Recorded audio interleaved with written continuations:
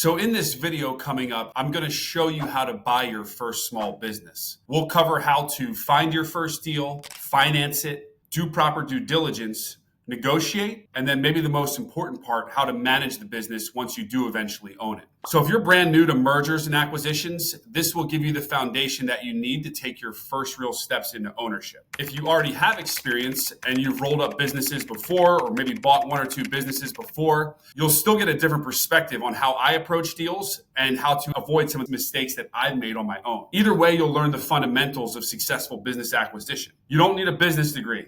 Okay, so if you think or you've heard you need a business degree to do this, you definitely do not. And you don't need any connections or any massive bankroll from your rich parents or something else. I was a bartender with an English degree before I started buying businesses. Today, I've acquired multiple locations across several industries. I've scaled brick and mortar businesses, and I've built companies doing millions and millions of dollars in gross revenue. What I'm about to share is the exact framework I've used over the past number of years to take advantage of one of the biggest wealth transfers in modern history. Right now, there are roughly 10,000 baby boomers who own these businesses and retire every single day in the US. So imagine every day 10,000 people are retiring, and a lot of them are business owners with no real plan for what to do with their business. That window is not going to stay open forever. If we're lucky, maybe we've got 10 years. So in this training, I'm going to show you how to take advantage of this wealth transfer while it still exists. Let's go ahead and get into it. I first want to talk about why I'm doing this. I've become more passionate in the past few years about business acquisitions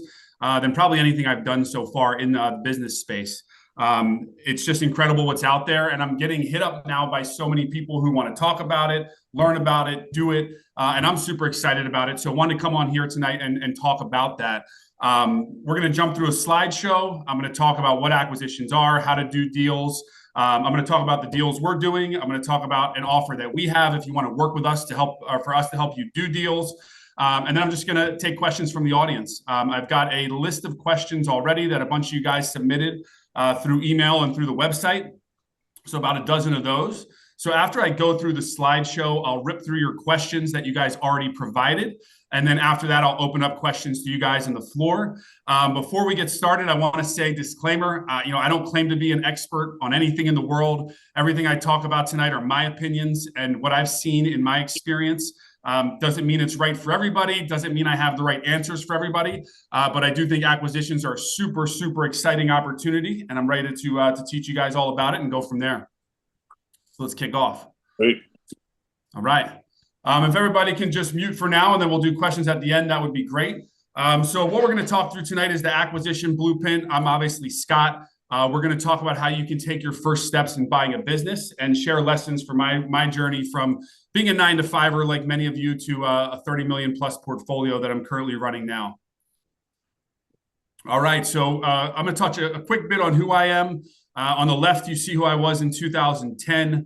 Hated where I was working, hated my job, strung out alcoholic. And then on the right, you see who I am there. So that's me and my son, Tyler. He's 18 months. That's us in the Bahamas just about a month ago. Clearly, I'm long-term sober now. I've been sober for 15 years, and now I'm a small business guy. So big transition for me, and going to talk a little bit about my story and how we got there. So for me, the business journey is without having an MBA. I actually was a business major at JMU. That's where I went to school in Virginia. I did so bad in accounting and I did so bad in economics that I more or less failed out of the business school and became a business major. I had no business experience after school, and I had no financial help. So I've kind of been winging it, figuring it all out on my own, through all this process and this journey. So what we're going to cover today, 4 quick parts. Quick snapshot of who I am so you guys know who you're listening to. I don't want to make it all about me. I'm going to keep it quick with that. The bulk of this is going to be number 2, everything you need to know about business acquisitions and a blueprint that you can take action on buying a business today. Start right away. Number 3, what more support from me looks like. So if you want to work together in 2026, we'll talk about that. And then finally, Q&A, we'll open it up to everybody for questions. All right, so let's start off with me. So I grew up in a middle-class family. I'm from Southern New Jersey. If anyone's familiar, I grew up right outside Atlantic City. My dad worked in insurance. My mom was a teacher. Didn't really know much about business upbringing. I worked, in small business my whole life, but not a trust fund baby, no special, guidance, kind of just winging it on my own these past 13 years. And I was an English major at James Madison. I already mentioned my stellar career in the business school, where I failed out of the business school more or less, but somehow I still ended up in the business world. So let's talk about corporate life. So after school, I end up in Arlington, Virginia, like so many people from Virginia schools. I moved to the DC area, had a couple $1,000 I had saved from waiting tables. I started working in 9 to 5ing. I knew right away I hated it. I was selling insurance. It was terrible. Right away, I knew that I wanted to, be a bar owner. And you see a picture of me. That's a nightclub, if anybody remembers from back in the day in Washington, D.C., called Eden, where I was a bartender there for a while. So becoming an entrepreneur. So how did I get there? When I was 24, I realized I hate my fucking job. I had a 9 to 5. I was selling personal insurance. I was wearing a suit into work every day, which these days sounds preposterous. I was only 2006, but I was wearing a suit in every day. And I knew right away, I hate this. I want to be a business owner. And back then I really was very passionate about restaurants and bars. I still am. I want to be a restaurant owner, but back in those days, almost 20 years ago, people didn't talk as much about entrepreneurship. It wasn't as buzzy. We didn't know as much about it. So I just tried to save the money. So for 6 years, I essentially worked 2 to 3 jobs. I saved 120 grand. I used that money to buy 50% of my first bar and restaurant in 2012. That was called A-Town. The bar was targeted to do 4 million if we did well, and we did 6.2 million in our first year. So going from there and how I got into acquisitions, I've had a lot of failures. I want to be transparent about that. I don't want to be on here as some business guru that always crushes it. I've had a lot of failures. I've had a lot of big wins too. So a lot of you guys know me more from my wins than the failures, of course, but I want to be transparent about that. But the failures in the past 3 or 4 years pushed me to shift my mindset. And they pushed me specifically from starting businesses to buying businesses. The 4 reasons. Number 1, when you buy a business, it has a much lower failure rate. Number 2, it's already got existing cash flow. The business is rolling. It's already making money, right? Number 3, it's easier to finance. So you want to get investors. You want to get a bank to put in. Much easier with an acquisition. And number 4, way, way less risk. You guys can look up the data, on your own. We'll talk more about data points, but way less businesses that are bought fail than businesses that are started.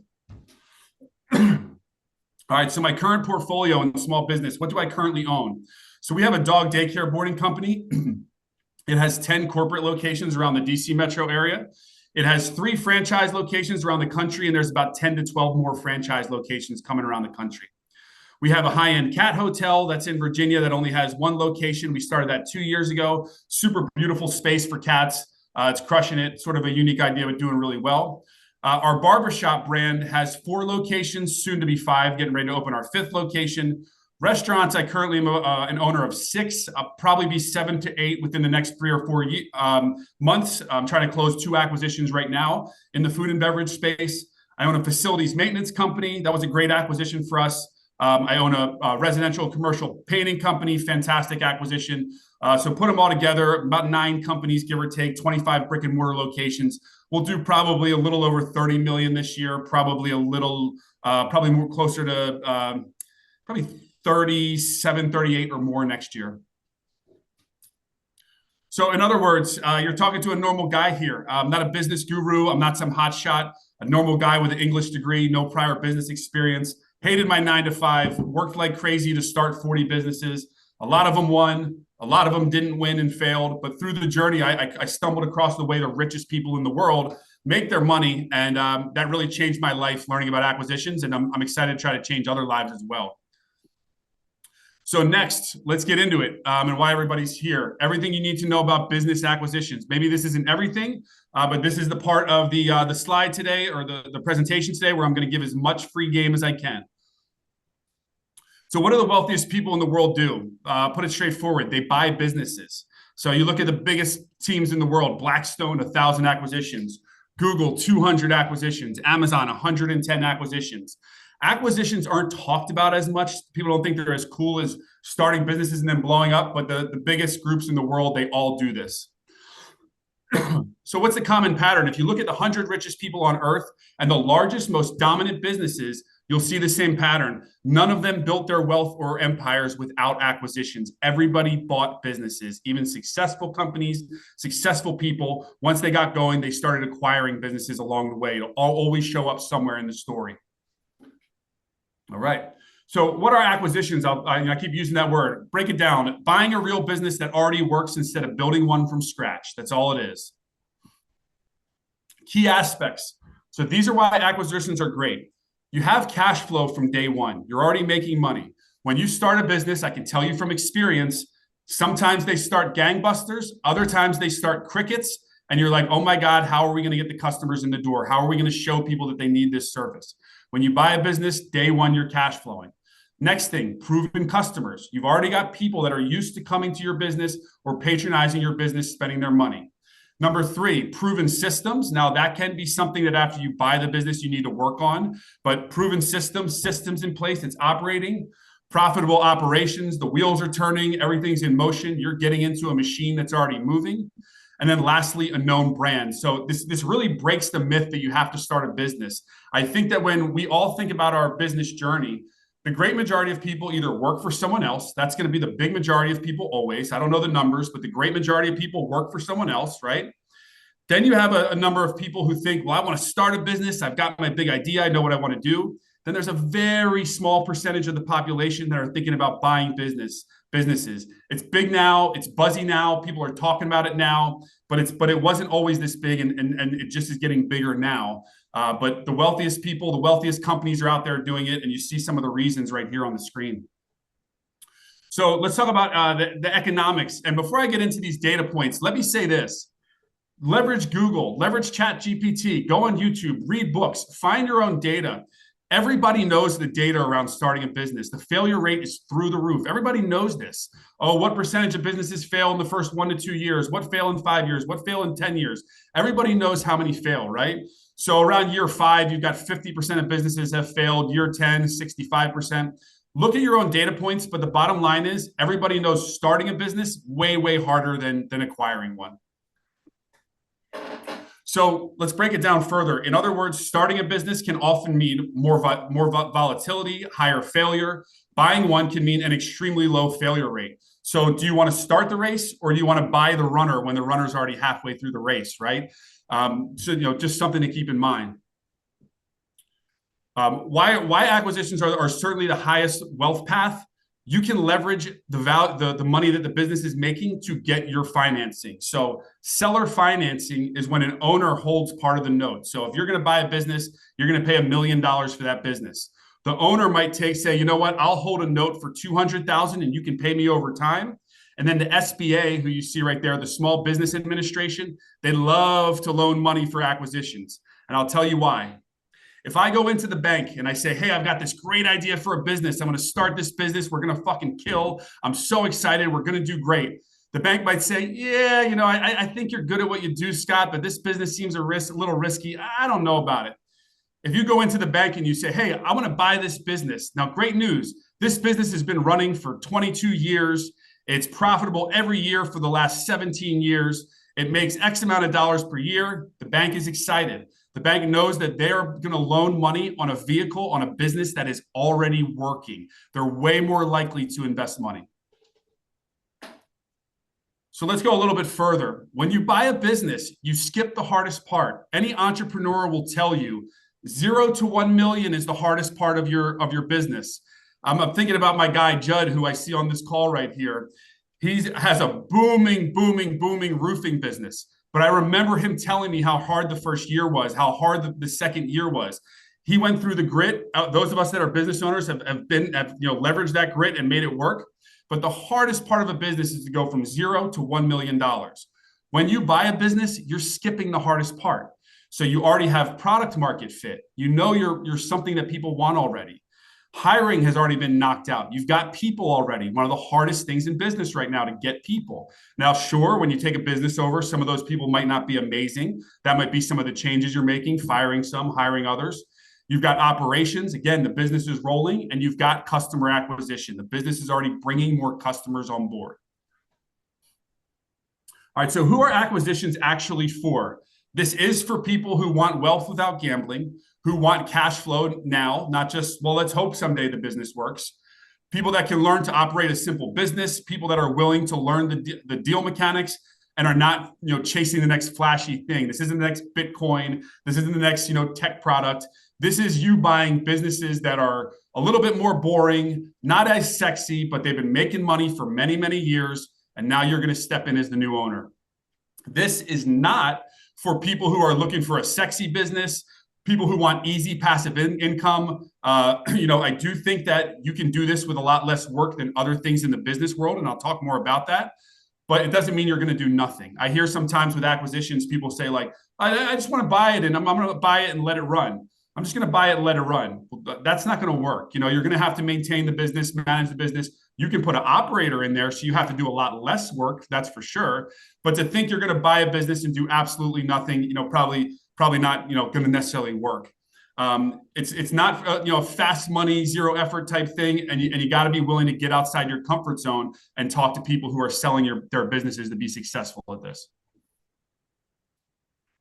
So why now is the greatest window in history? And this is what you guys need to know. And again, if we never talk again after this call, if I don't know you, if we never communicate, go and do your research on this. The next 10 years is going to be fucking insane. So let's talk about why. The total number of baby boomers, small business owners in this country is 2.3 to 2.5 million people. 55% of the small businesses in this country are owned by baby boomers. So that means most of the businesses in this country are owned by people 60s, 70s, and above. What type of businesses are we talking about? Or how many, I'm sorry. We're talking about 1.1 to 1.4 million businesses. So I'm going to go over the questions that I got from everybody in the email. But one person asked me, for example, well, if you talk to people about buying businesses, aren't they going to become your competitors out there once they learn to buy businesses? Guys, there's not one or two businesses for sale. There's millions of businesses for sale. 45 to 55% of baby boomers have no succession plan. So just imagine there's 1.1 to 1.4 million businesses out there, and 45 to 55% of those people have no idea what they're going to do with their business when they retire or when they move on or when they die. They have no idea what's going to happen to that company. Let's talk about the timeline for sell-offs. The peak retirement window, the retirement window for these baby boomers is 2024 to 2034. So you are in year 2. You're in the second inning, if you want to look at it, of the game. Prime time to acquire businesses. That means 100,000 to 150,000 sellable small businesses will hit the market every year. They're all around you. I've been telling people this, and you can trust me on this. Draw a 10-minute or 20-minute radius around your house where you live. As long as you don't live, out in the middle of nowhere, but you live in a fairly dense area. Draw a 10 or 20-minute circle around where you live. Within that 10 or 20-minute circle, I promise you, there are fantastic, viable businesses where the owners are ready to sell. Just got to figure out where they are. There's hundreds of thousands every year that are coming online. So why now continuing on is the greatest window in history. So continuing on with this, there are 11 to 20 million invisible businesses for sale. A lot of businesses are publicly listed, but the real market is 200 to 400 times bigger. So when you guys are poking around on Biz Buy Sell or one of these other websites that every other person in the world is looking at deals on, just know that the market that's actually out there is 200 to 400 times bigger than what you're seeing on Biz Buy Sell or one of these other websites. Sellers want to buy from sellers want to sell to regular people. They don't want to sell to a private equity firm. They don't want to use a broker and sell it through a broker. And why is that? First things first is people don't love private equity. They don't want to sell to a giant conglomerate that's going to just destroy their business. They want to sell it to a person. They want a personal touch. That's what people are thinking about when they sell their business. So what are the reasons with that? Faster closing, less paperwork, legacy protection, trust, and then the seller financing gives you more money. Takeaway from this, and I think a lot of you guys know this, it's probably why you're on this call. You've heard about the baby boomers. You've heard about the silver tsunami. The silver tsunami refers to the gray hair, the silver hair of these baby boomers and this wave of businesses that are coming from them. So there are millions of baby boomers who own small businesses. At least 1 million plus of those businesses have no successor. They got to be sold. They got to be shut down. A lot of data that I've seen out there, again, look this up on your own, says that 1 in 15 of these businesses will even sell. The other 14 or 15 will just be shut down because right now in this moment, and this may change in the years to come, but in this moment, there are a lot more buyers. I'm sorry, there are a lot more sellers than there are buyers. There's not enough people that want to buy businesses, and there are tons and tons and tons of people who want to sell their business. This is the largest forced transfer of small business in U.S. history. You should also look up this number. I think they say it's like and again, these are not my data points. Look it up yourself. But I think there's like a $10 to $12 million, wealth transfer. So how do you do it? Okay, great. I get it, Scott, right? I think there's opportunity out there to buy businesses. That's why I'm on the fucking call. All right, I get it. So step one, define your deal box, your criteria. You must know what you're looking for. So some of the things you want to define are, what are the revenue range? How big of a company do you want to buy? How much cash flow? How much profit do you want the business to be making? How much can you finance? How are you going to get the money? We'll talk into some strategies on that too. The location, the industry, the must-haves, the things that you feel the business must have, the things it absolutely can't have. Do you want to be the operator or an owner operator? So do you want to put someone in place to run your business? That's what I do, obviously. And then what is your profit margin requirement? How much do you want this business to be making for you to look at it? Step two, find deals on market and off market. So on market, those that are publicly listed. So we talked about Biz Buy Sell, Facebook Marketplace, LoopNet, Flippa. The good things about these are the fast, clean, and transparent ways to find businesses. The cons are there's more competition. You look at a house on Zillow that you like. How many people do you think look at that house, right? Like maybe 7,000 a day.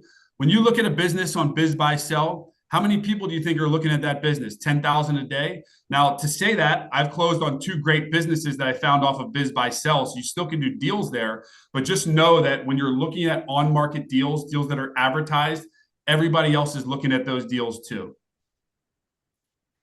Off-market, so this is where 90% of the real deals are. That's where you want to be looking, just like anything else you're buying in the world. You want to be looking for deals that other people are not finding. Step 3, you're going to evaluate the deal supply. So when you get deal simply, when you get a deal, you're looking at the revenue and profit margin. Most importantly, you're looking at the owner's role. The first thing I ask an owner when I meet them, because I already have some of the numbers usually, is I ask them, tell me what you do week to week for this business. So if the owner says to you, I put in about 55, 60 hours a week, and that sounds like torture to you, you have a problem. If the owner says to you, I've owned this business for so long, it's pretty much on cruise control. We've got a manager that's been here for 12 years, and they absolutely kill it for me. So I check in from time to time, but you're probably getting excited, right? So you got to know about the owner's role. You got to know about customer concentration. Who are your customers? How close are they to you? How do you find your customers? Industry stability. You don't want a sexy thing. You want something that's been working for a lot of years, that's probably going to continue to work for a lot of years. Basic financials, you're going to ask for profit and loss statements. You're also going to ask for a balance sheet. Down the road, you can get bank records. Employee structure, how many staff do you have? What do they each do? When do they work? All that kind of stuff. Big one, what is the reason for selling? So I hear this all the time from people. People will always say, well, if this person's got a great business that they've had for all these years, if it's that great, then why are they selling it, right? I hear it all the time. And what we are not thinking about, because we are doing this for business, for money, for financial gain, these people are selling for reasons that almost always have nothing to do with financial gain. I can tell you that 3 people that I've talked to in the past couple of weeks about deals that are selling, they all want to go to the fucking beach. That's where they all want to go. I have one person who told me she wants to go walk her dog on the beach. Another guy that wants to move to South America so that he can surf. People have life changes. That's often the reason they're selling their business, but you definitely want to know what is the reason they're selling for. And then whether seller financing is possible. So the other thing that really kind of screwed my brain up and surprised me when I first started doing this is that I came to realize a lot of these sellers are not that interested about how much money they get or how they get the money. They want someone to do a great job with their legacy, their business.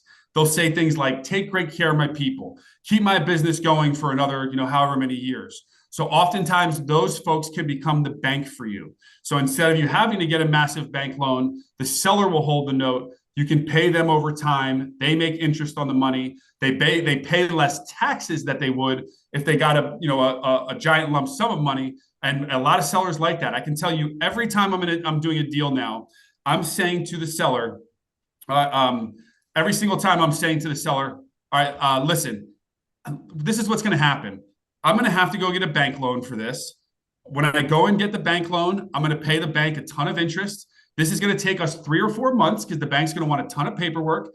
Then the bank's going to make a lot of interest, and then you're going to get a lump sum. But the problem is when you get that big lump sum, you're going to get crushed on capital gains tax because you're getting a huge payment at once.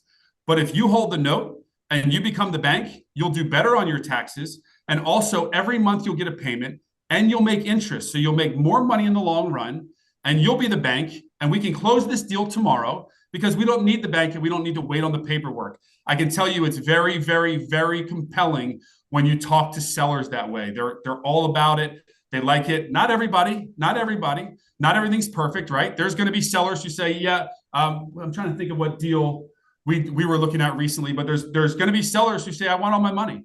We looked at it. Here's an example. We looked at a barber shop.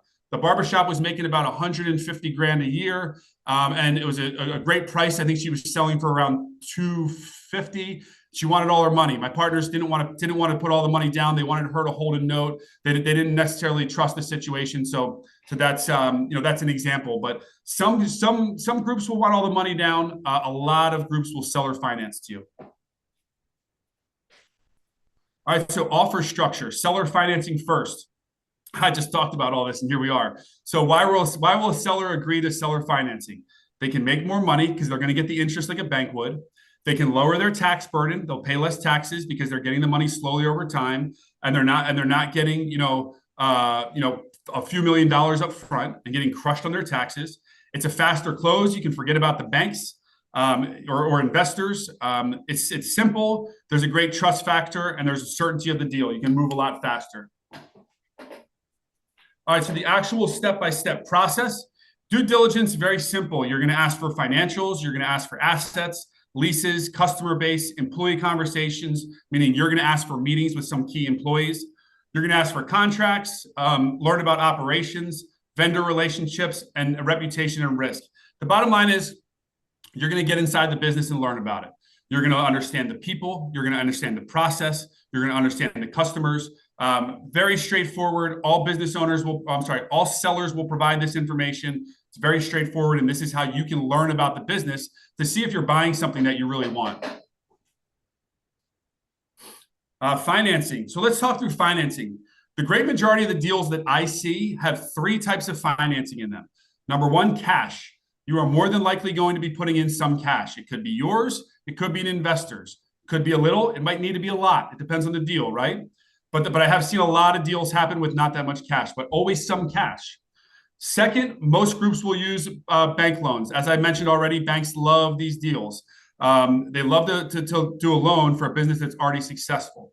And then number 3 is the seller financing. So I'll see in a lot of cases, and obviously every deal is very different, but I'll see oftentimes like maybe 10 to 20% cash, 10 to 20% seller financing, 60 to 70% bank loan, right? And that's how we've done some of our deals: big bank loan, little cash, little seller financing. So there's a lot of different ways to do it. Obviously, you can leverage investors. Investors, just like banks, are happier to invest in something that's already making money than your big idea that you're starting that may or may not work.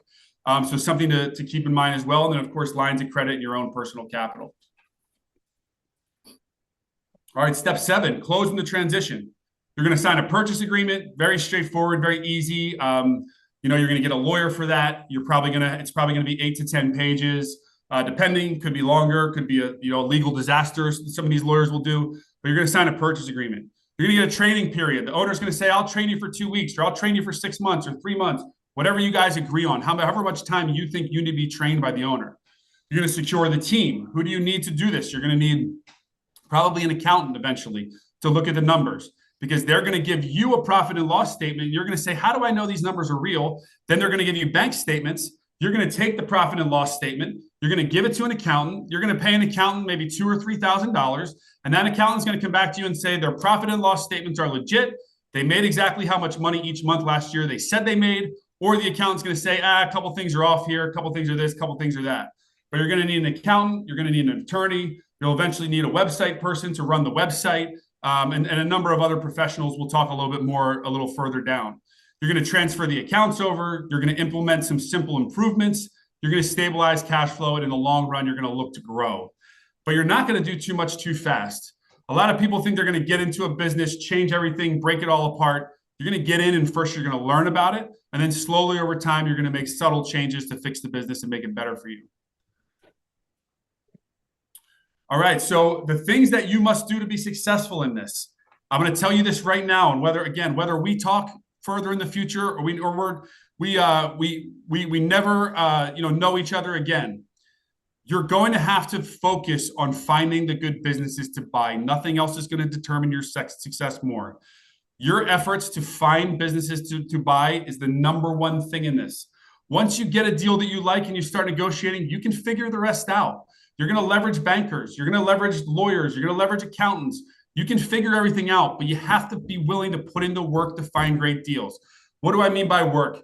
My recommendation for anybody doing this that really wants to win at it is probably something like 12 to 15 hours a week.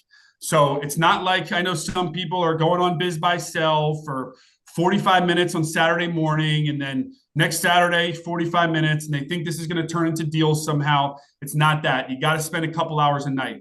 There's a lot of ways to do it. You can learn about them out in the world. I can teach you some of them. We'll talk through them here, but you got to spend a lot of time on outreach. Track your NDAs. Those are your non-disclosure agreements. So every time you ask for information on a business, whether it's from a seller or from a broker, you're going to sign a non-disclosure agreement. It means you're not going to talk about the details of the business. You're going to track CIMs. That's a confidential information memorandum. It basically is just a long way of saying like a PDF that you get that has, maybe 10, 20 pages, all about the information on the business. You're going to track your letters of intent. That's when you make an offer on a business and you go back and forth, follow-ups, due diligence, track deal progress. The last sentence on the slide is the most important sentence in this slide. It's a volume game. You got to find deals. I'm telling you, I don't care if you have been a 9-to-5er your whole life, you can start finding deals. You can start looking at deals and negotiating deals. People are doing it every day, just like you, not people like me who have a small business experience. People who are 9-to-5ers all the time are looking at deals now. That's what you need to do. Nothing else more than finding deals and looking at deals is going to determine your success. All right, so the full acquisition blueprint. So billionaires are the richest people in the world, get rich through acquisitions, not starting businesses. Acquisitions have the highest survival rate, proven cash flow, built-in leverage, and they skip the hardest part, which is the startup. You buy it, it's already rolling. The who, practical, disciplined people who want cash flow, stability, and real wealth, not startup chaos. Why now? We already talked about this. Baby boomers sell off 20 million businesses, seller financing, tax advantages, and then modern deal forms. The next 10 years, guys, the best opportunity in history. This is not just me. Read the books, do the searches, absorb the content yourself. I'm not the one saying this. The next 10 years is when it's going to be really good. How do you do it? You define your deal box. You look for deals. You have a simple evaluation process. You structure the seller financing, due diligence, finance, close and transition, and you stay consistent. And what you do from there is really up to you. You want to be an operator like me that puts people in place and works on each business for a few hours a week. You can do it. You want to get inside your business and grind it out and make it the best you can be. You can do it. You got to know which business you're buying and what the setup's going to be before you do it. All right, so that's a quick breakdown of the the acquisition opportunity that's out there in the world. I'm going to talk through real quick what more support from me looks like. So if you guys want, I'm really breaking this down into 2 worlds now, and the reason is, like I said, how busy I am with this and how many people are hitting me up. So on one end, that's everybody that's going to get content, emails. We'll probably do a call like this maybe once every 2 or 3 months. I'm going to keep learning. I'm in the field every day. I'm going to keep giving free game to the audience. The flip side to that is, if you want my time personally, if you want to work together, we are going to have a package we're going to roll through here, and we can work on buying a business for you together. So I am getting exhausted here, but this has been quite fun, and I feel like I've been talking for 5 hours, even though it's only been 44 minutes. But I'm going to start firing through some questions. So to do that, I'm going to start with the website questions that you guys sent in. I'm going to be quick with these, and then I'm going to go over to the chat and rip through all the questions in the chat. So first, do you have experience scaling a B2B SaaS company? Someone emailed in. I definitely do not. Sorry about that. I did sell software for a while, but I do not know anything about B2B SaaS. I'm probably not the guy you want. Number two, financing and acquisition steps. That's all someone said. So I think we talked a lot about that. There's a lot of ways to get money for this. Investors, personal capital, banks. There's a lot of ways to finance these deals, and then working through the seller as well. And it says acquisition steps here. I think we talked about that too. Put something in the chat if you want, if I'm not getting the question here, but I'm happy to talk more about it. Deal structure, we talked about how to find businesses for sale. We talked about ways to buy them, loans, all that kind of stuff. We talked about what you really need to research. Again, whether we work together and we look for you to buy a business together, or you do this on your own. You need to find great deals. You have to figure out ways to find great deals. Online, get to know brokers, approach businesses on your own. There's a million ways to do this, but that's what you got to figure out. Let's see. I'm curious the resources you utilize to identify potential acquisitions and boxes you need to check as part of your due diligence process. So what resources do I use? I'm telling everybody. So let's start there. Whether you know 5 people in the world or whether you know 250 people, start telling people that you are looking for a business to buy. That's what I do all the time. And I've gotten the best deals that I've looked at from that process. I'm all over online. So just because online is picked over and there's a lot of people doing it, I'm still on it all the time, constantly looking for deals. Next one, Scott, I'm a long time patron of Bearded Growth. As a former small business owner and now working at a VC firm, I'm curious how you scaled, built syndicates, and raised funds. What else was the key to success? There are plenty of failed. Thanks, but okay. I've raised money in every single way. Tons of friends and family along the ways. That's been amazing because I've had some great opportunities and great outcomes for my friends and family. It's also been disappointing at times because sometimes I've taken investors on that were friends and family and businesses didn't work. But I've definitely done a lot of that. I've done a ton of bank loans. Luckily, all of our businesses that we had bank loans on have been big successes. I've reinvested my own capital time and time again. I saw somebody in the chat posted the comment, I know it's good to be king. I'm not a king. I'm not even a cash-rich person. I constantly invest in my companies. I care about my companies more than I care about my own capital. So I'm always reinvesting in those. So just to mention that as well. Developing partnerships, whether financial or operational. So this is obviously a huge one. I do have partners in pretty much all of my businesses, and I think partnerships can be fantastic.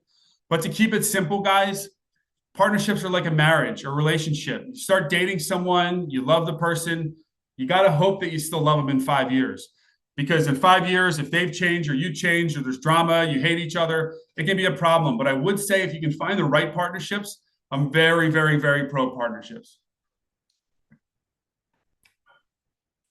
How does someone who wants to get started in the world of acquisition that has no business experience, how do they start? All right, so you're on this call right now. You have no business experience. You want to start at acquisitions. 2 things. I'm going to break it down, simplify it. Number 1, learn. Number 2, look for deals. When I say learn, read books, go on YouTube, work with us, whatever, however you want to learn. But learn and look for deals. That's it. Start on the websites, fill out non-disclosure agreements, get them to send you information on the businesses. Go to the businesses in your community, ask to speak to the owner. Bottom line, you want to learn, you want to look for deals. You do those 2 things enough, keep pushing on it, you will get a deal done. All right, besides being interested in learning from your success and possibly failures, I admit, okay, here's the question I talked about earlier. Someone said to me, I admit to being a little curious about why you would want to share your secrets to success with others if they eventually turn into competitors for the same business opportunities. Okay, I won't compete with anyone on a business right now. And the reason is because there's too many fucking businesses out there for sale that if it's competitive, I'll just walk away and find another one. There's no point. So that's the first thing. The second thing is what I'm sharing here are not secrets. Everybody, you can learn these things out there. They're in books. They're on YouTube. You can learn them on podcasts. These are just things that I've also learned, but they're not secrets. All right. Opportunity sourcing strategies. We talked about that. And then what makes a good business to buy? It's a very, very loaded question, that one. But I would say, what makes a good business to buy is long-term financial success and great people in place. That's what I'm looking for. When I size up a business and I'm meeting with a seller, I'm looking at, does this business have long-term success in the past? Do I think it can have long-term success in the future? And what are the people running the company like? So a painting business that we just acquired, a residential commercial painting business. I think that 5 or 10 years from now, people are still going to want to get their houses painted. There might be robots everywhere. AI might have destroyed some of your jobs, but I think people will still want painting, right? So I think that will happen. And so I look at that. Okay, does this business have a great track record? Fantastic. 5-star Google reviews, constant cash flow, constant new customers. Great. Lastly, what are the people running the business like? I meet with the people running the business. We worked with a fantastic partner on this, and everything's on fire. So I'm going to take it now to the chat and go. Oh my God. Let's see. I hope we get this. Okay. Meeting notes. Good evening. Thanks for doing this. Ready to learn. Yeah, so there you go. Brett, thanks for the question. I know it's good to be king. I'm not king. Like I said, I'm in the trenches just like you guys. I have some businesses absolutely crushing it. I have other businesses doing okay. I have other businesses doing not well at all, transparently. Anyone with a huge business portfolio that tells you they're crushing it across the board in 20 or 30 different businesses is lying to you. It's a tough game. So I'm not the king. I'm just like you. I'm in the trenches fighting every day to get better and get stronger. So would you recommend a mentor? Yes. But if you don't want to work with us, you can't afford our program, I recommend learning anywhere you can. Go for the data. Start searching how to buy a business, how to buy a boring business, baby boomer acquisitions. Start searching these things and learn as much as you can. Ryan D says, this is fire. Thank you, Ryan. What are some strategies to find off-market deals? Okay, off-market deals, guys. Let's talk through it. So over this process, I've gotten to know a ton of business brokers all around the DC metro area. People that sell businesses for a living, okay? Think of them like a realtor, but they sell businesses. Along the way with that, I've come to find out their process, because one service that they offer is you can pay a broker a search fee. So let's say it could be a couple $1,000s a month, $1,000 a month. That broker will then go and look for businesses for you. And so I started to figure out, what are these guys doing? It's all the old-fashioned way, guys. They're going to businesses and handing an envelope with a letter in it to the manager and saying, please give this to your owner. And inside it says, sir or madam, or if the person's information is public, Mr. Smith or Mrs. Smith, hi, I really love your business. I live locally. I would love to make an offer on your business. Please call me if you would like to sell. This old-fashioned stuff is working. So it's getting out there any way you can to talk to business owners. That's the hardest part. I know some people are going to be squeamish about that. That's the hardest part. I'm talking about literally calling, emailing, going in person, trying to meet business owners.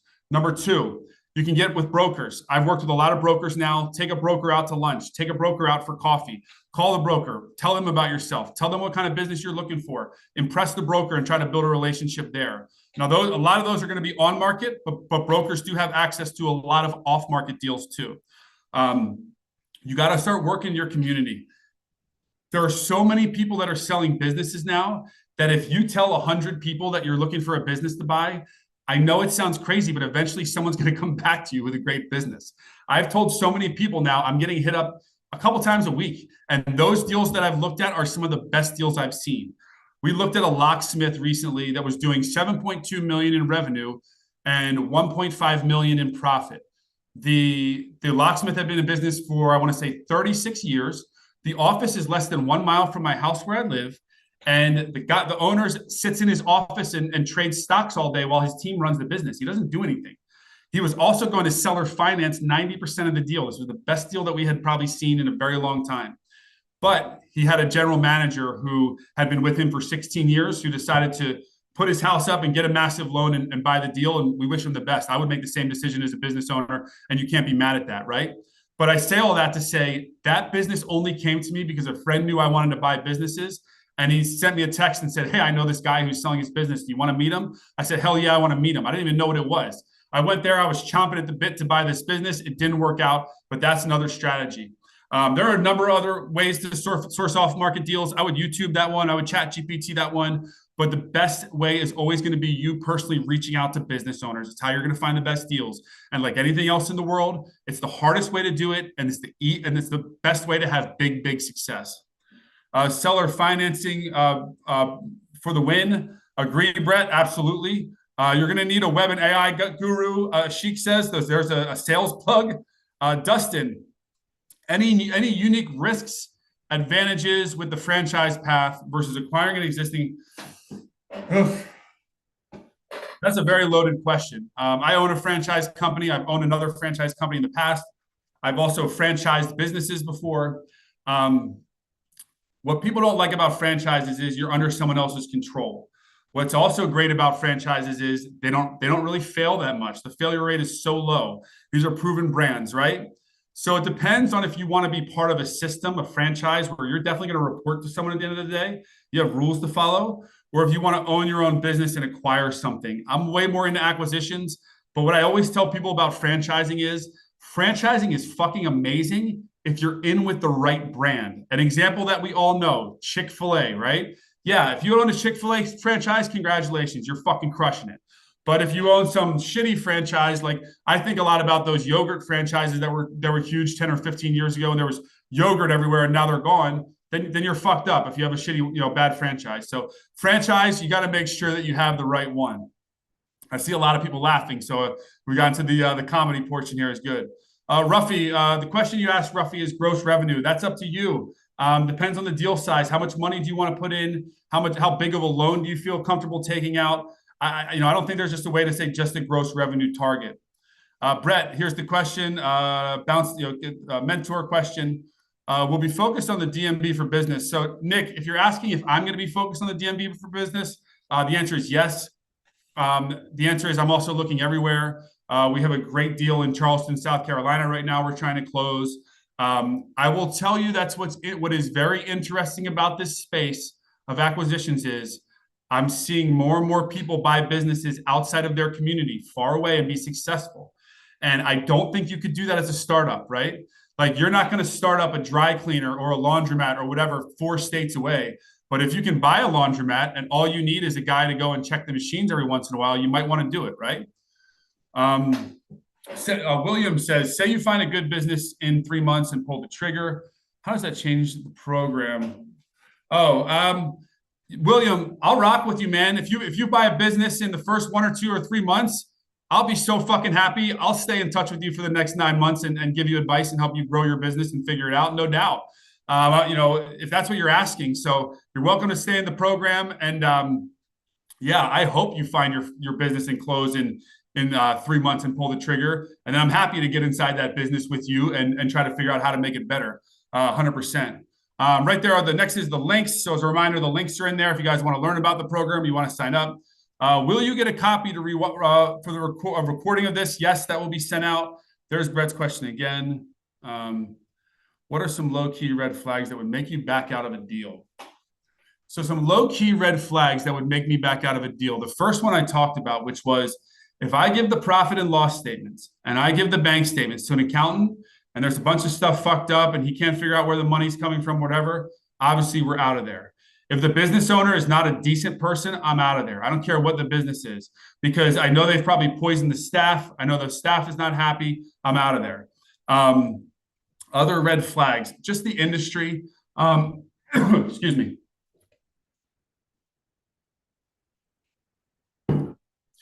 I saw a guy do a really bad deal because he wanted to do a deal so bad that he bought a mechanic shop and he's miserable. It's so hard for him to find good mechanics. It's going terrible. You got to pick the right industry. You got to do something that, I mentioned laundromats before. People are going to need a place to wash their laundry. Everybody's going for them. They're one of the hottest businesses out there. Residential cleaning company, right? Like some of these things are so simple that it's going to be needed 5 or 10 years from now. So you got to make sure you pick the right deal. That's just a big, red flag is I see people go after deals that are not good, and that's dangerous. You got to go after a business that you can be successful with. How do we find good partners and/or mentors? Mentors is not easy. You can ask people for their time. I've done what I can for people over the years, but it's just too much now with the DMs that I get and how busy I am with my family and my business. mentors are tough. You can do a program like this. This isn't the only one. There are others out there. If you don't like me and the way I talk or the way I look or something, find another program that's better for you and right for you. But mentors can be tricky. If I was you and I did this when I was fucking broke in my young 20s, and I was trying to be a business owner so bad, and I was 22, 23 years old, and all I wanted was to be a business owner, I would just approach business owners and ask them questions like, "Oh, you're the owner of this bar, or you own this business. Like, what's it like? You mind if I ask you some questions?" So just get out there. Look forward to learning how to get involved. Appreciate it, Sheila. Thank you very much. Again, the link is there. How do you become the one who doesn't need to physically go to the store day to day? Okay. All right. So how do you become the one that doesn't need to physically go to the store day to day? I always tell everyone with brick and mortar businesses, you need that one person. I don't care if it's a massive brick and mortar business, a small one, you need the fantastic general manager. If you have 10 fantastic general managers, you can have 10 businesses. If you have one, you can have one business. So across all my stores, which is like 25, 26 stores, I have a great manager in place there, and I know who they are, and I have a relationship with that person. Because when I had one business, we had 40 staff. I knew everybody. I knew about their families, where they lived, all that kind of stuff. Now I have all these businesses. I can't know everybody, even if I want to. And I feel bad about that. I would love to get to know everybody, but I don't have time. So I have to know my leaders. That's your path to success with that.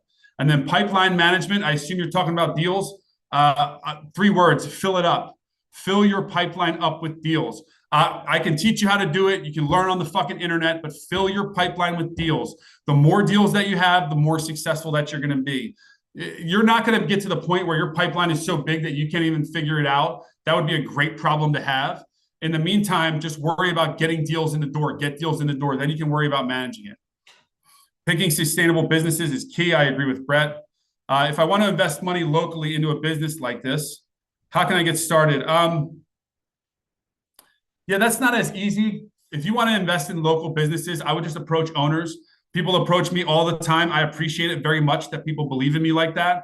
And other owners will appreciate it as well. Ask them. Find the owner. Ask them if they've ever thought about taking investors. And it's a great strategy, Sheila. I don't hate that idea at all.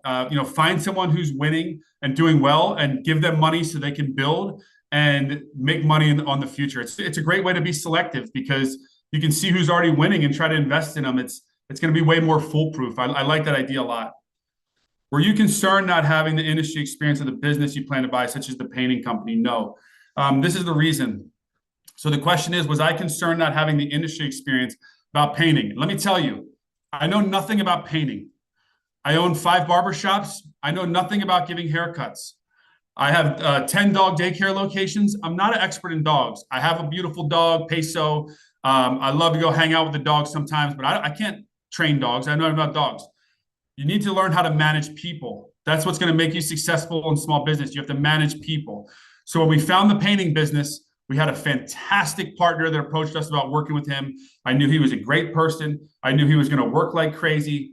I knew he was going to do a great job. Just an awesome guy. Like as soon as I met the guy 5 minutes in, I'm like, I want to work with that guy. I knew. And then also this painting business, the model is so great. It's all through subcontractors. So what does that mean? We are a painting business. We don't have any painters. There's no painters in our painting business. So we go to the house, we talk to the person, we sign the deal. Then we pay another smaller company, a subcontracted company. They come in and do the painting. We get the money from the owner, make sure the owner's happy, pay the other company, and we're out the door. So we didn't really need to know how to paint. We didn't need to be experts in the industry. We try to learn a lot, and that's my recommendation. So if you're going to buy a business, my recommendation is you go on a 60 to 90-day sprint where you learn everything you can about that industry. You go crazy. You learn everything you can about that industry, right? So I recommend that, but most of the businesses you're going to buy, you're not going to know about the industry. Dr. Kyle, we have had issues during acquisitions. Yeah, so Dr. Kyle asked, when you buy a business, is there distrust from the new employees? He's had issues with that, and what do you do? It's a problem. It is a problem. I think the number one thing that I do is have a meeting with the staff right away, the whole team, and then show a lot of humility. That's what I always do. I'll tell the staff the truth, which is, guys, we're buying this company. We're going to do our best with it. We're not experts. We're going to try a lot of things. We're going to try to make it better. We're going to try to make it better for all of us. If the company does better, you will do better. You'll do better financially. You'll get better benefits. Give us a chance. Let us show you what we can do. We're not perfect people. We're going to do our best. Let's work together to try to be successful. And we have smashed with that with the companies that we've acquired. Kyle, but it's not easy, man. And when you're dealing with people, you're dealing with the unknown. It's not science, so that will always be a challenge. Brett's dad almost left his medical practice to franchise a Krispy Kreme, and that's the funny thing, Brett. So your dad almost left his medical practice to buy Krispy Kreme. If he did, he'd probably have 40 Krispy Kremes and he'd be sitting on the beach right now, right? Like, I think we all went the wrong way with like college and all this stuff. And I'm not like to trash the whole education system. I had a great time at JMU, mostly partying, right? But, we all were told college, college, college. And now we're out of college and we're like, let me buy a plumbing company. Let me buy an HVAC company, right? So it's a weird world that we're living in now. My guy Judd asked, how do you balance preserving a company's identity with implementing your systems? Also very tough. This is when you are getting into the real artistry of the deal, where you're trying to balance the company's identity with your new systems. Part of it is what I already mentioned before. It's getting the staff on board. Guys, we're going to make some changes. We got to be in it together. Please trust me. I'm going to do my best. I think that one of the things we've seen more so is some of these company identities need to change. Sometimes there's a lot that needs to change, and that can just help in such a major way. But to your question, it's a tough, winding one to answer because it's the real artistry of it. It's managing people and building a great relationship with people. Mike, how does a new person find the right investors and their partners in doing deals? Mike, investors, okay? I'm going to tell you what I still do to this day, what I've done back in the day is ask everybody you know. Go to your friends, go to your family, go to your uncle. It's going to feel awkward in the beginning. It's going to be tough in the beginning. Once you get over it, you're going to do great at it. You have to ask people. You have to literally say to someone, listen, I've got a great business plan. I'm looking at investors. Would you ever be interested in having a conversation about that? And you got to go into it expecting that people are going to tell you no. And when you expect that, then you won't be as upset when they tell you no. And then you'll push forward and ask more people, and eventually someone will say yes. I promise in the beginning, I know it was me one day. I get it. Investors were hard for me once. Now it's not because I've done it so many times. It's the same thing like everything else. You have to start asking people if they would be interested in investing in your business. I bought a franchise at one point. I appreciate it, Brett. Thanks for that comment. Super nice, man. Outside of most of us knowing your reputation with DMV, what do you view as the primary selling point for working with you versus some other mentor programs out there? Wow, I'm getting pressed here a little bit. So, what do I view as the primary selling point for working with me versus other mentor programs out there? Well, first off, you're coming in early, and we're going to be all over your deals 3 weeks from now when you first start. Second, I would say, I don't want to sell you. I think you should look at the other programs out there if that's what you're thinking about, and then put them against mine. And if you got the right feel from me, let's work together. If not, I wish you the best with whoever you're doing this with. This is a serious investment. I think you should do it with someone that you think you're going to have a great relationship with. What I will say is a lot of the programs out there are very saturated. You're joining a giant pack, and I don't think you're ever going to talk to the person that runs the program. I think you're going to see them on group calls. I think you are going to talk to them once in 1 year, and you're never going to talk to the person. With us, me and you are going to talk, and we're going to find a fucking deal. So it's just a different way of looking at it. Naomi, thank you for your response. How do you keep your fantastic managers? Naomi, this might sound crazy to you about how we keep our fantastic managers, but all we do is treat them well. That's it. And I'm not even going to say I'm the best leader of all time. I'm not even the best people manager of all time, but all we do is treat them well. We're approachable. We ask them if they're okay. We ask them if they're happy. We ask them if they need anything from us.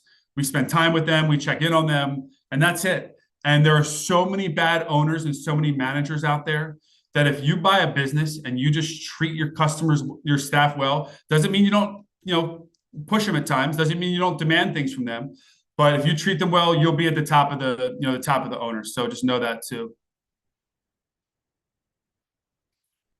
Hey, Mike asked, when you determine the manager structure for general managers when you're not there for the business, it's a pretty straightforward range, Mike. You can look up retail ranges for general managers. it's not going to be too different of a range of what some companies are paying and what the range is out there, and you just see what you can afford. Andres asked thoughts on rollover businesses for startups. What are the pros and cons of rollovers? I'm not sure what you mean by rollovers, Andres, versus a 401k loan. I'm not, and I don't. It might be a finance question that I don't understand. I leverage bankers, but I don't know what that is. Feel free to elaborate below, and I'll try again. Dustin, appreciate you, man. Thanks. Judd, you froze. Yep. Mike, have to drop. Look forward to the recording. Thanks for the insights. Appreciate you, Mike. Scott, what are your biggest value adds as an owner to a new business? I do a lot of the marketing. I do a lot of the hiring. I meet with them, like I just mentioned, I meet with the leaders all the time. That's something I do constantly. It's probably the number one thing I do. And then I'm trying to think of what else. I work with I work with the accountants, the lawyers, all those guys. A lot of people, man. That's what I do more than anything else. I work with people. On average, how much does it cost to buy the type of business you've talked about tonight? Depends, Mike. I think you could buy some great businesses out there for $400,000 or $500,000 and get yourself in the game. I think you can buy. The thing is, this is what's crazy about this space is banks love these deals. You could not have a ton of money and still get a strong loan and buy a big business. And sometimes big businesses are better to buy than small business, and that surprises people. But I'll keep that in mind. Chris, when going to a business broker, you don't need an LLC set up, Chris. You need to just go fill your pipeline. I know I keep saying that. You don't need an LLC. What I would do when you approach a business broker, so this is one of the things we can talk about. What I would do when you approach a business broker is come in confident and know what you're going to say. So, how's it going? I'm Chris. I've been this for this many years. I've already been approved by my bank, which that's another thing you guys should do. You should go to your bank and say you're looking to do a loan and see what kind of loan you can get approved for if you buy a business. I'm already approved for an SBA loan for $750,000. I want to close on a transaction in the next 6 months. Please let me know when I can find out more information and we can set a call about this business. So you got to go into the brokers strong. Everybody's signing NDAs. Everybody. Imagine how many NDAs are just coming through on them. 700 people asked about this cleaning business that's for sale and biz by sell. You got to say something to differentiate yourself. Ashik, why do I personally stay out of SaaS? No reason. I just don't know anything about software. No reason for me to stay out of software. I used to sell software for 7 years for other companies. And then good people bring good people. Management can work. Find a new niche is hard. Looking forward to finding the next stop. So that's it, Sheila. So fantastic. So I am exhausted. I'm absolutely cooked. I gotta be honest. It's been a long work day, and my son has been homesick from school, and so I've been there. Reminder, guys, the link is there if you want to work together. If you want to learn more about that. Anything else I can do for you guys? We'll send out some surveys eventually. We'll be doing another one of all these. I do a limb. Sometimes we do look at upcoming areas. Sometimes, yeah. Gomi, what's up, man? You got it. And everybody, it's been a blast, man. Thanks, everybody, for the opportunity. Again, remember, even if we never talk again, get out there and grind and get a small business for yourself. This can change your life. It can change your family's future. If you want to do it together, the link is there. Just scroll through the chat. You can book a call with Jack from my team. You can save $500 and buy tonight. We will get a business done for you the next week. And this has been a blast. It's time for me to eat some food and pass out. Thanks, everybody.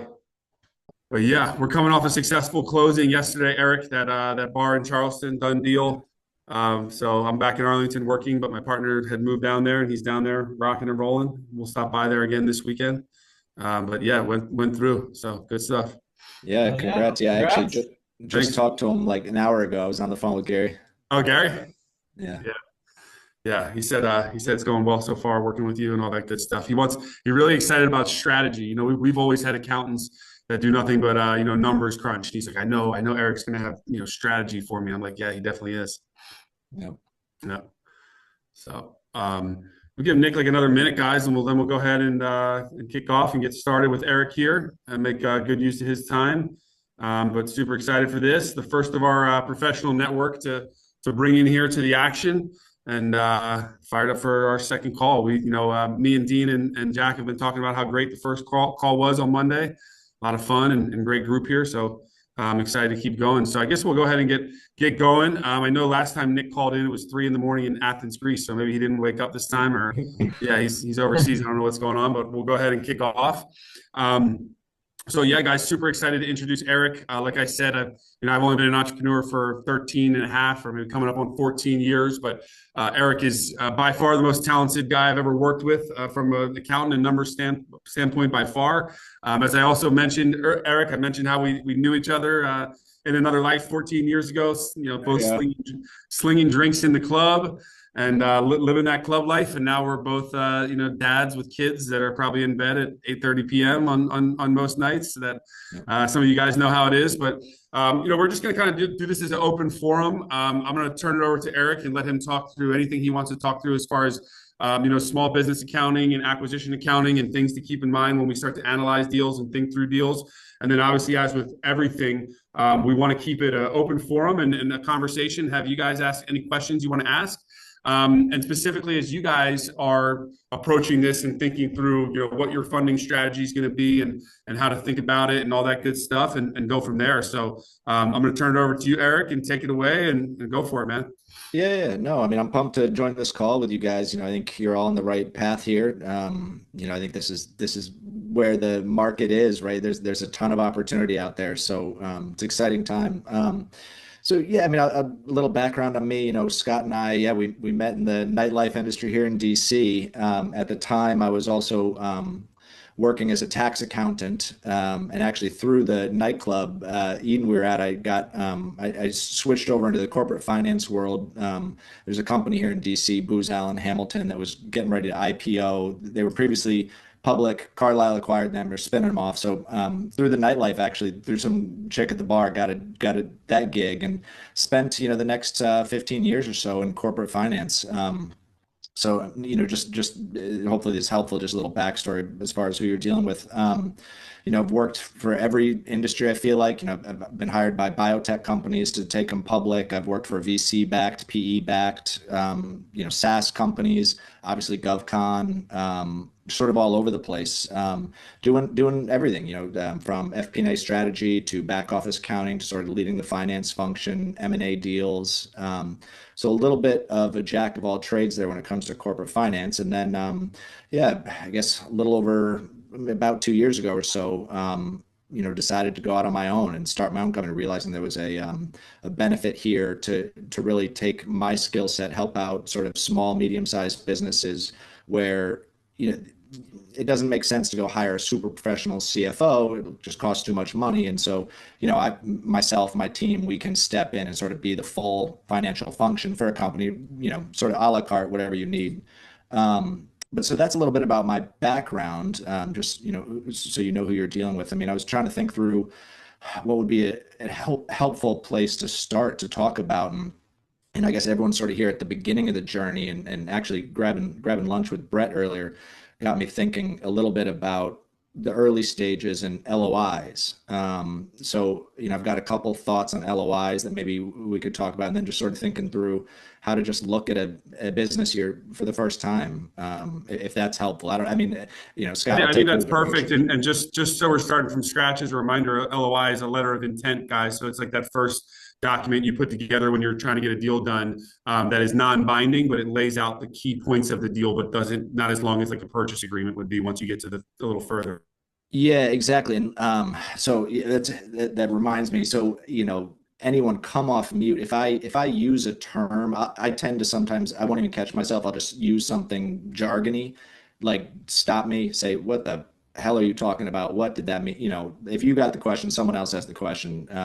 So yeah, I sometimes will do it without even thinking. But yeah, so I mean, I guess at the beginning stages, when you're looking at a business, your only real tool at first is the company's historical financials, which is a great tool. It's interesting. You need to understand it, but you're not buying what happened in the past. You're buying the future, right? So it's a little bit of a mixed match there. You have perfect information on what happened, but frankly, who cares? I mean, to use current events, let's say you're buying a oil refinery in Venezuela.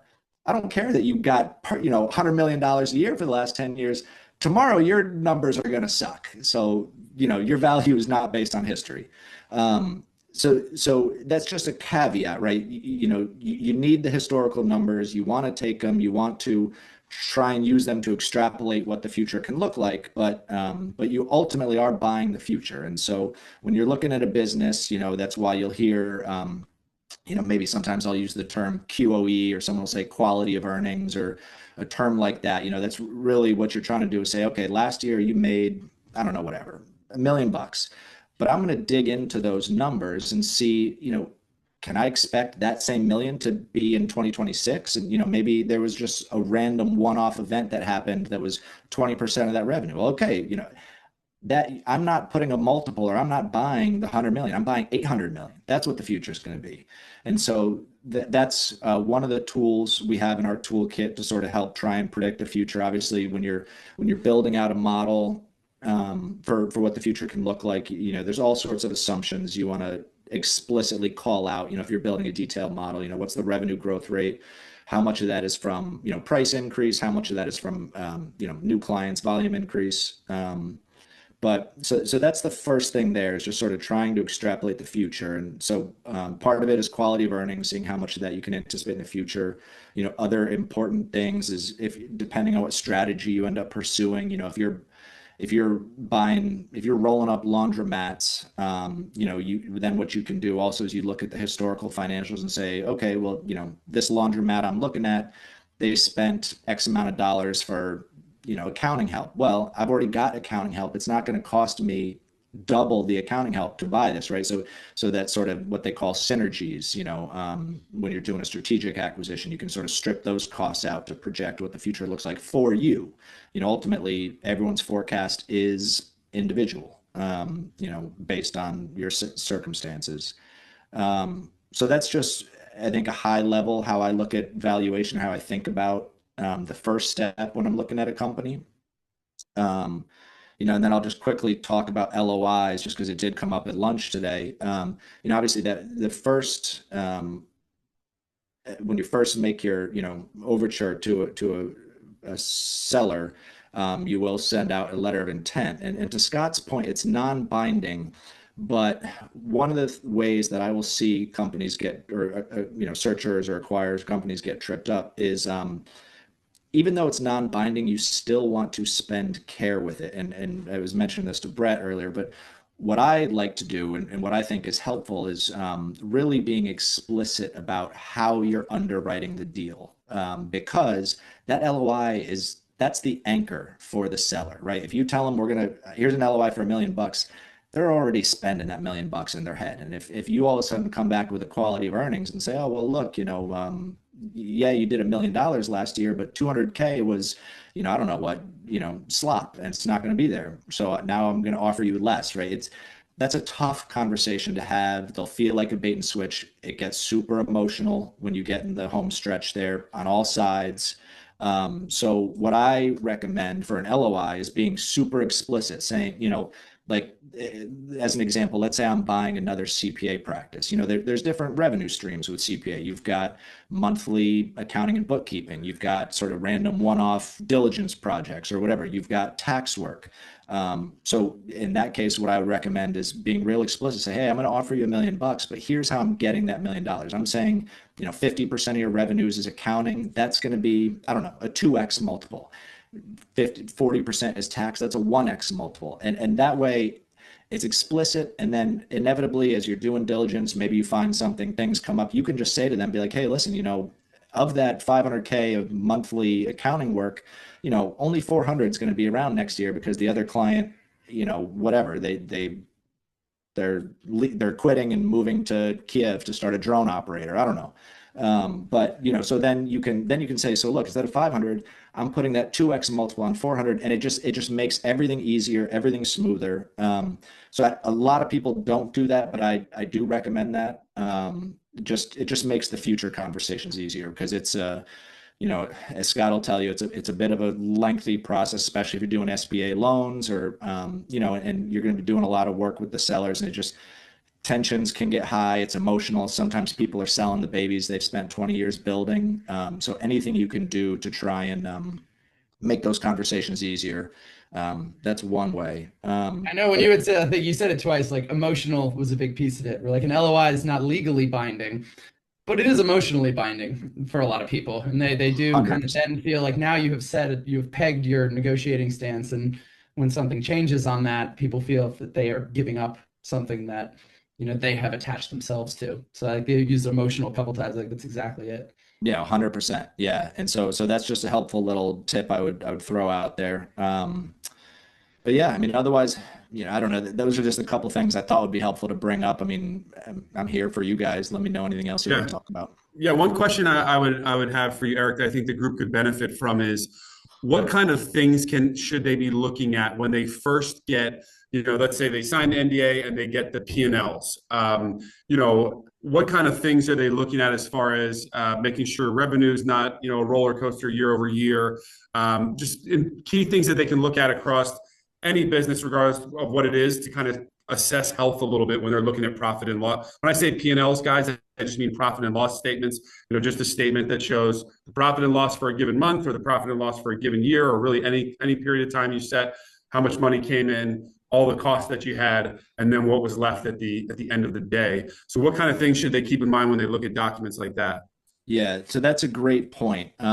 So yeah, when you're looking at an income statement, P&L, the biggest thing when you're looking at a business is okay, so I'll take a step back. First things first, you really want to understand the business. And that sounds sort of dumb to say, but it's important when, a lot of times any companies you're looking at, they're going to be slapping a multiple, 2x, 1x on what they'll call cash flows, what they'll call SDE or seller discretionary earnings, or sometimes you'll hear it called EBITDA, which is earnings before interest, tax, depreciation, amortization. And all of these metrics are just a way of saying sort of the cash coming in the door. And the reason I say it's important to understand the business is because that is sometimes a useful metric. Sometimes that is a garbage metric used to sort of obfuscate the value. And so, for example, let's the magnificent seven in the stock market, right? The big SaaS companies, Microsoft, Google, all of them, they trade at incredible multiples of earnings, of cash flow. And part of the reason for that is they're historically pre AI, they were incredibly capital light businesses. The marginal dollar coming in the door cost them next to nothing because everything had already been built. Now with AI data warehouse, not quite the same anymore. But the reason I bring that up is, let's say someone is trying to sell you. I mean, God, so here's an example. I think a couple of years back, I looked at a company in Virginia that was like they were doing road construction work or something. They had government contracts. They would like re-asphalt the highway or whatever they were doing. But that requires heavy machinery. And so, yeah, look, in this year, your cash flow looks phenomenal when you strip out depreciation. But and so maybe I'll take a step back. Depreciation. So when you buy a truck or whatever, it doesn't go on the P&L as an expense. So it doesn't hit your income statement, even though you spent 100K on it. It goes on your balance sheet, and then what you do is you depreciate it over time. You can figure out, depending on the asset, depending on what it is, what that schedule is. But so you buy a truck for 100K. Let's say you depreciate over 10 years. Only $10,000 per year is actually hitting the P&L as expense. And let's say then the seller says, oh, but that's depreciation expense. It's non-cash. So I'm backing it out of my free cash flow, seller discretionary earnings, EBITDA, whatever sort of baseline cash flow metric they're using that they expect a multiple to be added to. They're stripping that out. And so in a capital heavy business, that's dangerous because you need to be setting aside. I mean, I would argue if you bought it 10 years ago for 100K, it's going to cost you 200 today after inflation, whatever. So you want to be careful with the SD. Really want to understand the business and make sure, does that metric make sense? So, so for like a CPA firm, totally makes sense. For Google 10 years ago, totally makes sense. For a road construction company, doesn't make sense. And so then sometimes what you'll see people do is they'll take, EBITDA, which strips out depreciation, and they will add back sort of what they'll call maintenance CapEx or maintenance capital expenditure, sort of what the expected annual capital expenditure investment needs to be to keep the train on the tracks, if you will. So that's something to look at. As far as just standard diligence work, always check the P&L and sort of recreate the tax returns. That's just one area that you'll find people playing games, right? They'll give you some financials, but if they don't also have it on the tax return, maybe they're playing games. So Brett, I think you want to jump in here. Yeah, I have a question. So, and we're talking about like looking at earnings and P&Ls. Like, what's a good horizon to look back on? Like, are we looking at, because you can look back too far and be like, all right, that's not relevant anymore. You can look back too short. Like, what's the sweet spot there of like past years? If you ask for how many years of tax returns or whatnot, like what's the sweet spot? Typically, it's 3 is just sort of like industry best practice. I would argue for some businesses, that's not enough. And I would argue for some historics are totally meaningless, right? Like in a Venezuelan oil refinery. But yeah, 3 is sort of what Or an we'll AI say company, standard. right? Like, Or an AI company, yeah, exactly. 3 is sort of standard. It depends on the cyclical nature. Like if you're looking, let's say you're looking at a home builder, right? Like the cash conversion cycle there can be years, and so and it's a super cyclical business versus a software company where you just don't see as much fluctuation year over year. It's a little more stable. So it is, the short answer is you're going to always get 3, just sort of standard when you're working with like business brokers. That's normally fine for most businesses, but be aware of the industry, be aware of the business you're looking at, because you're going to want to, if it's a capital heavy business, you want to make sure that's in your forecast and your projections. If it's a big cash conversion cycle or a big cyclical industry, I'd want to go back to maybe a 2020, when things fell apart. Like, how did you do? Just so you can sort of forecast the future, and you can, sort of assess the risks and work that out, if that's helpful. Like with everything, there's never going to be like a direct answer. It's always going to be facts and circumstances dependent, but generally that's what I'd say. And what can you tell these guys about how you see multiples changed based on deal size? Like, if they're buying something that is, I'll use the loose term profiting, but if they're buying something that's profiting 200 grand a year to 300 grand a year versus if they're buying something that's making 700 grand to 800 grand a year, and how those multiples can shift as you get more profitable. Yeah, for sure. So multiples will expand as revenue and profitability goes up.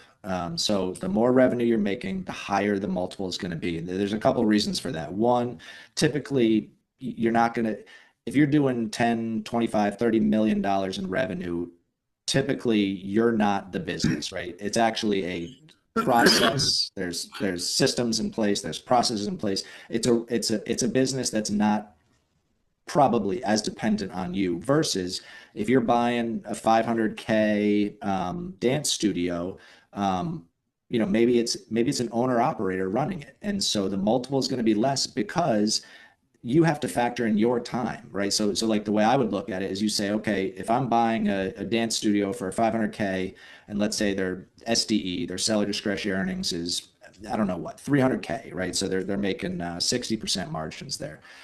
That's great, but I have to step into that owner operator role. And so how much do I require for a salary? And that needs to get, in my mental math, that needs to get backed out, because that's salary. I'm earning that through my own labor. And so that's not a real return on investment. That's me buying a job. And so after I strip that out, what's the return? And so that's why you'll see multiples being lower at lower revenue and profitability, absolute values, not percentages, because sometimes there's a component of you're actually buying a little bit of some component of you buying a job and some component of return on investment that you need to sort of bifurcate. Yeah, that's a good point. And guys, please jump in if you have questions. I'm asking questions that I think will benefit the whole group as we all learn together. So one of the things that Eric mentioned that's going to be huge for all of your deals, that I see all kinds of crazy shit in when I analyze deals, is SDE, he mentioned, which is seller discretionary earnings.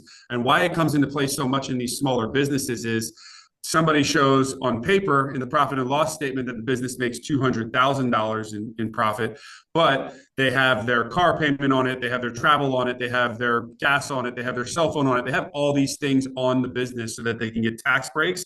So you pull those all out, which are called add backs, and then you have a real discretionary earnings of what the business is making. And I've seen this happen in so many deals. I think I mentioned we looked at one, or we're still looking at one restaurant in Arlington that makes about $500,000 in seller discretionary earnings, but on paper it makes like 200,000 because she does have her kids' cars and her kids' cell phones and her travel and all this stuff on there, her salary and all, her partner's salary and all these things on there that when someone else came in and ran the business, they would actually make 500, but she's showing it as making 200 because she's paying for her whole life on that. So anything you can elaborate about seller discretionary earnings, Eric? Yeah, so that's exactly right. So everyone runs their business differently. So you'll see, if let's say I'm buying a business and they've got, I don't know, they're flowing their health insurance costs through their business. And let's say I'm on my wife's health insurance, she's got a W-2 salary job, right? Like that's health insurance is always going to be an add back because that's a personal choice, right? So you try and add back the operator's personal choices as well as capital choices. So you'll add back things like interest expense because I want to know what the business is earning, irrespective of if I choose to put 90% debt on it, 80% debt on it, no debt on it, right? Like the absolute value of cash flow. And then I can build a LBO leverage buyout model if I want to put some debt on it or if I want to do whatever. But you want to get a true analysis of what the business earns, irrespective of capital structure decisions and irrespective of like personal tax planning or deduction or whatever else. People put a lot of stuff through there. I do too, and you should. You definitely should put as much as a business deduction as you can. It's one of the huge benefits of having a small business is if you're a W-2 income employee, your options are incredibly limited as far as tax planning. If you own a business, my God, it's the greatest gift ever. From a tax perspective, you save a bunch there. And I'm happy to, that's probably too much for now, but like you're going to want to start thinking through legal entity structures, and they have tax impacts today, they have tax impacts down the road. You're going to want to model out what you think your exit opportunity, if there is one, because then maybe you're looking at a C corporation with qualified small business stock exemptions, or maybe it's a professional services where that's not an option for you. So you want to be an S corp and minimize your payroll taxes. Like that's a whole nother discussion. I'm happy to have maybe when you guys are throwing out LOIs and thinking about that stuff to the extent it's helpful. But yeah, SDE, pay attention to what they're adding back. And then also you want to calculate your own SDE. Normally a broker or a company will say, hey, here's the SDE, but then you want to calculate your own. So in the example I was given earlier, if you're rolling up laundromats, you can strip out their accounting expense and maybe they didn't, but you can because it's not going to be part of your business model going forward. Those sort of strategic operating expense carve outs you want to add back to come up with your SDE. You don't want to put a multiple on your SDE if it's higher than theirs. You still want to use theirs for that. But to the extent yours is lower, certainly make sure you're using yours and justify your valuation. But yeah, and so pay attention to what they're adding back. Sometimes they are not on the ball and they will forget to add things back that they 100% should have. I see that all the time. And so keep that in your back pocket. Don't tell them, but make sure you're doing a good analysis on your own. Yeah, that's good points. The owner's salary is obviously going to be a very critical one, guys. If you look at a business that's making $300,000 a year, and the owner also has $100,000 salary, it's important to dig into that. Maybe the owner is just taking that $100,000 salary for tax breaks.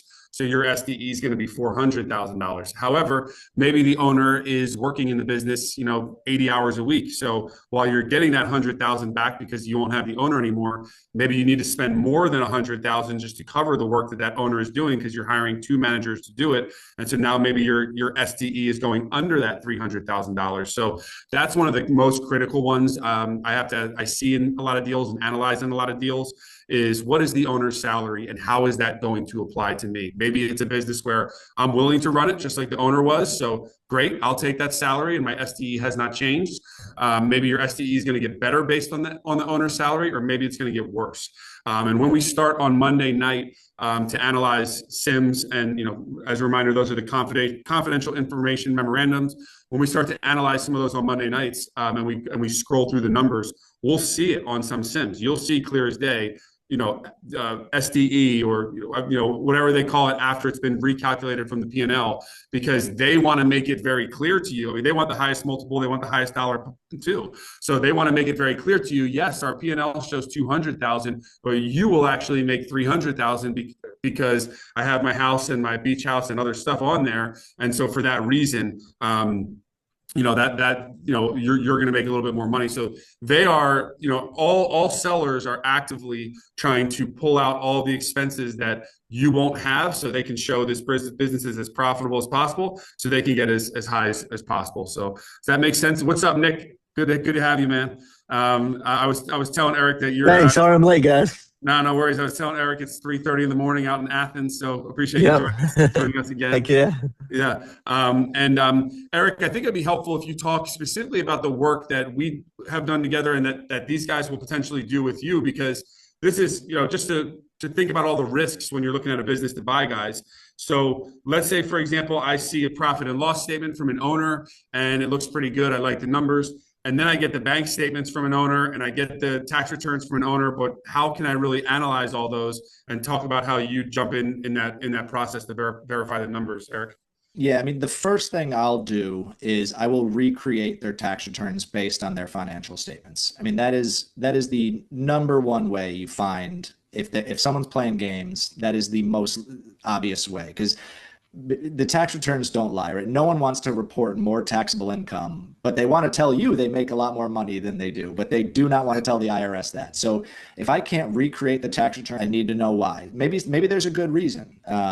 But that's the first thing I'll do. And then you want to go through and you really want to take a look at their, obviously make sure the cash numbers make sense. You can see the cash activity. You want to look through their accounts receivable. If they're sending a bunch of bills to clients on credit and the receivables balance just keeps growing, you want to look at sort of an aging of receivables, like how many invoices are outstanding, how old are they? And so that's another way. If they're not collecting cash right away, this is getting a little more into the quality of earnings stuff, but like I'm going to discount some of those revenues, right? If we're getting into the 90, plus days of aging expense, like that's garbage revenue, write it off. And you can get cute here too. You can, in an LOI, you can split it out and say, hey, here's your revenue that's 90 plus days old. Like I'm putting a 0.2 multiple on that, or something, and you've got in the next 90 days before we close, you better collect this. And I want to take a look at this. So you want to look at the aging receivables. Trying to think what else. I mean, definitely you want to be aware of the sort of the metric you're using and if it's relevant for the industry you're looking at. So like I say, if it's a capital heavy building, don't strip out depreciation. In fact, probably keep depreciation in and maybe add a little bit more, just because, inflation, prices go up. Depreciation is based on historical costs, not future replacement cost. So that's one thing. I'll just jump in from a process standpoint while you're thinking, Eric. So think about it yourself, guys. You have, and I can tell you, this is my process and why we've worked with Eric on all the deals that we've bought is, I'm not a numbers guy to this day. I'm not. And so I get all these documents. What am I going to do? Am I going to spend 20 hours trying to analyze it myself and still not do a good job because I'm not a numbers guy? I'm not that good at it. But I can understand a profit and loss statement. Or do I just take it, bring it to Eric, pay him for his time, and then he comes back and says, man, it looks great. All the numbers checked out. I think what they're showing on the profit and loss statement is the same thing their bank is saying, or bank statements are saying, and it's the same thing that their tax returns are saying. So it all looks legit. Or what can happen many times is Eric says, yeah, it looks good for the most part, but something's not checking out here. You got to ask them for this, and this, and then go back to Eric again. It's like, do you want to try to reinvent the wheel in every way, shape, and form as you try to analyze a business? Because you have enough work to do figuring out the business and how to run the business and how to manage the business. Or do you want to just turn all the documents over to someone like Eric and have him come back and tell you like, yeah, it looks good. And now you know, right? Because he's a professional for that. So when we think about acquisition, Wolf, and the professionals that will have it at your guys' disposal, Eric was the first person that came to mind for me. And it's we're not going to be accountants, we're not going to be lawyers, we're not going to be these different professionals, so we can leverage them to make sure that the deal is legit. And to spend $3,000 or $4,000 to have someone like Eric check out the numbers, or to not do that and hope that the numbers are right, or think that you are an accountant or you are an analyst and you can analyze, it's a hell of a risk to take, especially when with many of these deals you're buying for at least a few $100,000. Maybe you're doing an SBA loan, maybe you have a collateral up, you're putting your house up, or you're putting your bank account up, or you're doing a cash secured loan and giving the bank a couple $100,000 to hold as your money. You're taking a risk. So the great way to minimize that risk, give these numbers to a professional and have them tell you whether these numbers are legit or not. Yeah, no, it's Crazy, a good point. if you say it in the context of a lawyer, everybody would be like, well, yeah, I'm not going to negotiate my own legal language. But then you talk about, accounting and finance, like, oh, no, I took this in college, or I understand how to read a P&L. Like you would never negotiate your own legal agreements. Yeah. So I would second that. Like you shouldn't negotiate your own financial statements. Yeah, no, 100%. So I had a question. So Scott, at what point are you then like bringing Eric on for that first initial was it the LOI that you're getting? Are you bringing? Yeah, so that's a great question, Dean. So I think it can vary a little bit. I think it could depend.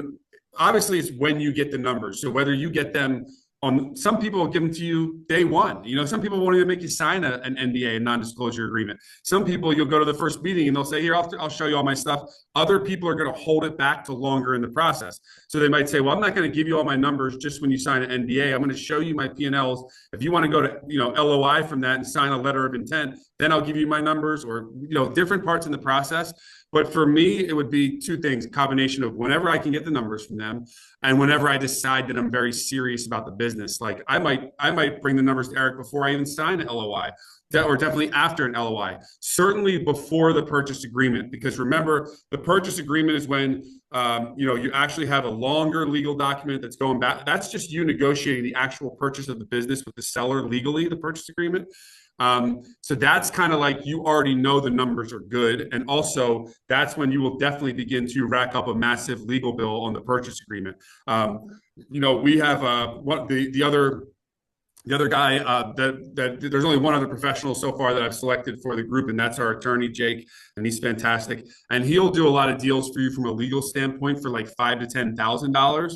But then, like that bar we just bought in Charleston, we got hooked up with some law firm down there, and my partners down in South Carolina wanted to use a local firm, so I let it happen. I didn't push too hard. I think our legal bill was like $34,000, right? And so it's like, now it may be well worth it. We bought a great business. We're super happy. We're going to do very well for hopefully many more years to come. So it's not the end of the world, but regardless, whether you're spending $5 or $10,000 or whether you're spending $34,000, it's a lot of money either way. And once you go, as we all know, anyone here in business, as soon as the attorneys get involved, your bills are going up and up and up. And so certainly, Dean, before the purchase agreement, which is like that last step before we actually do the deal and have a deal, but probably, right after LOI. And Eric, I would love for you to chime in. I mean, when do you think the right time is? Yeah, no, it's a good question. I mean, I get involved at any time, right? It depends on the person. It depends on their comfort level, their sort of financial expertise. I would say it makes no sense for me to be doing a deep diligence dive pre-LOI, right? Like let's say you're still analyzing the business. You don't want me recreating tax returns going like that can wait further down. But like if you just say, hey, like here's a P&L, here's how I'm thinking about it, here's can you build out sort of a basic model with some main assumptions, unit economics, sort of like everyone's different, I will say. But I will say like the later, when you get closer to the end is when, you really want to make sure you're finalizing the diligence package, you're comfortable with the numbers. That kind of in-depth, exam doesn't make sense pre-LOI for sure. And even right after an LOI, after the LOI, you're still going to want to probably learn a bit more. I would say once you know that you're going to pull the trigger on this thing, as long as everything checks out, that's when it probably makes sense. Prior to that, I'm happy to get involved, happy to look at things, or any, whoever you want to work with or talk to, but it doesn't make sense to go through the full diligence until you know you're going to go through with this thing. Yeah, that's a good question though, Dean. What else, guys? Other questions coming to mind? And we gotta go ahead, Brett. I got a question. So when you're looking at P&Ls, do you ever get into seeing them on cash versus accrual? And is there any reason why one would be better or worse, or one that has more flags And then maybe if you associated could break down the differences too, Eric. Yeah. Yeah, no, 100%. So cash versus accrual, right? So there's multiple methods of accounting. Those are the two big ones. A cash basis method of accounting basically means no activity hits your books until it's got a cash impact. An accrual method of accounting means activity hits your books when there's an economic impact. And the best way to think about this is really, I'll use when we're talking about cash conversion cycles. Like, let's use an example like Scott's Bar. I go into the bar, I order 20 shots, I put my credit card down. Tomorrow or the day after, the credit card company is giving Scott cash. That's an incredibly short cash conversion cycle. So cash accounting, accrual accounting, it's inconsequential. I mean, like, I'll go into a little more about, it's not, I shouldn't say inconsequential, but it's going to be the same. But like, let's take a home builder, right? I'm building spec mansions out in Ashburn, Virginia. It's going to take me, I got to buy the land, I got to scrape the land, I got to throw up the house. It's going to take me 2 years, right? So in that regard, cash accounting makes no sense, because I'm not getting, and in a cash accounting world, I don't get any money until I sell that house. So all I'm doing is just sending money out the door until 2 years later, I get my money plus some back, hopefully. So that's when accrual accounting makes sense, because I'm creating value and generating revenue, even though it's not cash revenue. I'm generating my earnings and profits the entire time. And so there's, not to get really geeky, but like in that case, you use a percentage of completion revenue method. There's different rev rec methods for all of these things, but so that's the difference between cash and accrual. There's also tax basis. Then you could have like hybrid basis, where like certain things you want to do accrual, certain things you do cash.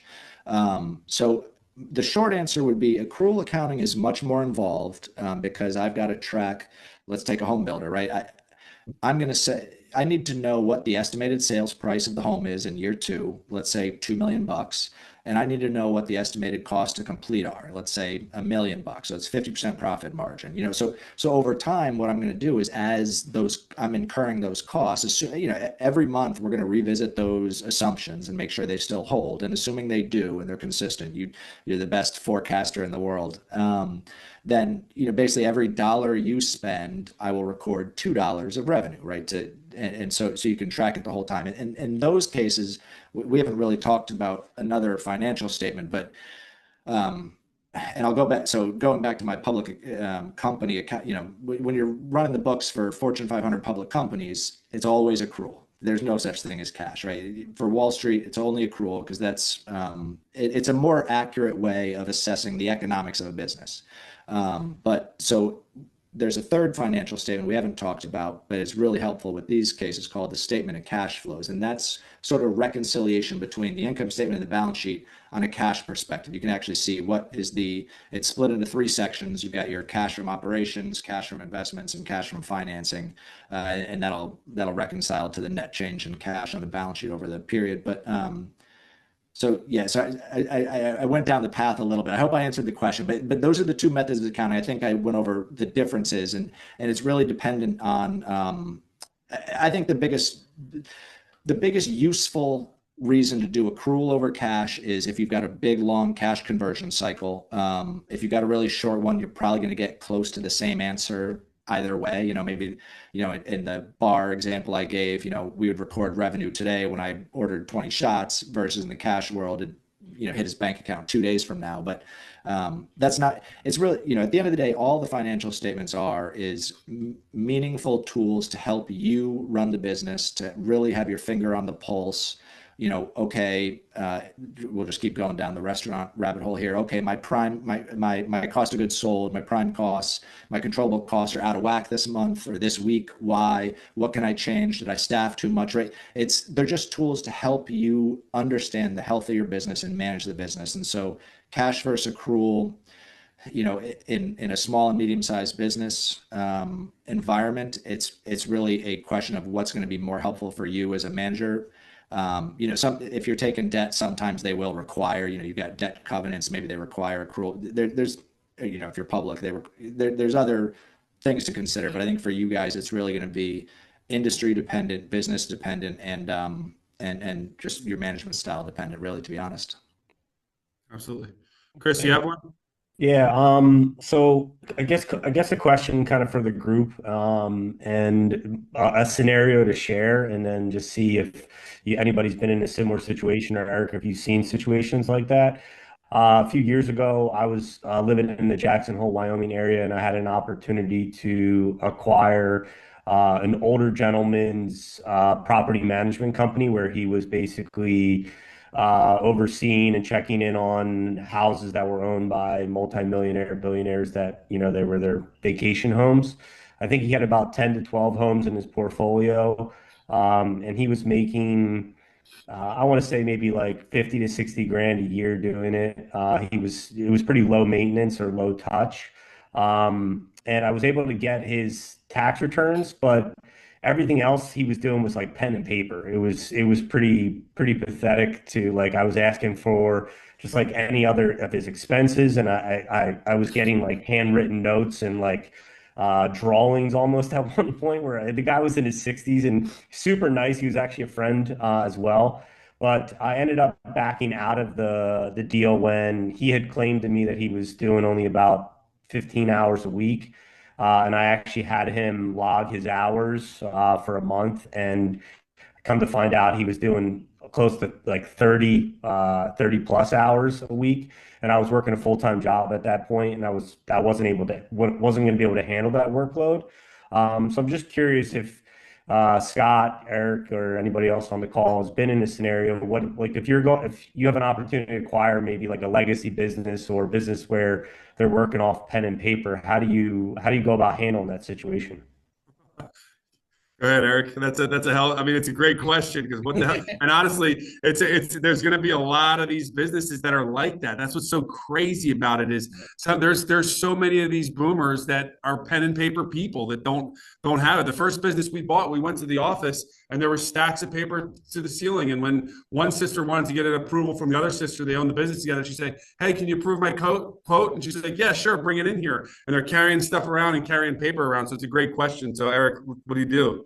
Yeah, no, it's a phenomenal question. And I just want to say, amazing job asking him to log his hours. It made me go back to what Scott was saying, where, where when you're looking at the SD and people are, saying, "Here's my salary." You want to know how many hours they work, because exactly what you do. You want to verify that, because sometimes you really want to understand the business, because they're going to say, "Okay, I'm paying myself $100,000 a year salary." And you want to know, okay, well, that's what you're paying yourself, but what would it cost me to do exactly what you're doing, right? You want to understand their day to day, and maybe that's a $2,000 job. They're not accounting for it, right? Or what you'll definitely find is, and this is just a good tax strategy if any of you are married, and you have a spouse who does not work. But you'll find that they'll put their spouse on payroll for for 12,500, whatever 50% of the standard deduction is now. So that way that spouse can get a W-2 for that amount, but on their tax return, that all gets wiped out by the standard deduction. So it's no tax. So it's a deduction to the business. It's tax-free income to the family. But you want to understand what that wife is doing. Is it actually, sometimes they're doing no work, and so you can just back it out, right? It's just a tax saving strategy. Sometimes that person is doing a full-time job, 40 hours a week, and you want to understand that. So anyway, Chris, that's awesome. Like, that is very good to do. So props there. But yeah, as far as dealing with really bad bookkeeping, that's where if someone gives me a pad and a paper, but it sort of checks out with the tax returns, I think I can trust it. Again, you got bank statements, or they can't mess with those up, right? Give me the bank statements. Let me see the tax returns. And then if the pen and paper is sort of a mess, fine. You know, I've got a bit of a real estate background here. And so there's a phrase in the real estate world, when you walk into a real disaster of a house, just smells awful, but to a real estate investor, that smells like money, right? Because these are the businesses that other people are going to pass on. These are the businesses where the person doesn't know what they have. And you got to spend the time and really dig into the numbers, but those are going to be the businesses where you will hit the biggest home runs. The operation where they're totally dialed in, you're gonna get a fair deal. You're never going to hit a home run, but if you find Harry homeowner, on pen and paper, doesn't know what the hell is going on, man, you can smack Park.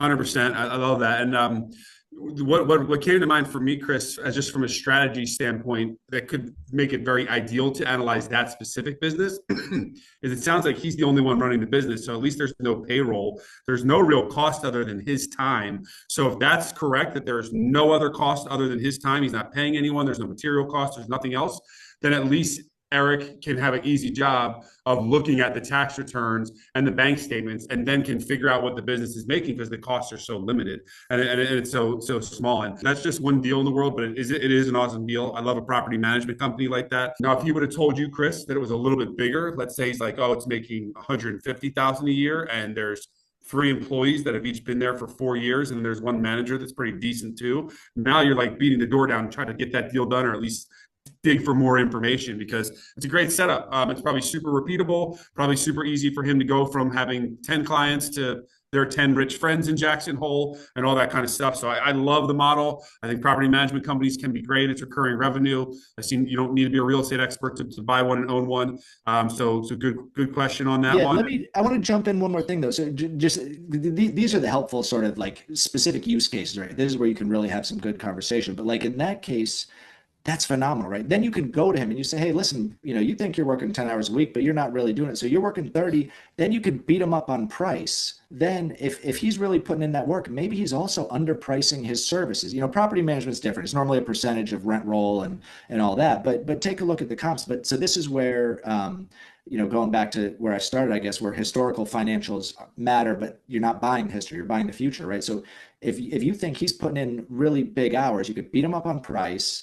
But then also maybe he's undercharging the property owners, and you can increase revenue. So, but you're not giving him a multiple on that sweat equity you're going to put in the business. You're pricing it today on his work, and so that's where I guess just to bring it all together. When I say these are the deals that can really be home runs, that's why, right? That's where you can really beat them up on price, but then also they're just not max. Your forecast can be so much higher than what they're doing, and they don't know, and they shouldn't. Listen, some people, if you've got a business for 20 years, you're making stable income, you're comfortable, you're cool, right? But then someone hungry comes in and says, you know what, I'm going to transform this business, I'm going to crush it. That's where the money's to be made.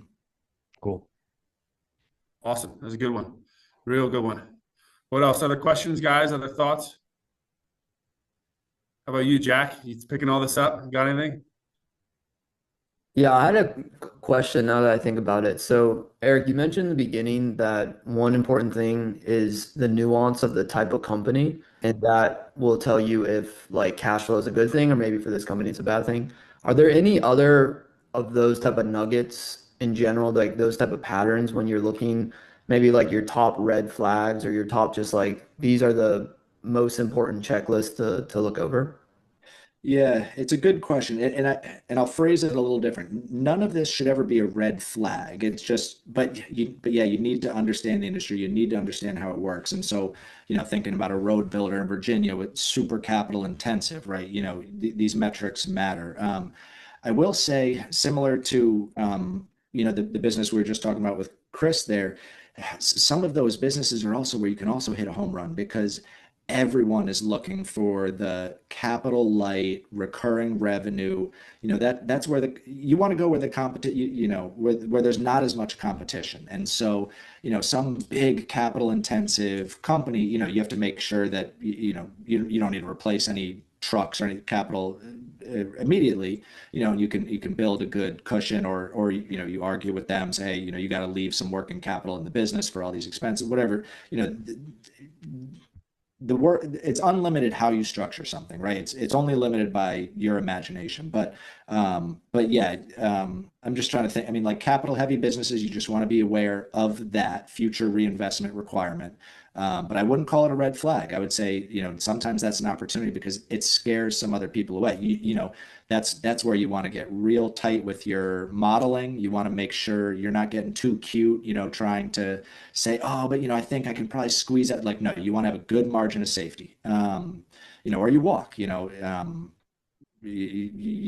can look at it, there's that great Warren Buffett quote. It's the thing with investing is, in baseball, I get 3 strikes and I'm out. In investing, I can let every pitch pass me. I don't need to hit ever, right? So you wait for that pitch. You wait for that one that's in his words, your circle of competence.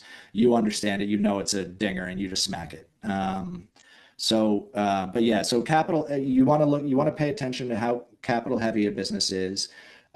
Cash conversion cycle, you just want to pay attention to that from a perspective of maybe it's not super capital intensive, but maybe the terms with the customers, like, you send them a bill and they're not going to pay you for 90 days. And let's say, it's a business where you've got a bunch of employees doing things. Okay, that's 90 days of payroll before you get money in, right? And so you want to understand that's where it's called working capital, sort of the difference between accounts payable, accounts receivable, and cash conversion cycle, and that's where there's different metrics. You want to look at days payable outstanding, days sales outstanding. All of these feed into the overall cash conversion cycle. And there's a million metrics and modeling techniques, but yeah, you want to look at that. You want to think about, as you think about collectability of revenues, another reason those sort of Magnificent Seven software companies have traditionally had such high multiples is Robert Smith with Vista Partners, which is a PE SaaS roll-up company.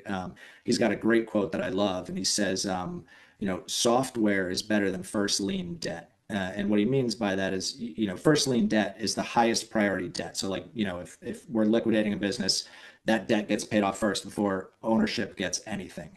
And his quote saying software is better than first lien debt, I just know from my background in the corporate finance world, right? Like if we don't pay a Google bill and Google shuts off our account, we're toast. We're blown out of the water, right? So like you're going to get paid on time with Google. And so understanding that dynamic with customers, you will pay your Google bill before you pay your loan, because without it, your business is toast. So yeah, understanding the terms, understanding sort of your pricing power, if you will, how capital intensive a business is, the cash conversion cycle. Right. Eric, on a related note, like if you see any like late payments, is that automatically walk away, or how do you kind of No, definitely assess not. that? But you got to understand it, right? It's a question. Like there's always, maybe they've got some customer that who knows, going bankrupt, right? Like it's not, but then again, also that's where you go into the quality of earnings. I'm not going to project them as a customer next year, so you do want to understand why, if there's late payments. Sometimes there's a good reason, sometimes there's not. Which actually now makes me think too, going back to your question, Jack, when you're looking at customers too, what you want to look at is customer concentration, right? If you're buying a business, let's say I'm buying a road builder in Virginia, the Virginia government is my customer, right? If Virginia goes bankrupt, or they say, you know what, we're gonna not build roads anymore, my business is toast, right? So you want to understand how dependent on any single customer. And typically you'll ask for, are there any customers in the initial, before you do an LOI, right? This is like just real quick, just sort of sanity checking numbers. So is there any one customer that makes up more than 10% of your revenue? That's sort of, I mean, you can tweak it. Say 5%, do whatever. But you do want to understand off the rip if there's a customer concentration risk. And again, that's not a red flag. It's not a deal breaker, but it's something you want to analyze. And that's the game, is you want to find all the right rabbit holes to go down. And that's one of them. So yeah, so to get back to it. So no, a late payment is not a deal breaker. but you definitely want to go down that rabbit hole. You want to understand why. You want to understand, is that a customer that if it's a recurring model that you can count on for future years? If it's not a recurring model, do you care? I mean, it's sort of, hey, the customers or the seller's just not going to get that cash. I don't care. Sometimes that's the case depending on the model and what's going on. But it's something you definitely want to understand for sure. Eric, that's helpful. And I hadn't thought about it from that angle, but from the business being late on making a payment to a supplier or Oh, got it. some kind of lease payment is what I was thinking, but I wasn't clear. Sorry. I see. No. Yeah, it's not a red flag, but you want to go down the rabbit hole. So, some people are just aggressive. So I'm thinking, listen, I've run the finance teams for PE-backed companies, right? And they're effing aggressive. We will drag payables out. If your terms or you get paid in 90 days, we're paying you in 100, and it's because we're looking at days payable outstanding. We're looking at the cash conversion cycle. If I'm doing an LBO, I'm putting 80-90% debt on a company potentially, right? Like every penny matters. And then not to derail the conversation, but it also matters when you're calculating your internal rate of return, your IRR metrics, right? That's how you're raising your next fund. Is you're telling investors, look, Eric's growth equity fund 2, did 120% IRR, right? And that's how I raise Eric's growth equity fund 3. And so sometimes it's just a matter of someone being aggressive, but you want to understand, is it them just being aggressive? Sometimes maybe it's just shitty processes, right? Like, are they just not, they don't have a good AP process. You'll see that. Or from time to time too, it's just an invoice got lost. That could happen. So if it's a one-off, I'm not really worried about it. But if it's systematic, I want to know, is there a cash problem and why? If it's a cash problem because, they took out 90% debt to buy a business, well, that debt goes away the minute I buy. So I don't care. Right, because all of a sudden, all that cash comes back to me, depending on how I structure it. And that's why when you're doing the analysis of the free cash flow, you want to remove the capital structure as a consideration, because that's your new consideration. Doesn't make sense. If I need to be late paying vendors because I've got too much debt in the business, when you buy it from me, you're not going to put that same amount of debt on the business, most likely, unless you think you can grow revenues much higher. There's other considerations, but yeah, it's a good question, and I'm sitting here feeling guilty. I feel like every question I dance around, because it's always unique. It's always individual, but these are just some of the ways to think about it. Yeah, I think it's an interesting point with what you guys are talking about right now, references back to what we talked about before, that in any of these things, the messiness of this business can almost be a good thing, because you'll be able to see it and realize how much better you would do and how much cleaner you would be with it. And that's just another way for you to improve the business. Like, to Eric's point, if they have some really backed up bills or something, but they're going to pay that off when you buy the business, and it's not going to have an impact on you, you'll be thinking, well, if I did that or did this or had this more dialed in, it'll be a big benefit for me. So to his point, you got to go down the rabbit hole and really make sure you know what mistakes they've made with their books, with the numbers, whatever. But those mistakes can be a big windfall for you, and really, you'll realize you can cut costs or do a better job or all that kind of stuff. So good stuff, really great stuff. What else, guys? Other questions for Eric? Get ready to wrap here. I got kind of a small one, where if we're looking at like forecasted revenue, right? Like, everybody wants to forecast out, if I buy this business, I will retain 100% of the revenue that you have made historically. Practically speaking, I assume that's probably not accurate. Like, if there's some sort of attrition, if there's some sort of things in here. So it's less about the negotiating the deal with the seller, but more in terms of forecasting your own earnings. Do you have any sort of like you should forecast for 10% churn after transition? Like, is there something for almost our own personal assessment of future earnings to account for churn as a byproduct of the sale? And that may be industry specific, right? If it's a consultant, if it's a lawyer and the lawyer leaves, you can't be like, all right, I get your book and everybody's going to stay. Not necessarily true. But is there anything that you can look at and say, like, in one business you can forecast 100% of the revenue with reasonable confidence? In something else, you should forecast 50% to churn if there's key person risk. So it's kind of a broad, like, vague question here, but in terms of like taking the numbers that you would look at for evaluation and then actually applying it to future earnings, is there anything in there that is like a good barometer for how you should account for that? Yeah, and it's a phenomenal question because yeah, again, you're buying the future earnings, so you need to forecast what those are, and you need to make an allowance for, I mean, let's say, you know, you're buying my CPA practice, right? I've got certain relationships, and maybe there are people who, if I'm not that relationship anymore, they're going to leave. So that's what Brett's talking about here with the churn. You know, if a recurring customer leaves, we say they churned. You know, sort of a metric. But yeah, so again, I'm going to dance around this. You know, it's everything's individual. It does depend on the industry. It depends on customer concentration, right? That's why customer concentration risk is so important, because if let's say 10 customers churn out of 1,000, I probably don't care if they're all paying the same revenue. But if, you know, if there's one customer that's 90% of our revenue and they churn, I'm cooked. So you want to understand that. What I guess where I will push back a little bit is you probably anticipate some churn. You know, this is why in some industries, especially when you're doing the LOI, you'll want to work it out with the seller that they will stay for a transition period. You want to make part of that transition period is you learning their systems and processes. But the other part is you, especially if it's a high touch business, you want them introducing you to clients. Start with the shittiest clients first, so you really practice your pitch, right? Don't go straight for the biggest client, but have them give you a strong recommendation. You know, make sure that that transition's smooth. If it is a high touch business, you know, maybe you try and work out some sort of deal where the seller stays on longer, not working in the business, but as just sort of an account executive, like customer relationship management role. And that's where you could, and again, this is where, you know, again, I say you're only limited by your imagination, right? But one of the ways we'll mitigate churn is in the LOI, we'll build out some sort of earnout, right? Like, you know what, I'm going to pay you 70% today, and the other 30% I'll pay you at the end of a year, but it's pegged to how many customers are still with me after a year, right? So that's one way you can also hold their feet to the fire, be like, do you actually believe these customers are yours for the future, right? And if not, they're not going to take that deal. They're going to take a little bit of a lower offer from someone else who's paying them all now.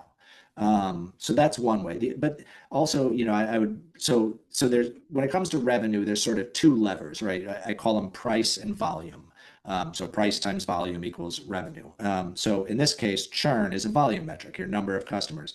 But one way to mitigate too is you want to look at, are they charging what they should? And in some businesses, especially old school graybeard businesses, no, they're, you know, listen, they're still thinking in $1980, right? They're thinking they're friggin' charging their customers too much, but in reality, you know, you could double rates.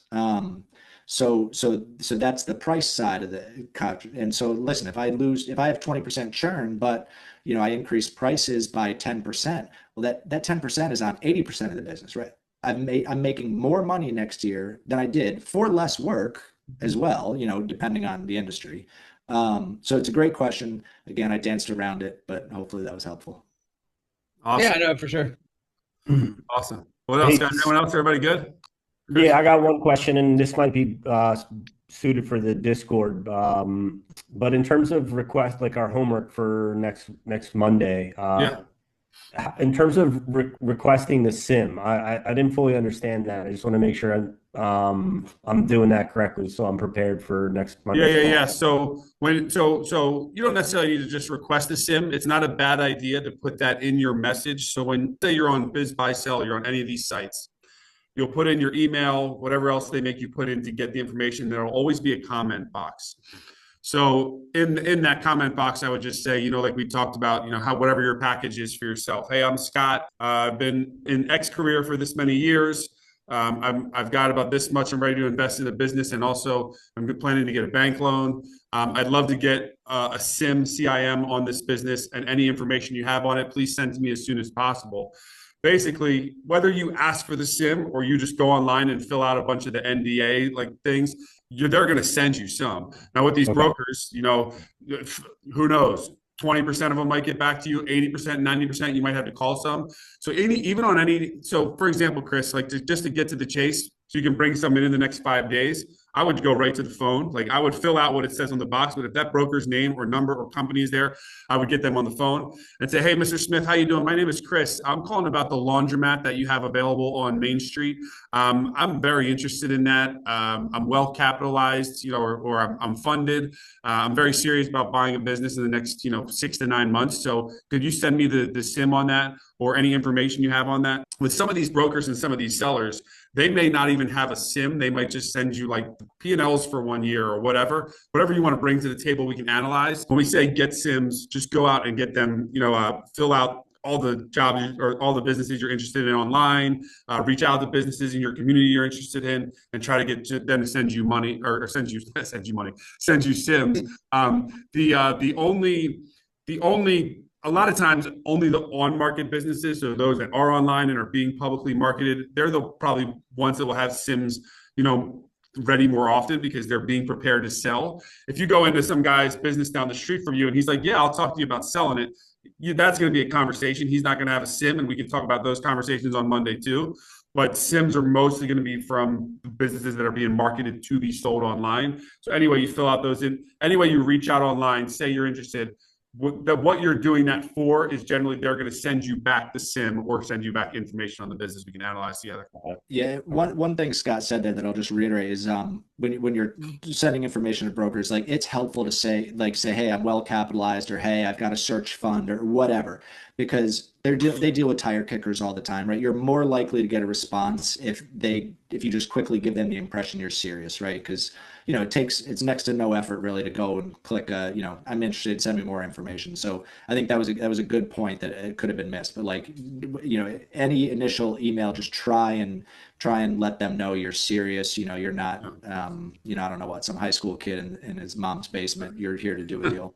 Yeah, and agreed big time, Eric. And Chris, like I said, I would start with a wide range. If you're in Puerto Rico, open it up from $100,000 in profit to $1 million in profit, just to get a wide range. Fill it out for 100 or 200 businesses online, wherever you can.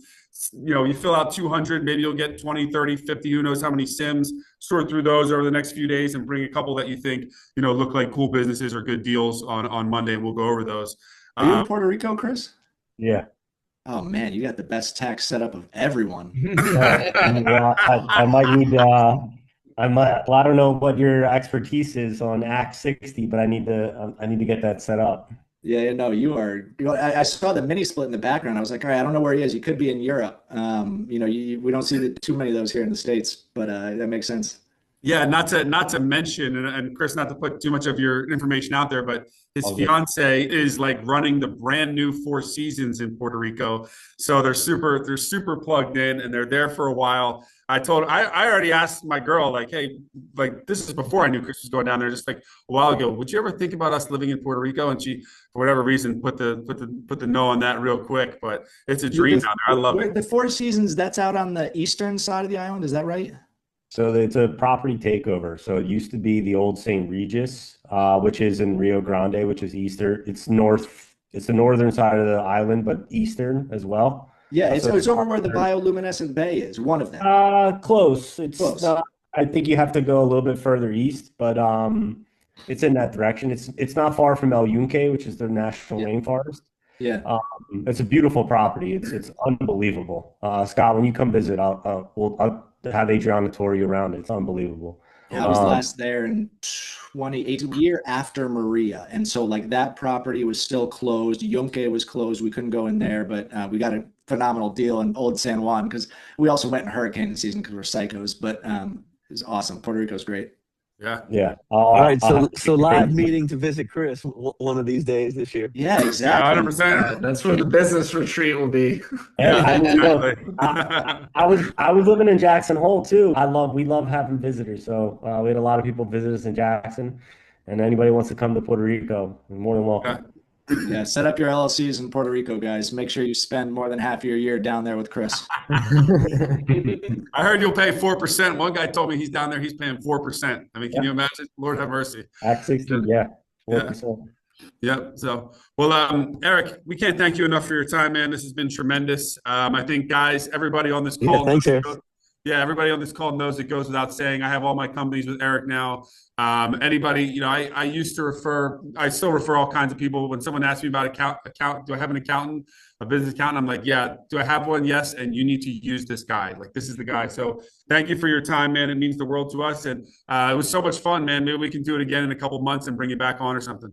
No, I would love it, guys. This has been great. I'll drop my email in the chat. Don't hesitate. If you ever have questions, if I can help with anything, this has been phenomenal. I know I danced around all your questions, but hopefully there was something helpful there. Yeah. Awesome. And Eric, as well, in our community, I can pin all your information as well in our finance channel so that perfect. anyone who joins can get access to that as well. Oh, I love it. Yeah, I'll send it out to you. All Thank you, man, Eric. Thanks for everything. And Brett, I'm here for you personally and professionally. You know that, man. If you need to talk over the next couple of weeks, my line is always open for you. We wish you a speedy recovery on everything, and we're all here for you. And if you see any sims that you like over the weekend, you want us to analyze while you're gone, whatever we can do for you in work and in life, hit us up, man. Yeah, hell yeah. Like I said, I should be medically cured of cancer on Monday. So that is the hope. So I appreciate y'all. Awesome. Good. Well, thanks for everything, guys. We'll talk on Monday. Bring some sims, and we'll go through them and have some fun. And Eric, thanks again, brother. You're the best, man. All right. Thanks, guys. All right. Later. See you guys. Hey, y'all. Bye-bye. Good evening, guys. How we doing? Good. How you doing, man? Amazing. Happy New Year. Happy New Year. Are you traveling? I'm in Athens, Greece. Yes, sir. Wow. What time is it, man? It is about 3 a.m. Wow. I mean, you're the first person to jump on the call, and we've got some commitment up from the group already, man. For sure, 100%. Yeah. Let's go. That's awesome. I think we can keep it pretty simple and honest in saying that if you are in Europe and you're willing to get up at 3 a.m. and crush your acquisition wolf call, you're probably the type of person that's going to be able to lock in a business. Yeah. I'm ready to go. I love it, bro. Great to see you, man. Likewise. Yeah. Chris, what's up, buddy? You're on mute, brother. Can you hear me now or no? How you doing, man? I'm good. Thank you for having me. I'm looking forward to meeting everybody. You got it, man. We got Nick, who is changing the game right now. It's 3 Hi, a.m. Chris. in Athens, Greece, and he's on the call. Nice. Yeah, How's it's not Puerto that. Rico? It's great. I'm a little under the weather, but other than that, everything's good. Me too. You're gonna hear me coughing. Same here. Yeah, the whole world is sick right now. The whole world is sick. It's one of those times. I'm down in Charleston, South Carolina. Everyone here is sick. I was obviously in DC. Everyone's sick, and it's just that time for everybody. Scott, are you in Charleston right now? I'm in Charleston right now. Okay, cool. Yeah. I don't know if I ever told you, but I lived there for a summer when I was in high school or I in didn't know college. that. Yeah. We're downtown? I played on, Charleston Battery, Oh, yeah, the battery. the soccer team. Oh, yeah. So I was on the academy team of Battery, so I would drive for games all the way to Charleston from Columbia, South Carolina. Oh, nice. Yeah, they say Columbia is nice too. I haven't been there, but I love Charleston. Nah, Columbia's not nice. It's not? Nah, not like Charleston. Charleston's No, Yeah, no, Charleston's like Charleston. picturesque. Columbia's By the way, hot, Chris, right? nice to meet you. I'm Jack. Hey, Jack. Nice to meet you. Nice to meet you, man.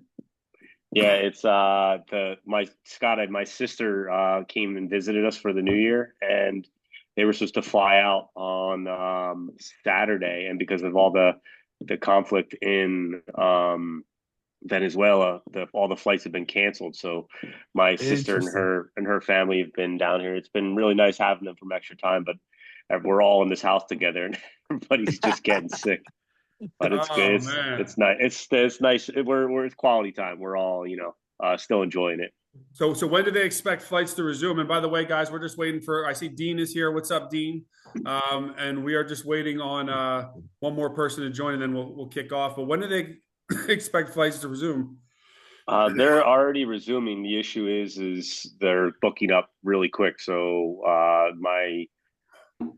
they couldn't get a flight, and originally they couldn't get a flight until Friday, but now they thankfully got a flight on Wednesday, so they'll be flying out on Wednesday instead. So I love it. Cool. Brett, what's up, man? How you doing? What's up, y'all? So I just had the kids wanted one more huggy. I'm surprised your kid's not playing his 6-7 games on you all night. He actually built a Google Slides presentation about why 6-7 is good for the Earth. And part of his argument is that when you say sixth heaven, you breathe out, and that it actually had some basis in truth, but yeah, it is as annoying as it sounds for anybody that doesn't live with a 8-year-old. Oh, that's fantastic, bro. He's the man. I remember. I mean, maybe when do you think I met him? When he was 4? At least he's been going to the goat since we were looking at it since he was like 4, like for probably almost 5 years. I think this spring will be 5 years. He's been going to the goat. So it was like may have been earlier than 4. That's great. Great, man. Well, Yeah. cool. Well, let's go ahead and go for it, guys. Everybody's here. Super excited to kick off. To lightly introduce everybody that's here. Nick and Brett, you are Nova guys, or although Nick is in the moment Athens, Greece at 3 a.m. And Chris lives in Puerto Rico and joins us here. And then Jack is part of the team. Dean is part of the team. So super excited to have everybody here, man. I really appreciate everybody being the first on board. And I think about this group all the time already because I've done groups like this and I just obsessed over how we can deliver the most value possible for you guys. And I want to say as we get started, I take your investment very seriously. I'm with everybody to the end, whether it takes us a year to find you a business or 2 years or 3 years or whatever it takes. I'm excited to be by your guys' side through this whole process. I'm super excited to talk to you guys tonight from Charleston, South Carolina, where tomorrow me and my partners close on a restaurant and bar downtown called Tommy Condon's that checks all the boxes of what a great small business is. It's been there 41 years.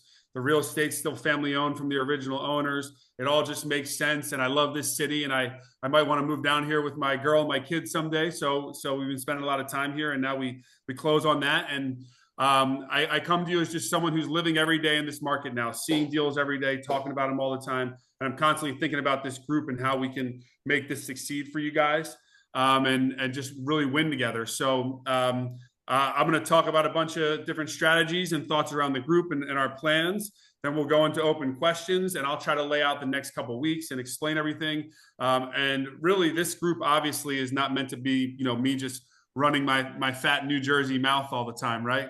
It's about everyone sharing ideas and bouncing ideas off each other, and that's the goal. So I'm just going to kind of lay out, how we're going to do that and what the future looks like, and then let's all just chop it up, So Monday nights going forward will be SIM review nights, and so if you remember, a SIM is a CIM, a confidential information memorandum. It really just means anywhere from maybe 5 to 20 page PDF on the business. It's going to tell you a lot about the business. It's going to, show you a profit and loss statement. It's going to, give you the history of the business, tell you about the key players, tell you about the employees, show you a balance sheet, tell you a lot, give you a real good bird's eye view of the business. And so basically, our goal from now till next week for everybody is going to be get as many SIMs in that you can as businesses that you think look good, or you're interested in, or you want to jam on here or talk about. Those are not that hard to get when you dedicate some time, which we'll talk about, next. But when we come on Monday calls, we'll just start throwing them on the screen and sharing them and talking through them. Hey, let's look at the numbers together. Let's look at the history. Let's look at the website. Let's look at the marketing and be basically looking at businesses in real time together. And that's the way that we can all learn the most, obviously as a crew here. So how we're going to get to that point, and we talked a little bit about this on the webinar, is these are the simple steps I want you guys to follow this week. And as with anything, you guys are everyone on this call is a winner. It's all disciplined guys that get after it. You do different things, and would love to have you guys introduce yourselves after this if you want to, or get to know each other, connect with each other in the group, obviously. We have one guy that's on here at 3 a.m. in Athens, Greece right now that is doing this in the middle of the night. This is A players. And so I can say to you honestly, what you already know is that the easiest way to get this done in an effective way for yourselves is to let's build out a disciplined process that we can all live with and work that disciplined process week over week and do the same things and then bing, something's going to click and you're going to have a winner. And as we've known from the beginning, and as I've always said, I still believe, and I believe it more and more every day, this is the best way to build wealth for your future, for your families, is to get one, figure it out, then decide down the road or whenever you are ready, get another one, and build a portfolio of small businesses Absolutely fantastic. So the first thing want you guys to focus on, just a few things this week to get to that level where next Monday we have a bunch of those sims to share. Again, the CIMs. First, just figure out where you can put 12 to 15 hours, 12 to 15 hours on the calendar this week that you're going to do nothing but look for deals. Forget about all the videos you've seen at this point. There's going to be a time to learn, but trust me, we don't need to do this as paralysis by analysis. Everything we can learn once we're talking about deals and looking at deals. Okay, so 12 to 15 hours. It could be morning, night, weekends, do a long day on the weekend, whatever you can do. But you have to dedicate that time to doing nothing but looking for deals. Just like any work you do in the world, you're blocking out the world. And for 12 to 15 hours, you're doing that. And, you know, like I said, I'll work with everybody for years, however long it takes you guys to buy a business that you really like and that fits your model and everything. But I really also think that if you put the disciplined time and get the reps in and get the process down, that's when you get results. I see so many people in this game now and who's winning and who's not. And if somebody comes into it and they're like, yeah, I looked a little bit here. I did biz buy sell Monday night, or I looked on LoopNet, Tuesday night for like an hour after work, but then I started watching the game, whatever. You won't win. We all know that. So figure out the time first and foremost. The next thing you want to do is, I call it package yourself.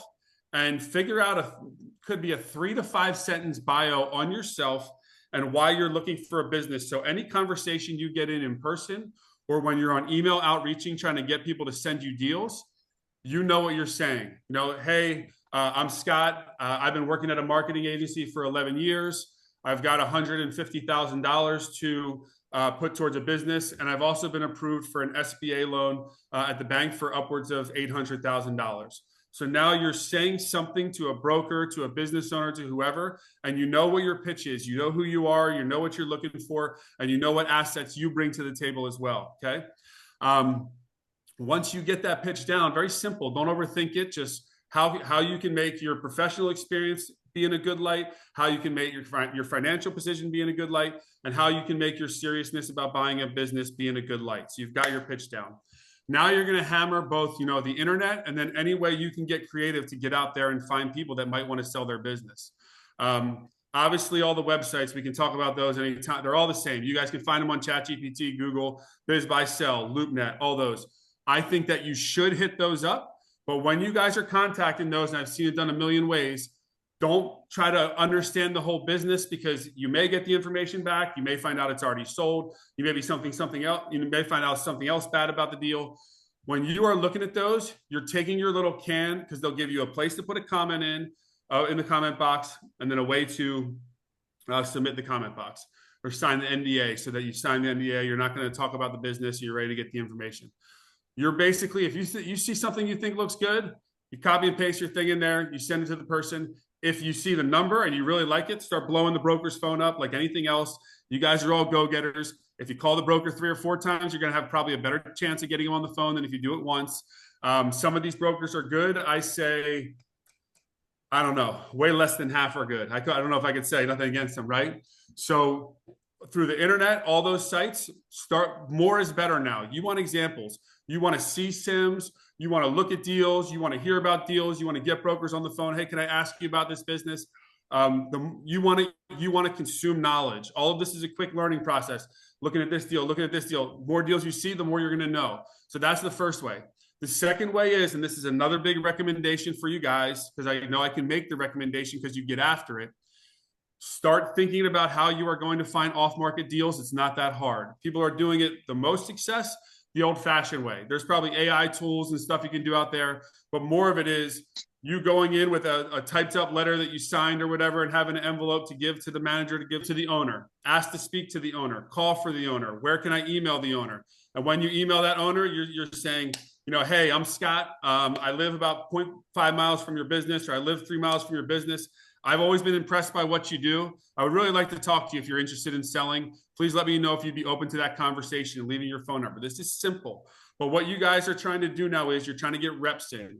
You're trying to look at deals online. You got to go through the internet. Even if you think something looks mildly interesting, copy and paste your little blurb, sign the NDA, wait to get the SIM, because who knows, the broker might not even send half these SIMs anyway. Some of these brokers are very, very sloppy. And then figure out a way that you are going to approach local people in your neighborhood or wherever you want to buy. Obviously, like anything else in the world, the best deals are going to be off-market deals. A lot of these people are afraid that their staff will find out if they're going to sell, don't know what people would say if they're going to sell. So whatever these emotional situations they're in, they're not marketing their business. The business is not for sale. They don't have a broker. They don't want to list it. They're paranoid. We're negotiating a deal right now in Arlington that is a small little restaurant that's been there 21 years that makes $500,000 a year in profit. Absolutely fantastic little place, and she doesn't want anyone to know. So when she doesn't want anyone to know, that means she's not taking offers from the world like all these public deals. She's only talking me and her. We're the only people talking to each other, right? So now I have a much better leg up on the deal. So we can look up ways, we can talk about ways, we can brainstorm on ways, you can figure out your own ways. You have to find a way to approach business owners and ask them if they're interested in selling. What I'm going to tell you is almost everyone is going to be super flattered and appreciative. So it's just, how do you get in front of them? Are you going to email them? And I would do anything. I still am myself every day. Email them, find someone that knows them. If it's somewhere you go with your kids, when you're like on your way out, ask if the owner's there real quick and just throw it out there. Like, always be looking for deals. And the people that I know that have really killed it in this, that's what they were doing. I was talking to an example of someone today about a guy I know. He moved down to Boca Raton during COVID. Great guy, immigrant from Bangladesh, super hardworking dude, funny guy, just an awesome person. And he's like on his last leg in Boca Raton, doesn't know what he's going to do, but he's telling everyone he wants to buy a business. Finally, through a couple, it's a little bit longer story, but he gets networked to a jet ski business on the beach where all he does is rent out the jet skis every day to the tourists. The tourists come, they rent the jet skis, he makes the money, he's on the beach in Boca. And so it's repeatable, it's fantastic. And that's only because he put the word out there. So the other thing I'm going to tell you guys on the off-market stuff is, a lot of you guys know a lot of other business people in your network. Every conversation you have with people now, you're telling them like, hey, by the way, like, I'm looking for a business to buy. I'm kind of thinking about my next move. If you know anyone that's selling like a great business, I would love to talk to them. I'm telling you, it's a number. That number might be 6. That number might be 76. That number might be 156. But eventually, when you tell enough people, the word's going to get out, right? So and you're gonna get something back that is amazing. I was putting on my Instagram story at one point, and that's how I found that restaurant. A girl hit me up that I hadn't talked to in like 10 years. And she's like, hey, I have this friend in Arlington and I saw your post and she's thinking about selling her restaurant. Do you want to meet her? And I'm like, hell yeah, you know? That's how you guys need to be thinking is, from between now and next Monday, you're going to dedicate 12 to 15 hours where you are going to go after deals. You're going to try to find deals. Trust me when I say, guys, I said this on the fucking webinar, there is nothing that is going to impact your success like your ability to find deals. There's nothing else. Everything else is the same old shit. And I've seen it all, and so have you guys that have been in business. The negotiation, the deal structure, yeah, it's complicated. That's always going to be different stuff, but that can be learned so fast. And it's always the same in some way. The deals are structured relatively the same. It's all that. So what you need is numbers. You need deals, because when you do find a deal that you like and you're like, yeah, I don't know, and you're kind of stuck in between, you want to have options so you don't feel more compelled. I saw a guy do a really bad deal because he bought a auto mechanic shop. And that's because he just was dying to do a deal the whole time. He wanted to do a deal. He wanted to do a deal. I'm like, God, this guy's desperate. Then he does a bad deal. So you want deal flow. Any way that you can think of under the sun, any way you can research, you need to look at businesses that are for sale. It's that simple. That's why we're here, right? Once that gets going, we can learn quickly together. You guys also have my personal connection through what's our Discord. You guys have my text. You can get my email. If you feel for some reason that there's something of urgency, you can hit me up. But in the meantime, if you don't feel there's something of urgency and it's just deals you want to learn from or deals you might be interested in, try to save those for the Monday call so we can go through those together and talk through those. But you're going to see right away when you start getting more sims in your inbox, it's all going to become straightforward for you. You're going to see revenue. You're going to see profit. You're going to see how they're pitching the business. You're going to see key man, meaning they're going to say who's running the business and how much they're doing it. Forget about everything else but deal flow. Like, I know there's so much content out there. I've consumed 1 trillion hours myself. There's so many good videos. You don't need to learn anymore. You don't need to think about it. You don't need to nothing. Just get after it and get deal flow, because that's how you're going to win. And that's how you're going to find a good one. So every Monday, That's what we're going to do starting next Monday. We're going to pull up Sims on the screen. We're going to talk through them. We're going to look at deals together. We're going to brainstorm on deals together and look at deals. And then Wednesday, we're going to talk about general strategy, general deal flow. I'm also going to have guest speakers every Wednesday. So this Wednesday, the first person we're going to have on is a guy named Eric Dembinski. He's my accountant for all my businesses now, and he's the smartest, most incredible accountant that I've ever met. And he's going to come on as the the opportunity for everybody here if you want to work with him. And that's on Wednesday, Scott? That's Wednesday. Yeah. I'm having lunch with Eric on Wednesday. Oh, you are? Yeah. You might do your stuff? No, so we were talking about some other things and he wants to maybe do some like consulting work of his own and there might be a marketing tie-in. We were supposed to meet before Christmas, but he had a deal on the table and he's like, I can't make it. It's the only time they can meet. It's like, I would be offended if you came to lunch. Yeah, that's great. So, yeah, he's a good dude. He's a good guy. He's a brilliant guy. We actually met when we were both bartending at a nightclub in DC. The club was called Eden. This is many, many years ago. I'm sure all you guys know it. Yeah. And, fast forward all these years later, and he's just the most brilliant, forward-thinking, and really good person and accountant that I've ever had. So he's doing all my stuff and friend stuff, and he's going to be willing to meet with anybody at the group that can have an interview with him and see if they like him and hit it off. But on Wednesday, on top of that, he's going to be on the call and he's going to be talking about deal strategy and how to think about banking when you are, getting ready for an acquisition, funding strategies, all that, which is definitely something we'll talk about on here. But that's what we'll do on Wednesdays. On top of general, strategy talk and deal flow talk, we'll bring guest speakers on and we'll just go through, whatever's hot that week as we all look at deals. And we'll just take it week by week by that. Like I've said from the beginning, and you guys know this, this is the same as anything else in this world, and this is why it's good that you guys are who you are.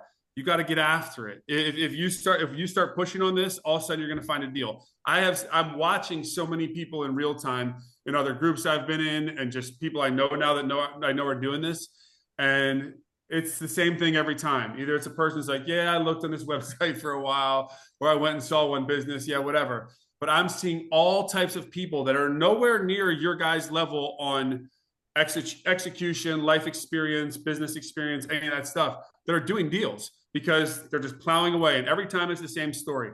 Well, we were looking and looking and looking, and we saw a bunch of stuff. And then bang, we got this. And as we've talked about before, like, it's whatever you're in it for, and it's whatever level you want to go to. But regardless of what that level is, once you lock in, it's the cash register is ringing and ringing and ringing. So it's about deal flow now. And for the rest of the night tonight, I want to open it up for questions, comments. Let's all get to know each other, introduce yourselves. Chris, I know you said there was a couple opportunities you want to talk about, any type of business we want to talk about. One of the things that I'm trying to bring to this group is that there's a lot of people out now trying to teach big business acquisitions, but I'm trying to bring, 30 years of small business work in as well. Like I didn't just, start doing this. So let's learn from each other and get through it all and open it up. And Brett, you've spoken a few times, so why don't you say a few words about yourself, where you live, and just whatever you want to throw. 70 concerts last year, right? 72 wow. Wow. At the end of the, I went to 2 on New Year's Eve. I went to a kids one, a Jam and Java, which would be an awesome small business that's owned by 2 brothers, I think, maybe 3. It's been around for 20 plus years. It's got the, they have a tie-in with Union Stage. Anyway, off track. That's no. So Brett, that's what I would say. I would say, hey man, you got a second? Listen, you've been here 20 years. You're tied in with Union Stage. I bring my kids here to dance. I know you. I love you. Would you guys ever think about selling? Mm-hmm. Yeah. No, and I think what I like best. So in my day job, I own a digital marketing agency. I started it 12 years ago in May. So we do SEO, paid media advertising. And it's been good. It hasn't been something that it's been a job like every other job. It's been successful. We've been profitable every year except for the 2 COVID years, and PPP made us whole, and made it so I didn't have to cut the whole team. And so one thing I've really always liked about agency work, which is also what appeals to me about this portfolio strategy, because I don't like doing one thing. I think that's the thing where Scott and you and I bonded on this. It's like I like having a lot of things going on in my world. It helps me stay sharp, right? My concerts are not burning the candle at both ends. It's the end that lights the other end for me. And so I like having these things in place. And I've worked in agencies for my whole career. And so I have seen a lot of small to large to enterprise businesses. I've seen tech companies. We've done work for like a dental practice that expanded from 4 to like 9 or 10 locations while we were working with them, before they got acquired, for their portfolio. So I really like that idea for it. And on a more personal level, I'm really excited to have a peer group that can get me fired up. I'm kind of like pretty burnt out on the tech agency world. I'm still going to do it because I still need the money. I still, it's a good, solid business. But it's, I'm looking for things that can help kind of light a spark for me. And I think this was, like I said, Scott and I have known each other for a long time. I've been a patron of a lot of his small businesses over the years. And I think one of the things that I'm excited for is like, I want to be able to come back and know that I can look around this group and be like, hey, I got to bring my A game because Chris has got his A game, Nick's got his A game. Everybody is showing up, and I don't want to be the one guy who said, "Oh yeah, I scrolled, Biz by Sell while watching Stranger Things." And so I think this is it's a good time for me to do this. And I think for me personally, I'm starting to learn things about how to like kind of get going again. And I looked at the 12 to 15 hours, like mine are all going to be at night. Yeah, and I tried for a long time to say like I want to be a morning person. I know Scott and I have kind of moved to opposite sides of consciousness in a lot of ways, but I get really dialed in from if I can actually sit down and focus. I get really dialed in from like 8 to midnight. That's why like half the shows I went to last year were all raves that opener went on at midnight at the earliest. And so having, kind of trying to lean into the idea, it's like if I can just work more at the evening and cut myself some slack on other things or rearrange my morning schedule in my day job because I own it and I have people I can delegate things off to. It's getting me fired up in a way that I haven't really felt, since the early startup days of Knuckle Puck. And so it's something that I'm excited for this. On another somewhat personal, so I'm gonna have kind of a start and then I'm gonna be off the grid for a little bit because I found out in November that I have colon cancer. And I just turned 38, so like I'm not an old guy for it, but early detection was great. Prognosis is excellent, but I'm getting surgery on Monday, so I will not be in the next meeting, No for this worries. one. But it is something where it's abdominal surgery, so the recovery is physical and not mental. And so actually, I'm really excited to be like stuck in my bed and like have somewhere to put this energy. So I think it's a good timing for it, but I will be on and off for the next like probably 2 or 3 weeks. Well, I Well, can kind of if get you this need shit anything, on. we're here, man. Yeah, no, it's Yes, all good. One likewise. thing that people ask that question is like, go get a colonoscopy if you haven't gotten one. Go get scoped Same. if you haven't. Right? Get Hear you, the bro. information. Best case would have been a no. Second best case was finding it early and having a very, very, very clear path to positive outcomes. That's great, brother. Wish you the best. We're here for you, man. Yeah, Let's go. sure. Yeah, live from Puerto Rico, my guy Chris. Chris, why don't you tell the guys how you got down to Puerto Rico and a little bit about yourself? Sure. Thanks, Scott. Yeah, so I always been interested in being an entrepreneur and just being my own business person. And I've made some changes in my life where it's given me the clarity and the opportunity to do so. I was working for a big tech company, but my fiance was offered a new job to relocate to Puerto Rico for her job. And I was actually laid off from that big tech company, but this kind of gave me an opportunity to kind of get back to the drawing board and rethink what I want to do. So we just moved down here about 3 or 4 months ago. She's working her job, and I'm still trying to figure out what the next thing is for me from a career standpoint.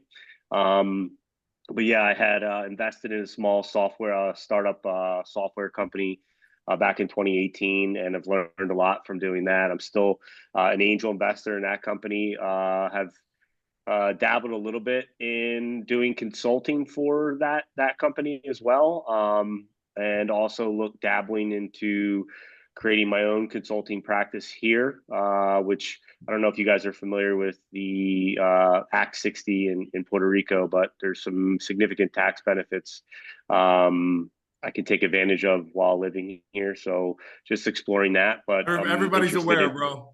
The whole world is aware. Right. I mean, everybody on this call knows somebody down there killing it with that stuff. Yeah, right I now. bet. Guy told me he's paying 4%. Yeah. So, but yeah, I think interested in in trying to acquire, rather than starting something from scratch. I think, like you said, Scott, this is a great opportunity to, buy something that already's got everything set in motion, and just and taking over from there. And I think based on my skill set and my maybe some of the skills that I was raised with as a young kid, just always working hard, hustling, working multiple jobs, trying to be a good people person, wanting to treat others the way that you hope to be treated. I think those are skills that can take you a long way when it comes to business. So I believe in those and have faith in those, and looking forward to finding an opportunity that I can run with. Awesome. Well said. And then the legend, about to be 3:30 in the morning in Athens. Nick, man. Well, yeah, I echo Chris and Brett's comments. So my day job is I've been in the government contracting business for about 30 years. So IT background, just kind of ups and down with finding new work, new contracts in the government space, and still doing that, but doing that on my own now for the last couple of years from a consulting perspective versus working for companies. So working with a few small businesses, but I think several things that Brett said. So timing wise, I think this is great for me because I can do that. I can do that from here, kind of be flexible.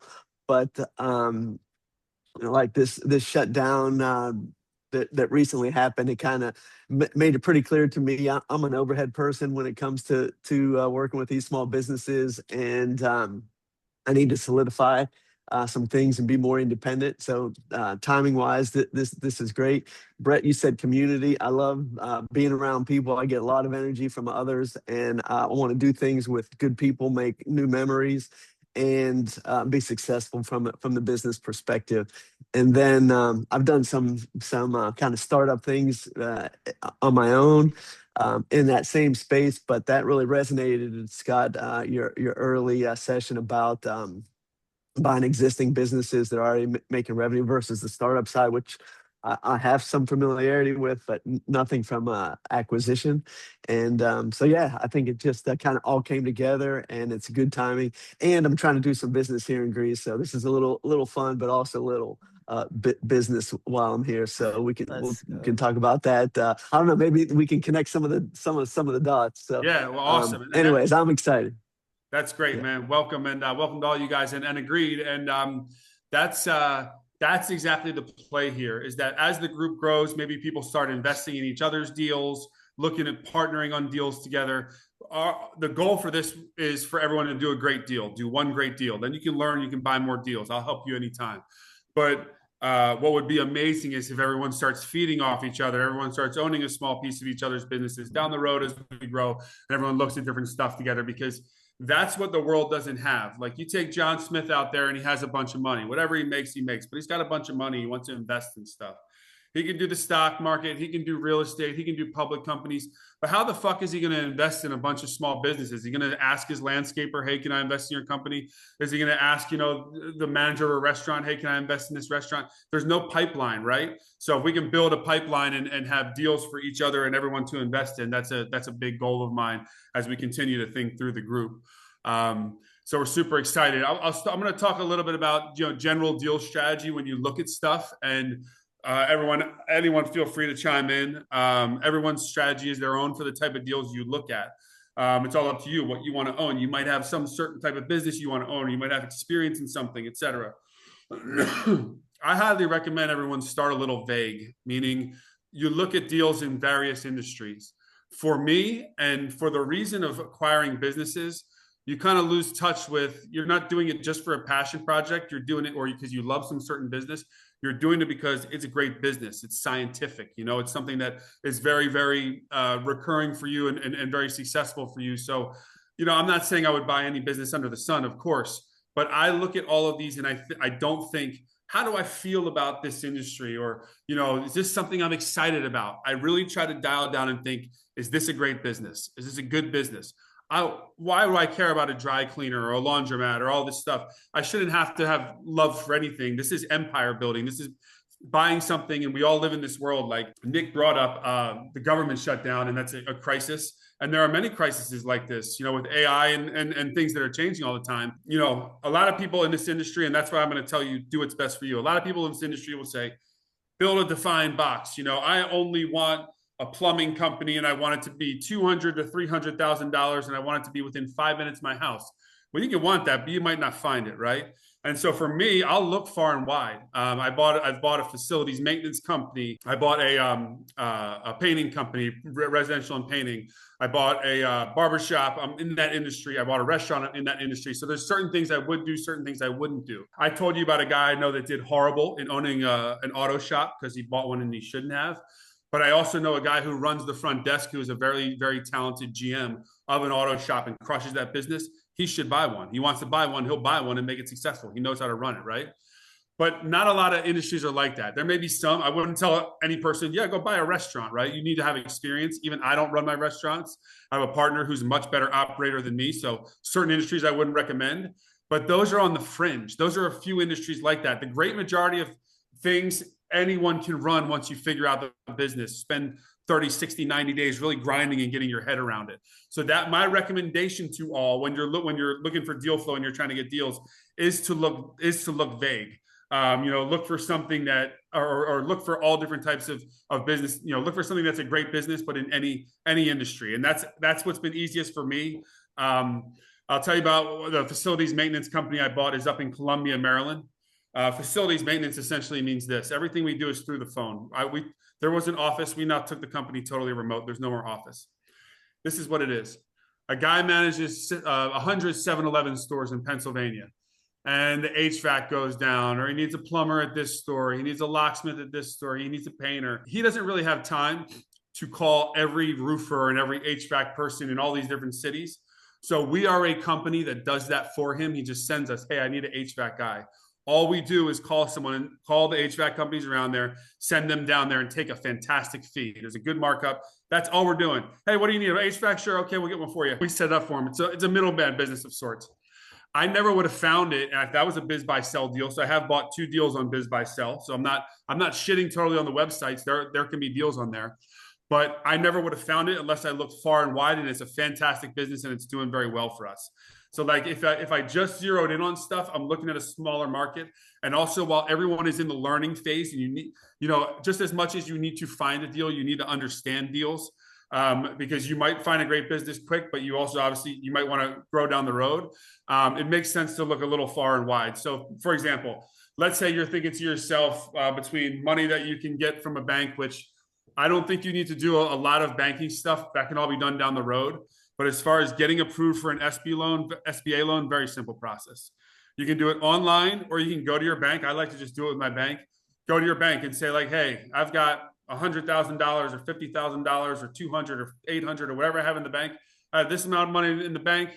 These are my assets. I want to go buy a business. What can I get approved for an SBA loan? They'll say you can get approved for 600,000, 1.2 million, 4 million, whatever. You use the same personal financial statement for several different banks. I had partners that I bought out this year, actually in 2020, or last year in 2025, and I looked at an SBA loan. I actually eventually got one through M&T Bank because I knew a guy, who was in the banking side there, and I shopped my rate around, but it was the same. And now he moved to another bank.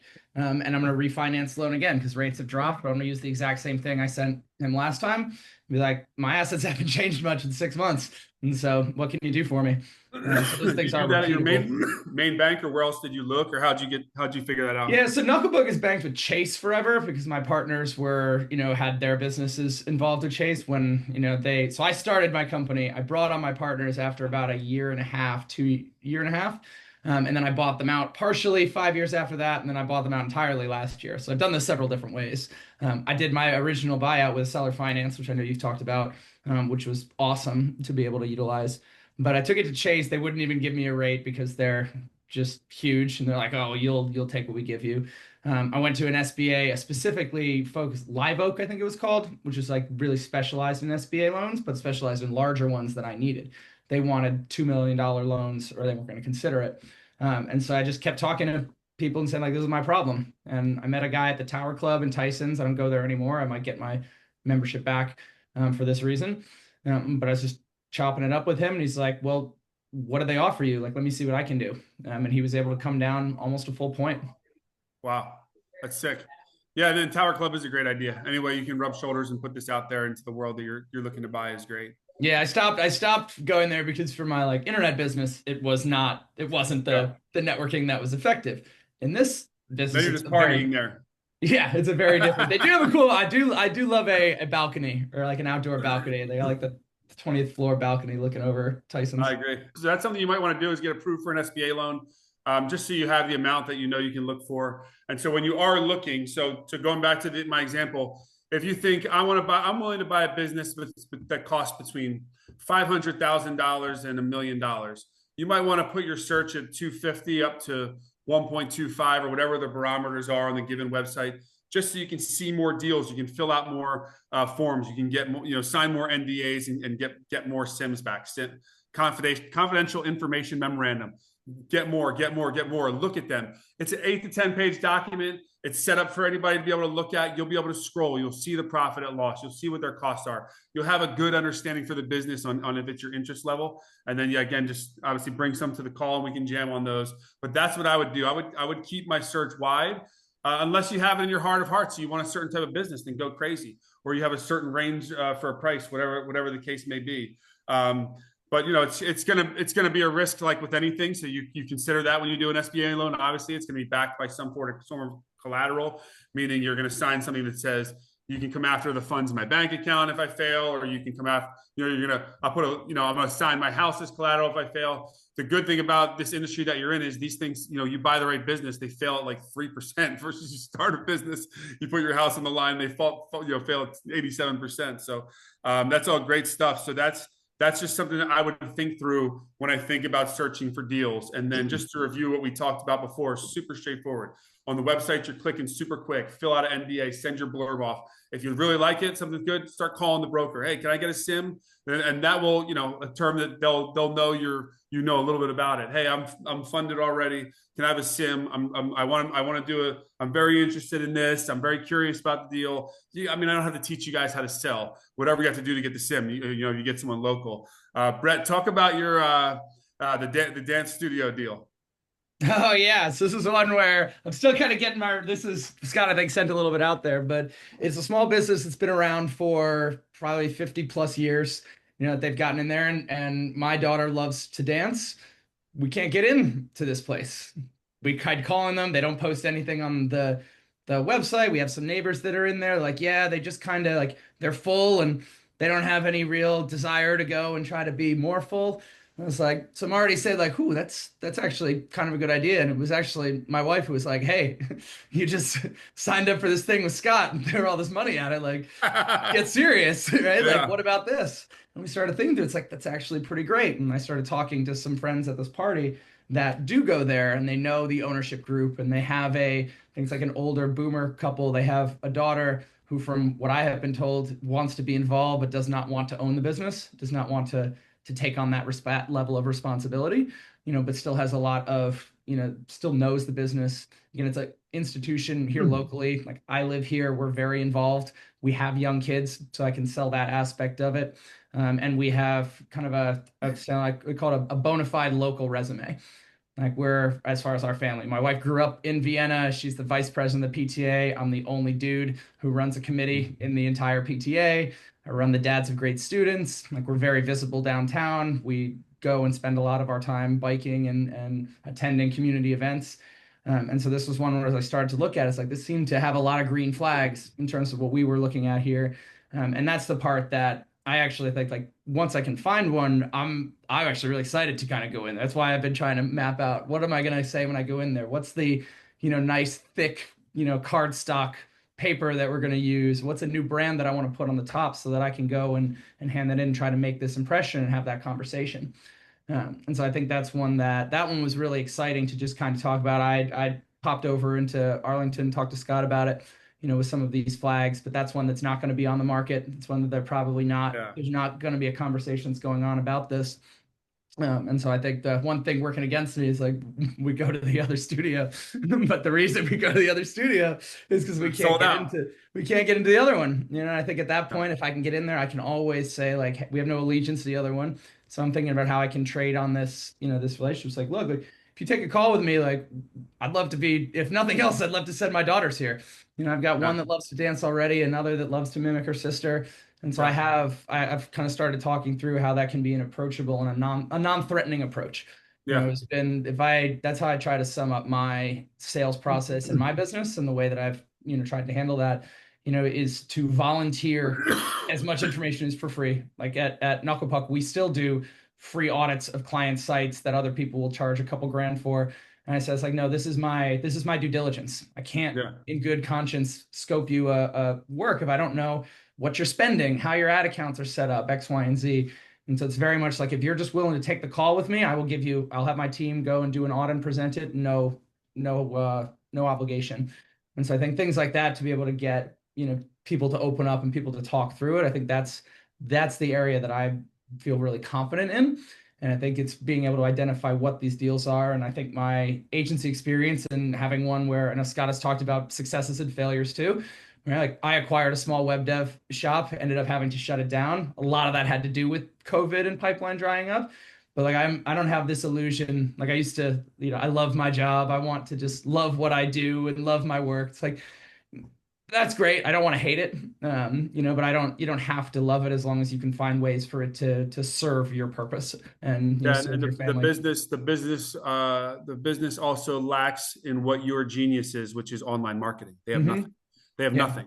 So that's a way that you can look at these businesses. Is maybe not everything that you do is going to roll into it, but oh my God, they don't have a website. And website doesn't post class schedule. Nobody can get a handle of class schedule. It's like, look, even if we don't add any other classes for it, I can elevate the experience of the current people here by making some of these structural changes to modernize the part of the business that should be modernized, but still stay true to the fact that I don't want a company that's going to be overtaken by AI. I don't want a computer teaching my kid how to dance. Like I want that community piece of it. I want that, you know, that human component for it. So I actually, it's not even that I want to replace it. I am actively looking to purchase that part of it, and then bring in, you know, my skill set and my network, you know, to be able to help, again, modernize some of those other areas, but stay true to the core of the business. Yeah. So the green flags is your skill set. Marketing will go a long way. They have no website. It's family owned. It's been family owned for almost 50 years. It's absolutely booked out. They're on a wait list. So the revenue is purely recurring, the exact same amount all the time. It's not going to be replaced by technology, because kids need to jump around and burn off energy, and parents value that very much. So there's like, and it has the opportunity to grow. I think this is the other thing. It's like looking to manage this. Like if it has the opportunity to grow, if there's a wait list, then like, what the fuck are we doing here? And in terms of being able to know, hey, here's a model that can work. They have the space for it. It doesn't seem to be a space issue. Every staffing issue can be solved, you know, in terms of being able to find staff to be able to run the programming behind it, you know. But unless there's, you know, if there's a wait list for this, then there's no excuse to not try to serve the community and try to give, you know, I've always said that for Knuckle Puck as well. Like I don't have a goal to get a certain size. Like I want to be as big as makes sense, that still lets me go out there and you know, make a meaningful impact on the clients that we serve as an agency. 100%. No, 100%. That has 100 green flags, and those are the type of businesses you will find more likely off market than on market. Not to say that all on market is shit, but you know, it's like the example I always give is, if you look up a house on fucking, you know, Zillow or Redfin, 7,000 people literally looked at that house today, right? So that's how it is. When you approach a business owner with humility and confidence and respect for what they've built, at the very least, you're going to have a conversation and you might learn something. And then like you do that 15 times and someone's going to say, yeah, I might actually think about selling this to you. So it just, that business makes sense for 100 different reasons. Or they remember you and come back and do it again years later, right? Like, so it's just like, yeah, or they leave, or the GM, you know, who moved on from the business because the owners wouldn't sell, remembers the experience. So those things are the compounding interest of those kind of relationships is insane. 100%, 100%. You got to put it out into the world. You've done that with everything else you've ever done. You got to let the world know, I'm looking to buy businesses. It's a simple message. And the more people that know it, and all of a sudden something's gonna click. So yeah, those are great points, and that is just an amazing example of a business that is not going anywhere and is going to work and is going to thrive. And also to refer back to what we were talking before, this is a business model that anyone can understand. You have the classes, people pay for the classes, you pay an instructor a certain rate, you pay out your bills, the rent, whatever else, you keep what's left. We can all understand this, right? And that's the great thing about this is there's 99% of the businesses that are like this. Yeah, something's on the fringe, it's too deep. Why waste your time? Make your deal flow so aggressive that you can focus on stuff that we all can understand. That's why all these blue collar trades are so hot right now, because whether it's HVAC, whether it's plumbing, whether it's roofing, whether it's painting, a guy comes to do a job, the company pays the guy a certain rate, the company keeps the rest of the money, pays some cost, whatever. We all can understand this model. So as you look, go diverse and go far enough that you get a good enough deal flow that you don't have to stay bogged down with shit that's just over the top or too confusing, if that all makes sense. Chris, did you want to share anything? A couple companies you want to talk about, you said, on text? Yeah. So they're not necessarily companies that are up for sale, but I thought they were unique companies that I came across while with my time here. And I felt like, they seemed like those kind of, like you had said, boring businesses, but they seem like they're definitely in demand and definitely profitable. And I thought they were pretty unique and different than things I had seen in the States before. So I got 2 links. I'll drop one in at a time in the chat.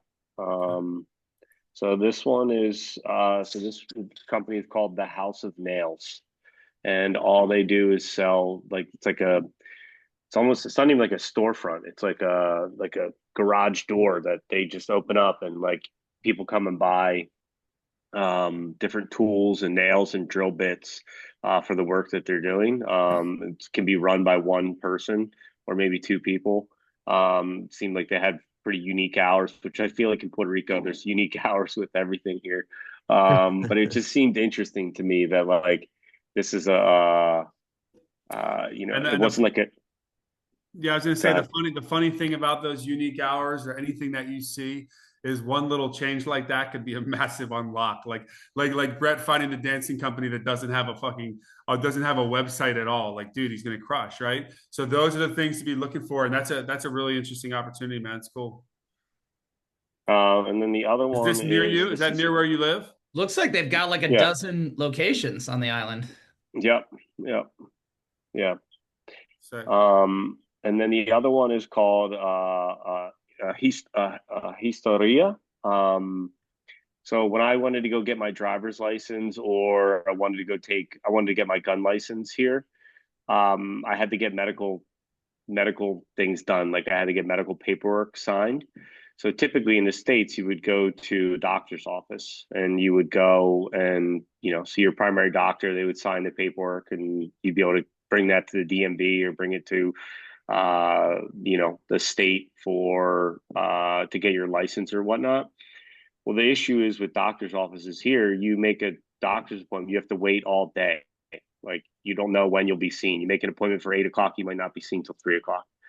So going to your primary doctor can take a while, and it eats up a whole day. So you just sit in the room. Everybody just sits in the waiting area. Pretty much, yeah. For 7 hours, like the DMV. Yeah, dude, 7 hours. You're ready to lose your mind. People are going to start killing each other, robbing each other. So there's a way to expedite it. So rather than going to see your doctor to go get your driver's license and just constantly waiting for multiple days, there are these historias that are basically like run by doctors and lawyers. They're they're like retired doctors or lawyers. So if you need to get expedite paperwork for your driver's license, you go into this office, you pay them a fee, and they sign off on the medical work and they put you on your way. So I thought it was unique, really interesting of like, what is this? There's like this whole extra step, and it's just kind of to expedite and speed up the process. So again, I don't know if this is not necessarily for sale. This company I found, they do multiple forms of it, but I thought it was interesting as like, this is something unique I never really even thought of, like that is needed here in Puerto Rico. And I wonder if there's an opportunity to get involved in something like that. Those are just two ideas that came through I thought I'd bring to the table just to share with you guys. Cool. Yeah, cool. Thanks for sharing, man. Yeah.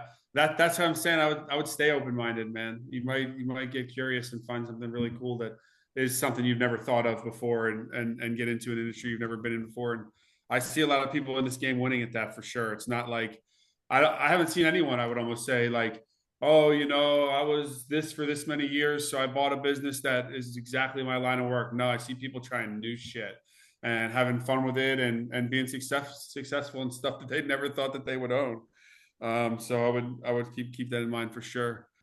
Just in terms of kind of getting those sims, Scott, maybe you can kind of just give a little guidance. So you use analogy a lot with real estate. So maybe I can afford a $500,000 house, but as I start looking at these businesses, I don't want to look at a $5 million business and maybe kind of get on the wrong side of a broker or whatever. How do I kind of stay in a lane a little bit, but still keep things open so I get the deal flows going? Yeah. Or is that not an issue? No. So I think the question makes total sense. I think I would look a little bit outside my range, but I've personally myself, like, I'm not looking at $20 million deals, because I might fall in love and I can't come close to affording it, right? Yeah. So I look a little bit outside my range. If I think, like, after and I started the first deal I looked at was. We've bought a deal as small as 400K. And then one $1 million, one a little bit larger, one a little bit larger.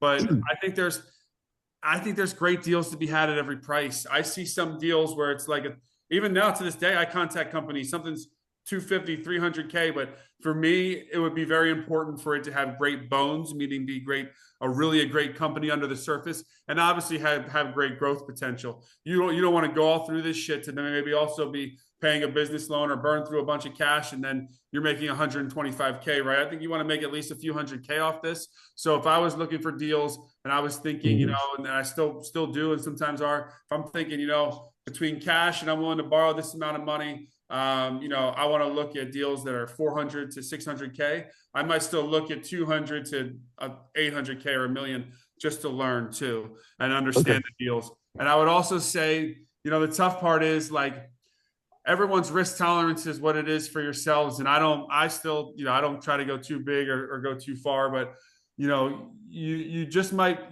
have an easier time with a company that is a little bit bigger than a company that's, a 1 or 2 person show. So sadly, the bigger companies can be a little easier to run. You guys know that as you hired more people and build out more infrastructure, your lives got easier, right? So that's just stuff to think through. Go ahead, man. Okay, I thought you said something. Yeah, so hopefully that makes sense. Does that answer your question?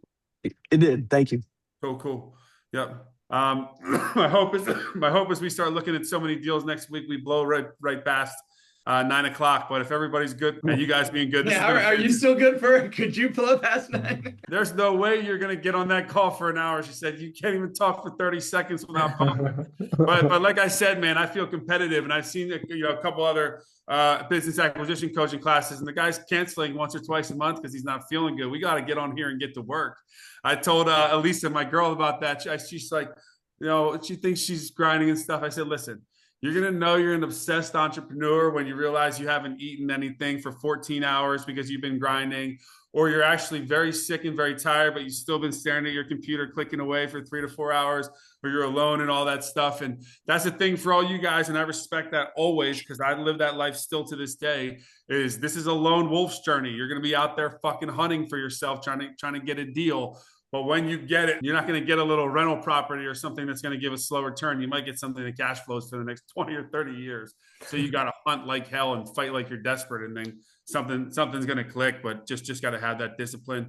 12. I thought a lot about the hours. Can you get it done in a few hours? Maybe you get lucky. I think 12 to 15 is fair. Where I know you guys are all busy. I respect that. I know you got families, but it's an amount of time that you can put in and push hard.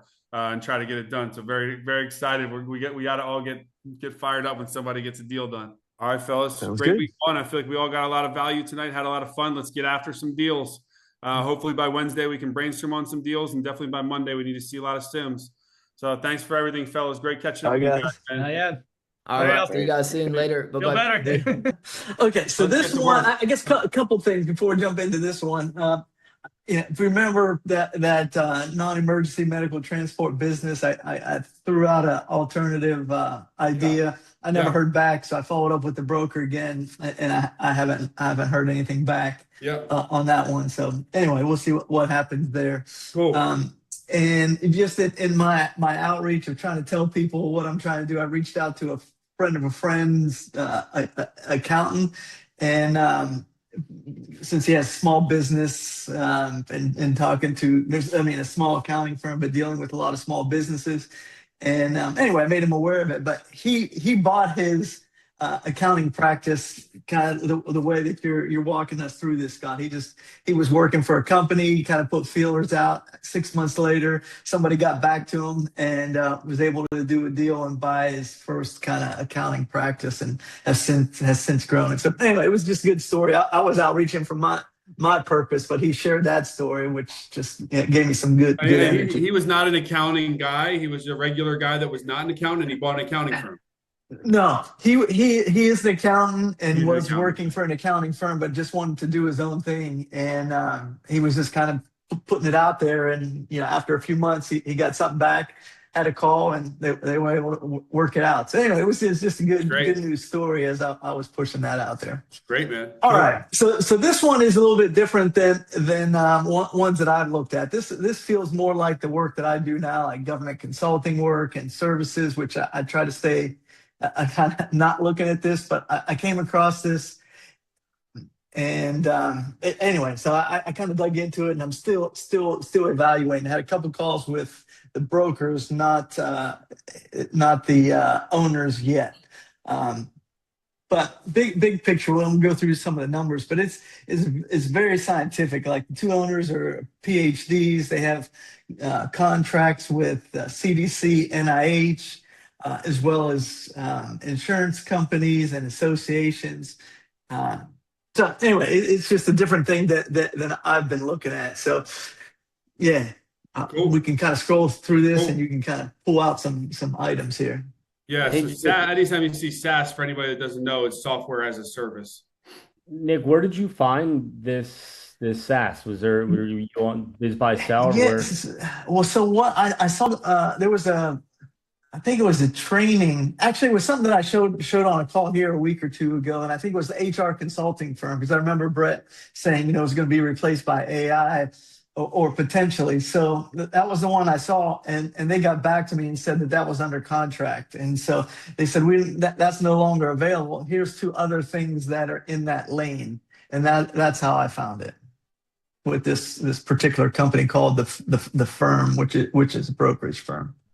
I'm trying to understand, Nick, do you know what they actually do? Because it sounds very confusing to me, just kind of reading through this quickly. Yeah, and so that's part of the challenge in kind of digesting this one. So they're a consulting firm first and foremost. So they try to offer consulting recommendations and produce. Yeah, that's kind of what they produce, recommendations. But they also, as part of that, they have this, as Scott pulled out, software as a service solution, which they kind of sell, and it has its own recurring revenue, which I like, separate and apart from the services that they do. So those are kind of the two main things that they do.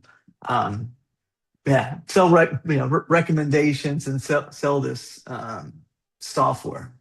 Yeah, I'm not too mad at the multiple. It looks like they're making 461 in average. They're selling it times 3. That's fine, especially because sometimes with these SaaS companies, and I'm nowhere near a tech guy, but I always hear about how some of these SaaS companies sell at an insane multiple, right? And much higher. So I'm certainly not mad at that.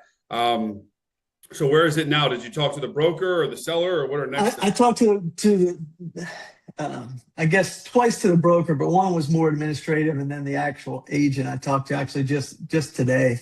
And so the next step is to meet with the two owners that they've been employees of the company since '97. They bought it 10 years ago, and they're kind of looking to get out of the business. And so they sent me a bunch more information on this, but as part of it, they had a good year in 2025. Yeah.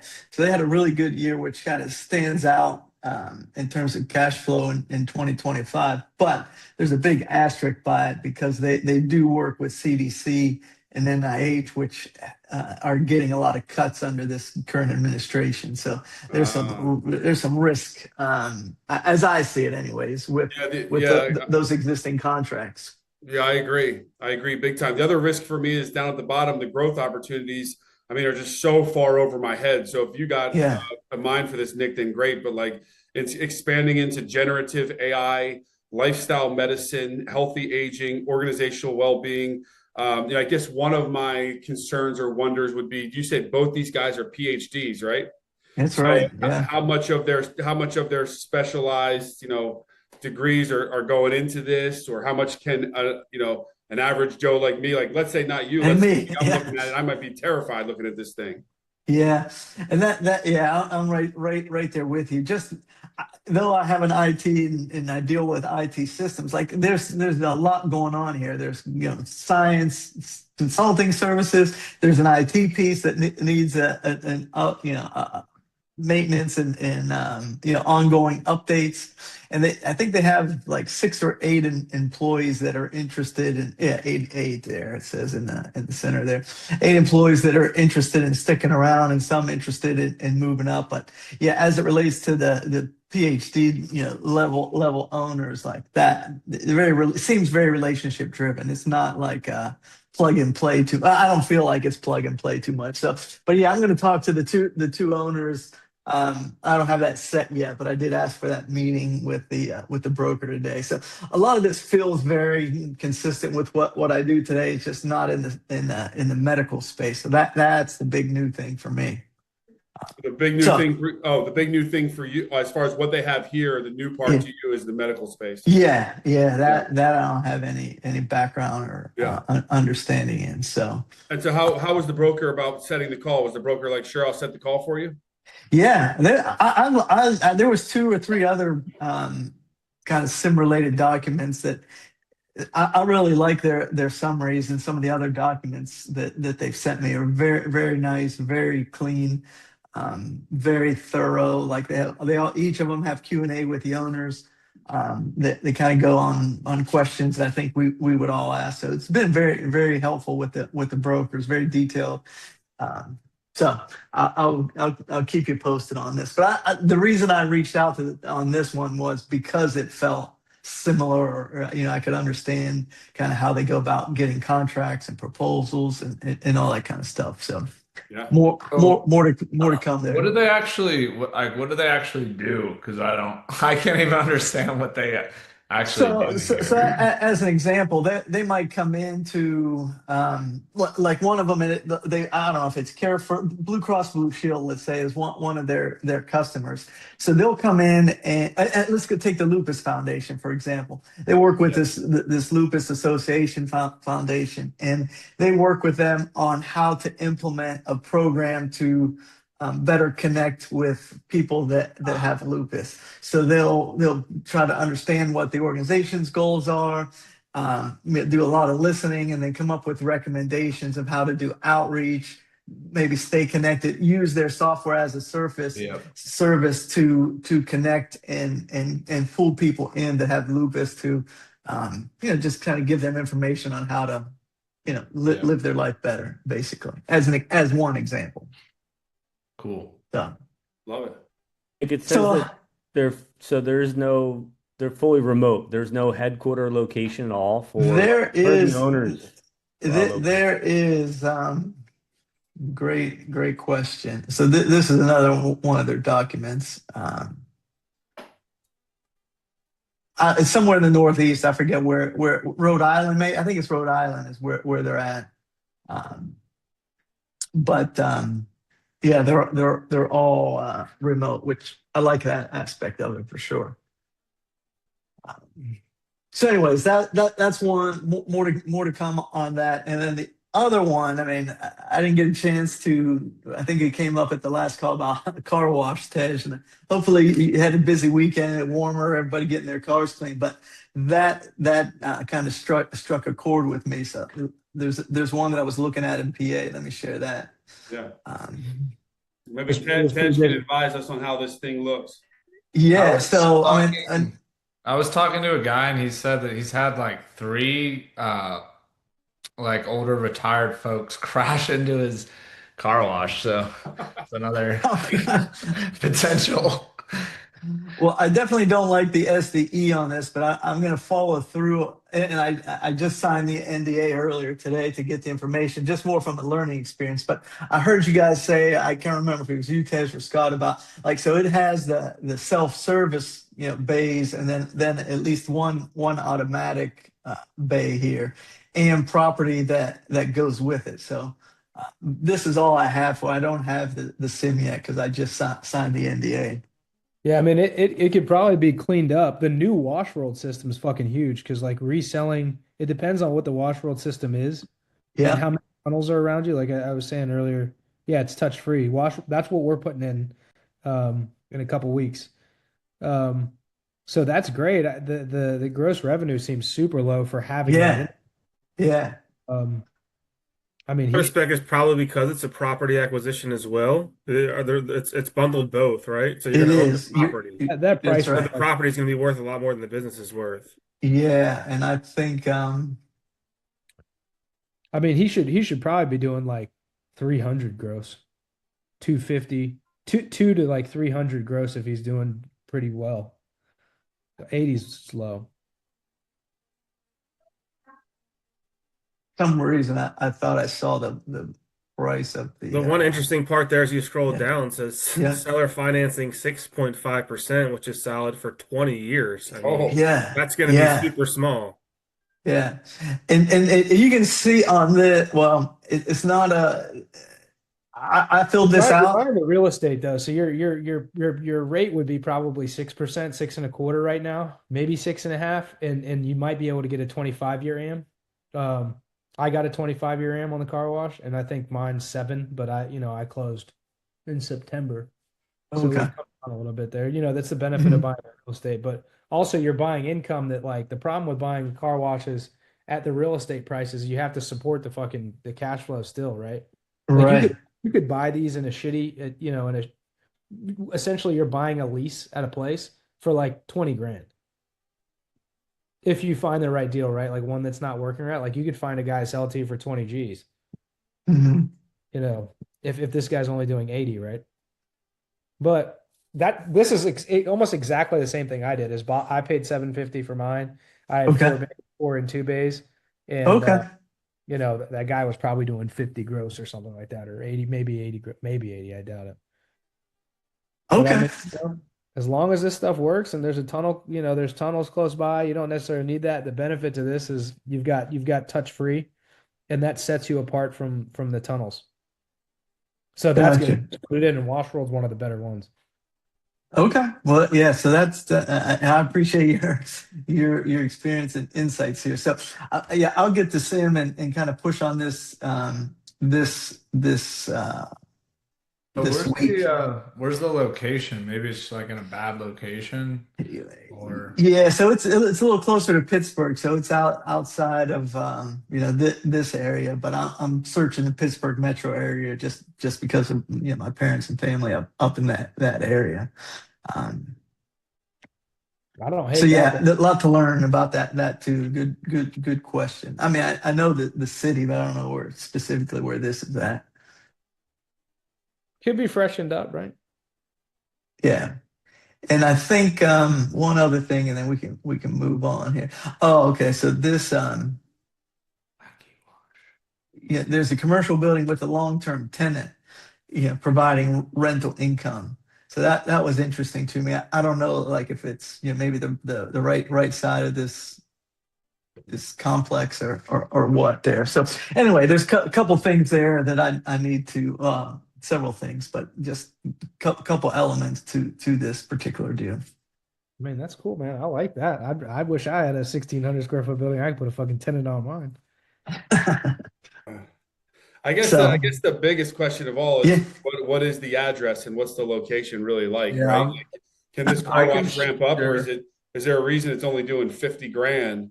Can the yeah. car wash I not? can share my screen. I found it. Yeah, their website, Yeah. It's The prices are really low. it seems like an old coal town type thing. Yeah, I mean, definitely it is different, different space than around here. Where isn't that where Trump got shot in Butler? Yeah. Yeah. Yeah. Doesn't look too bad, to be honest. For me, knowing nothing about car washes besides using them, the outside of it looks nice and pretty newer. I agree. You know what I mean? Yeah, it doesn't look like a fucking Looks shit. new. It looks brand new. Yeah. Yeah. His prices are super low, Yeah. though. See the prices? His prices are crazy low. Maybe he's just trying to get customers in the door to get started. And maybe that's a problem. Maybe that's a sign of a problem here. Like he's just, yeah, deluxe wash, $10. I mean, $5 for like a run through, a For run That's self-serve? crazy. I get it every day. I'll be Right. looking clean, player. Dude, that's one thing when I moved here to Virginia, which is 8 years ago now, is like they don't have self-serve washes like they did in Jersey where you use the gun and the brushes and stuff like it doesn't exist. Yeah, we talked about that last time. They got him, Tej, around here? And by you guys? No, in general, Nova, they have a lot of the self-serve places. No, there's only a couple left. Yeah. Yeah. Most of them are turned into something else. I mean, It's probably that probably points to the laziness of the population. We can't even get outside and spray the gun anymore. Or the We want roll-ups. machines to You know, do the it for roll-ups us. are scooping them all up and taking away the self-serve and unbelievable. Who's doing the raising membership. Well, I know just in the town that where my parents are, it's a brand new, and I don't know the lingo, Tej, so it's like a tunnel thing. Yeah. But it's like the cheapest end is $15 unlimited a month that you can run through. It goes up like 20 to 25, 30, but the 15 a cheapest month? one is 15 a month unlimited through brand new. Just That should opened be up. like So way that's like more, if there's right? if there's a tunnel and that guy had like a friction wash, like you're fucked. Because you're competing with those guys and you won't be able to. You can't do the throughput. You can't, you could probably get a cleaner car actually, but you can't get the throughput that they can, and they're just going to smash you on price. But the touchless will set you apart. And the fact that he just put it in could mean that like he had a shitty one. He didn't have all his chemical dialed in. Maybe he was doing it himself and his chemical didn't come out at all when he was doing the washer. So now he put this thing in and he can build a business on this machine. I mean, you don't really have to be in a super populated area to win with a car wash, so long as you're, one or two of the shops in town, right? Like, Okay, so that's in good New York insight City. when I have the call, because there's no broker in this case. Well, at least whoever responded back, it was a wacky wash email address. So I don't think there's a broker involved. They're the I ones like who sent me that. the idea. Yeah, Yeah. yeah. So This those one are some sounds good. good questions. So Yeah. And Scott, don't you think there's a way to whether you have to do it kind of shadily or not, but to get traffic maps from another broker, like for example, our Playful Pack franchisee brokers can give traffic maps of how many cars are flowing through this area. So it might not be a populated area, but if it's a route where people are commuting through each day, that's when they're going to watch their cars, most likely on the way home. There's probably a way to get some traffic maps from somebody else, or No doubt. fucking AI nowadays where like people are traveling from A to Pittsburgh and Butler's that B between A and C. That's when you're getting your fucking car washed. You have an extra 5 minutes. Not often are people like people that are obsessed with their cars, sure, but just like, hey, I'm passing by one, let me just pull in real quick because I know my car looks like shit right now. So trying to find traffic maps, whether you do it on your own or whether you reach out to a different broker, they're readily available for sure. Yeah, Agreed. 100%. That's like 100%. Yeah. Definitely traffic maps. Yeah, no doubt. Daily counts. So Tej, in your business, more for learning when I have these calls, like is somebody there at the location on a regular basis at your wash? Like typically there's not at mine. I mean, when we Okay. get to do automatic in, we'll probably have somebody there 10 to 3. Those are our busiest times, really like 10 to 5. Okay. So we'll probably have somebody there to sell membership because our new pay station is going to do membership. So I'm going to try somebody out there because I think, people have issues with this and that. And rather than leaving, if there's somebody there they can talk to, you can, that happens 10 times a day, you get more money. So on top of that, we'll probably have somebody there and see how that goes. I've got like 60 grand of salary built into my pro forma, so let's burn that. But you for this one, you probably wouldn't Mhm. have to. Okay. Yeah. See, I want to ask him about You that might kind of be how able to he's operating. also, rather than staffing somebody there, just get somebody that you're definitely going to want somebody there. Maybe pay him 50 bucks, maybe 30, maybe whatever. But he comes there every day and just cycles the trash, make sure everything's working. The bays get really dirty, so he'll have to like put his attendant card or remote or whatever and wash out the bays, like wash the dirt and shit out. Some people blow out their trucks and stuff like that. So you just want somebody there Yeah. every 1 or 2 days to do trash and um, clean out the bays and make sure nothing's blowing up or anything like that. Got it. Thank you. But something like that, you don't need to staff full time. Cool. All right. Thanks, guys. I appreciate it. You got it, man. Let us know what happens with that one. Will do. Yep. I got a little like apartment repair and maintenance um business in Triangle, North Carolina, like the Triangle area. Great. Let's Yeah. pull it I'll up. run through real quick. You share your screen. Let me just figure that out. Yeah. Yeah. So purchase price is 1.3. It is they do apartment repair, paint. It said water damage. Here you go. Renovation, restoration, maintenance, emergency response services for multifamily apartment complexes and res properties. Reputation, reliability, fast response. Probably people driving through stuff for the fast response and leaks and stuff like that. 2.7 in annual gross. The guy works 50 hours a week. It said there was 2 full-time employees and 12 contract people. So I imagine like all they're subbing everything out. They Yeah. got someone in the office and he's doing the other, checking jobs and stuff like that. Mhm. Here we go. So they don't have 25 numbers, which is fine. 22, they did 2.5, 23, 3.6, and then 24, they dropped off a little bit. There's a big increase from 22 to 23, and then, a decent drop off on 24. I feel like maybe that was a big CapEx project. I'm not sure. Yeah, I'm kind of surprised by the margin. I thought a lot of these companies would have a much higher than like a 10% margin that do this kind of stuff. I usually see like something like this is like usually like a 20 or 30% margin. Although I guess in 24 you made almost 500,000 on 3 million, so that's a lot different than the other years. So I am curious about that year and what happened there.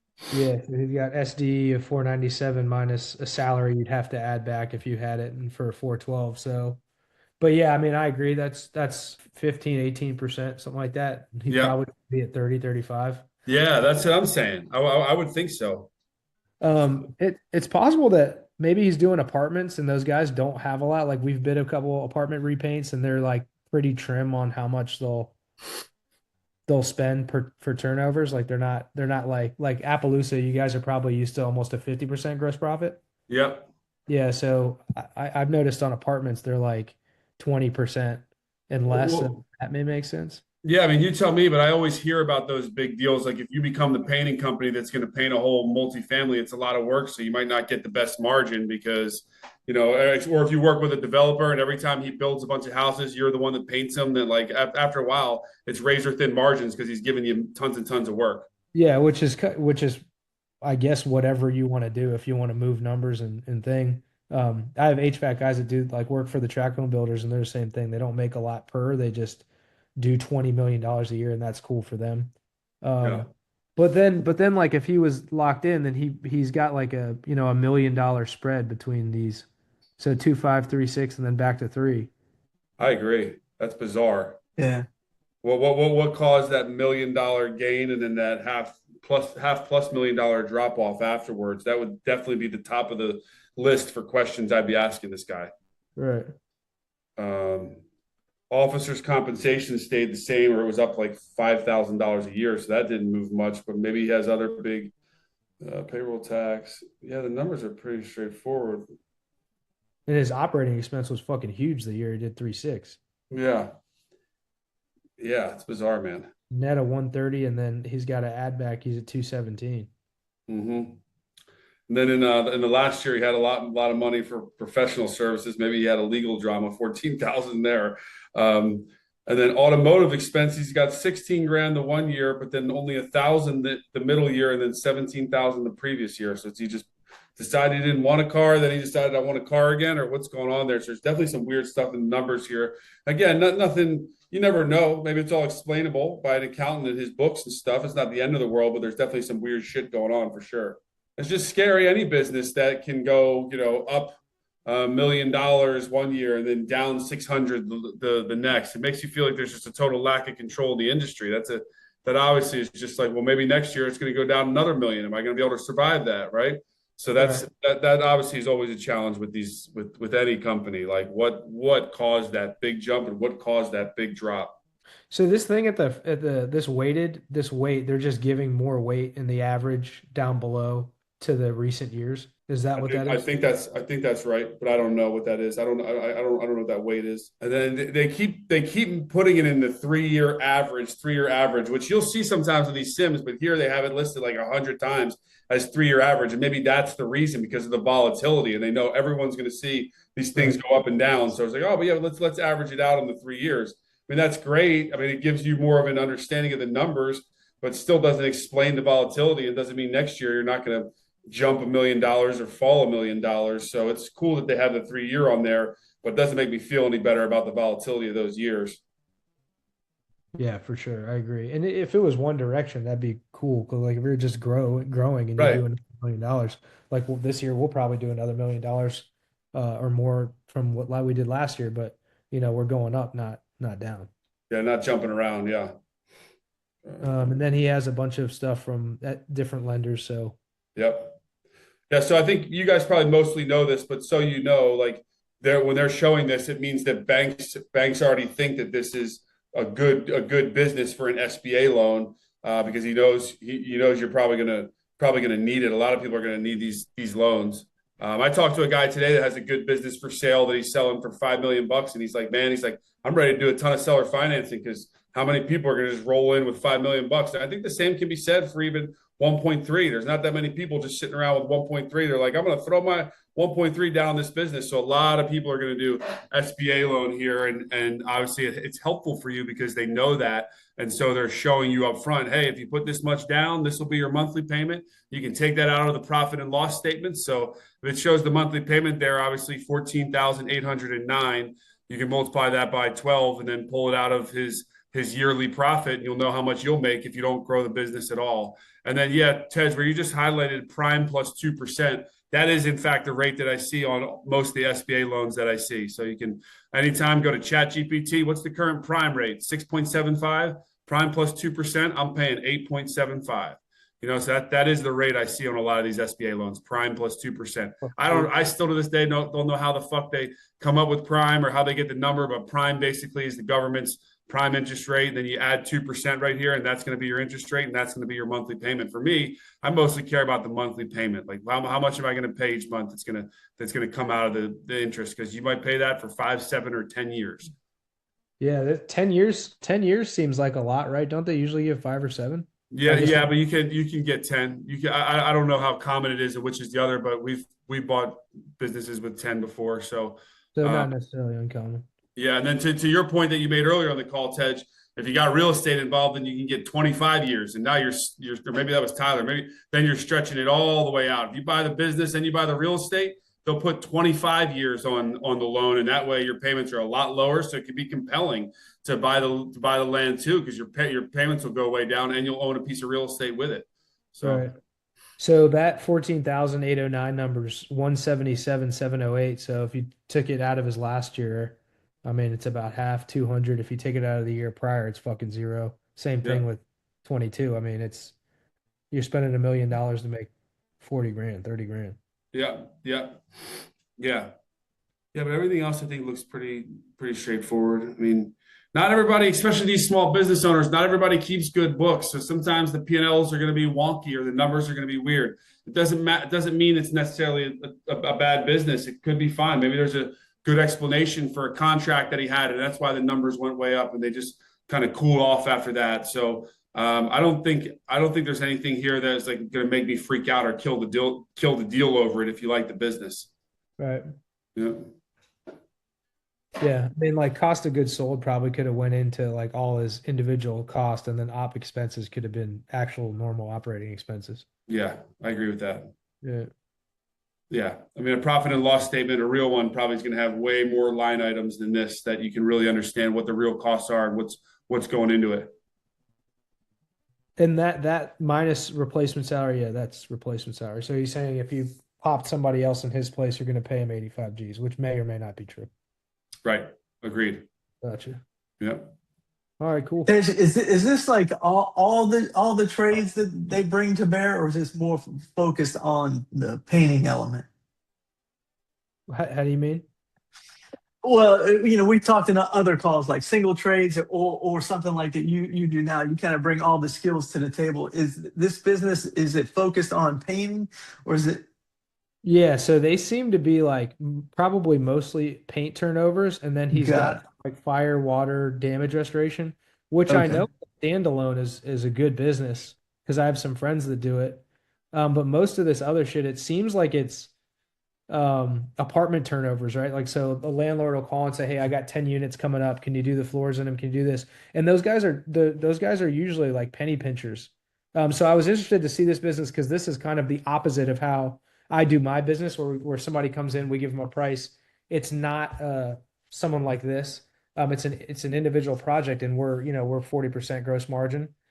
Similar to the paint business that Scott has, is where they go in at 50% gross profit margin, and that's how those jobs are bid. It's like get a call, bid a project, and it's kind of normal. These guys are probably on some like cost plus agreement with this guy where, hey, it's going to be 10 points or 15 points above cost, and they just keep rolling. So Keep rolling. Got it. $50 in revenue is cool, but The area is as well with it could be a lot of off-campus college housing turnover where every year that's going to need to be done and they're going to pay for it as well right. in the Raleigh, Durham, Chapel Hill area.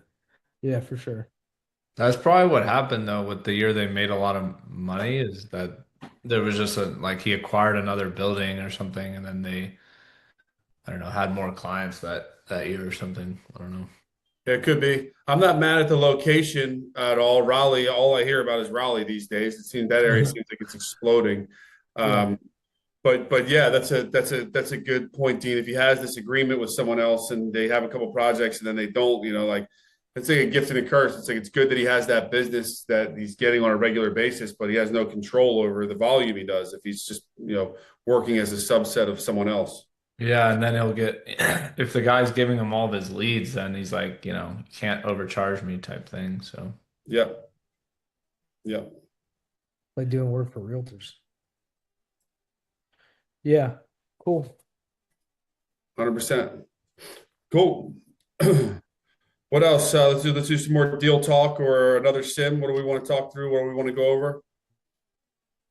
I got a question about the seller financing, Scott. Like, Yeah. we were just talking about SBA there, and I'm familiar with from loans for mortgages and such. So on the seller financing, is there like a separate agreement and repayment plan that's part of the contract when you buy the business, or just kind of functionally, how does that like work and operate? Yeah, so that's exactly right. It's in the contract like anything else. It's in the final purchase agreement. They'll say like asset purchase agreement. You'll either say APA or PA. So it's in the purchase agreement, and it's just going to lay it down. And a lot of times it's going to describe it maybe in written form. To say like, okay, $100,000 of this is going to be over X amount of months at this interest rate, and then it's going to have the payment amount, the monthly amount, and then oftentimes it'll I don't know why, but just to sort of dummy proof it, it'll have all the way down, like basically like one line of an Excel document, and it'll show like payments, and it'll show all the months, and it'll show the month that it ends, and so like, all right, I'm starting now, I'm making this payment, and in X amount of months, I'm going to be paid off on this and own it, and it's going to be right there for you, and it may say like. It may say more details on how to make the payment, like, wire directly or whatever, but In our seller finance deals, it's that straightforward. Every month we write a check for it, or they automatically ACH it or whatever. But then in the contract, it's going to say there clear as day what the number is, how much you pay each month, and it's a wrap. Yeah. Yeah, Scott, I pulled up this ABA right here so you can just see. And just as you said, um, right here it comes across as 72 months. Like it's just super basic, just like when you're buying a house. It tells you So exactly. this is language from like a seller financing Correct. deal. Yep. Wow. So Okay. 72 months, 8%. This is what your monthly payment's going to be. And so obviously you're going to be paying a lot more over the time, but it's not terrible like a mortgage where you buy a house for 300 and you end up paying 600 over 30 years. But just like anything, it's just completely laid out in the contracts and the terms are very straightforward and out there. Gotcha. No, thanks for sharing. I was just wondering, is it something that looks official like that with all the Yeah. binders and all, or is it was Yeah. more like spreadsheets passing around? So okay. Yeah, look at this, and look at this amount too. It's 375 of the six. The total number at the bottom is 625, and their seller financing 375. It's amazing. I talked to a guy today, and it's a $5 million buy, like I told you guys, and he's willing to set. He said if someone brings $1 million and then they put 500 into the business, as far as working capital, so 1.5. He said I'll seller finance the 4 million to someone over 10. No, this is what he said. He said I'll seller finance the 4 million over 30 years. Damn. A 30-year terms, but with a balloon payment at 10 years. So you're paying very low payments for those 10 years Yeah. because during the 10 years you're paying as if it was 30 years, but then Mhm. balloon payment at the end, meaning you need to save your money because I want to get paid off at the end of the 10 years. So That's it really helps you because you're paying much lower payments than you would have paid if it was just a normal 10-year loan. But he's saying, I still want you to save the money and pay me off at the end. So you still kind of got to pay it off in 10 years because you're paying it at the end. But it helps you during those 10 years because you're making much smaller payments. So you have more operating capital. It's a safer business for that reason. And I think in this deal, or overall, you can get a little bit of feel for how much seller financing they might go for, but really overall, just go for it and see what happens in my limited experience. But in this Mhm. situation, the couple's older and they were looking to not really at first retire, but to just be completely hands off. And the broker told us that they hired kind of like an overall manager to run the business, and it didn't work out. So like they're not looking for, they don't need the money now. They don't want all 625 because they're going to go disappear or they're 40 years old and they need their 625 to roll into something else. They're looking to retire. So that's why, I mean, with the seller financing, it'll pay off for them. They'll make an extra 80K or whatever it is over those 72 months. So it's kind of, you can get a little feel from it when talking to the broker, but it's Mhm. also something where just push for it and see what happens in my limited experience. Yeah, so in this case, like, so if I had the cash to and had proof of funds for the 240, let's say at closing, as it relates to the seller portion of it, are they going to ask me to complete all these like credit checks and show assets and like all that stuff that a bank would do, or is it a little less formal in that regard? Yeah, I they're mean, going to every ask you deal. to. Yeah, go ahead. Yeah, no, every deal's different. I mean, somebody might want Okay. you to put your house as collateral or something else that you have. It's like, it's almost like you're back in third grade trading cards. It depends what they want, and you push back and you barter and you figure it out till everything's signed on the bottom line. So it's something that's negotiable across the board. If you have something that, of course they want collateral like home equity or another business or something else. Um, so it's all negotiable is what I was going to say, Scott. Yeah, I agree. No, same thing. Same thing.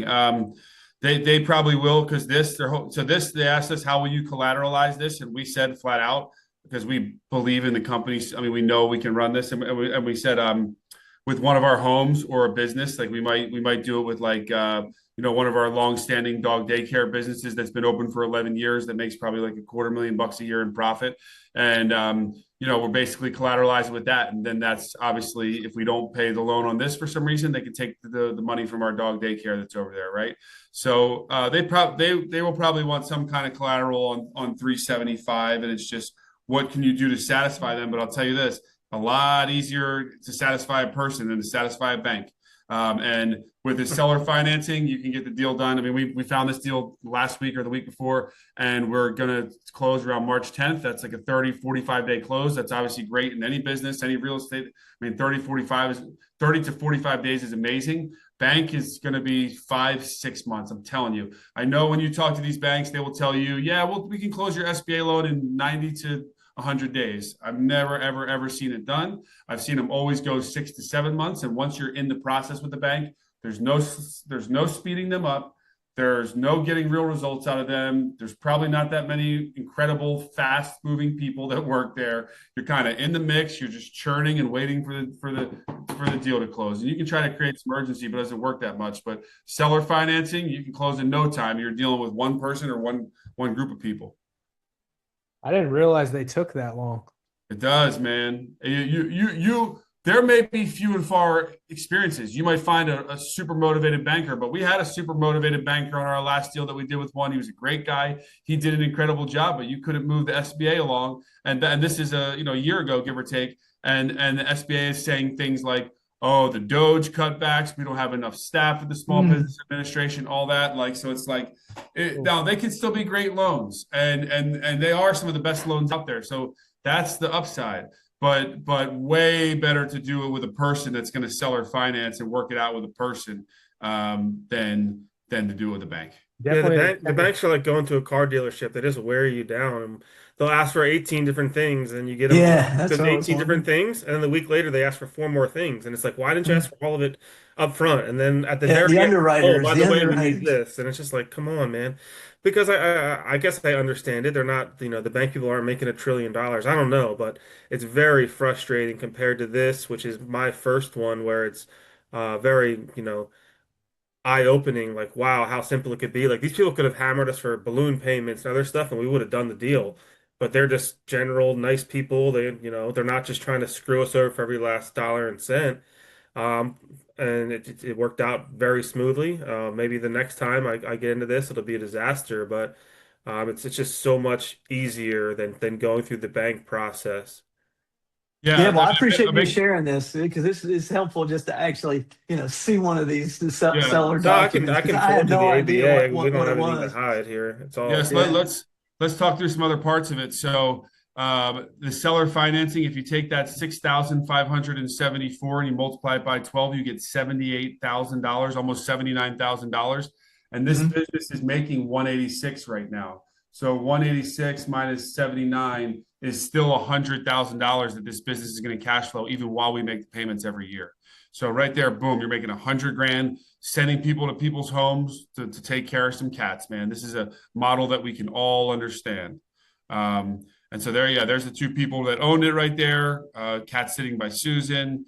That 10,000 is an earnest money deposit. That means we put that $10,000 down as a deposit.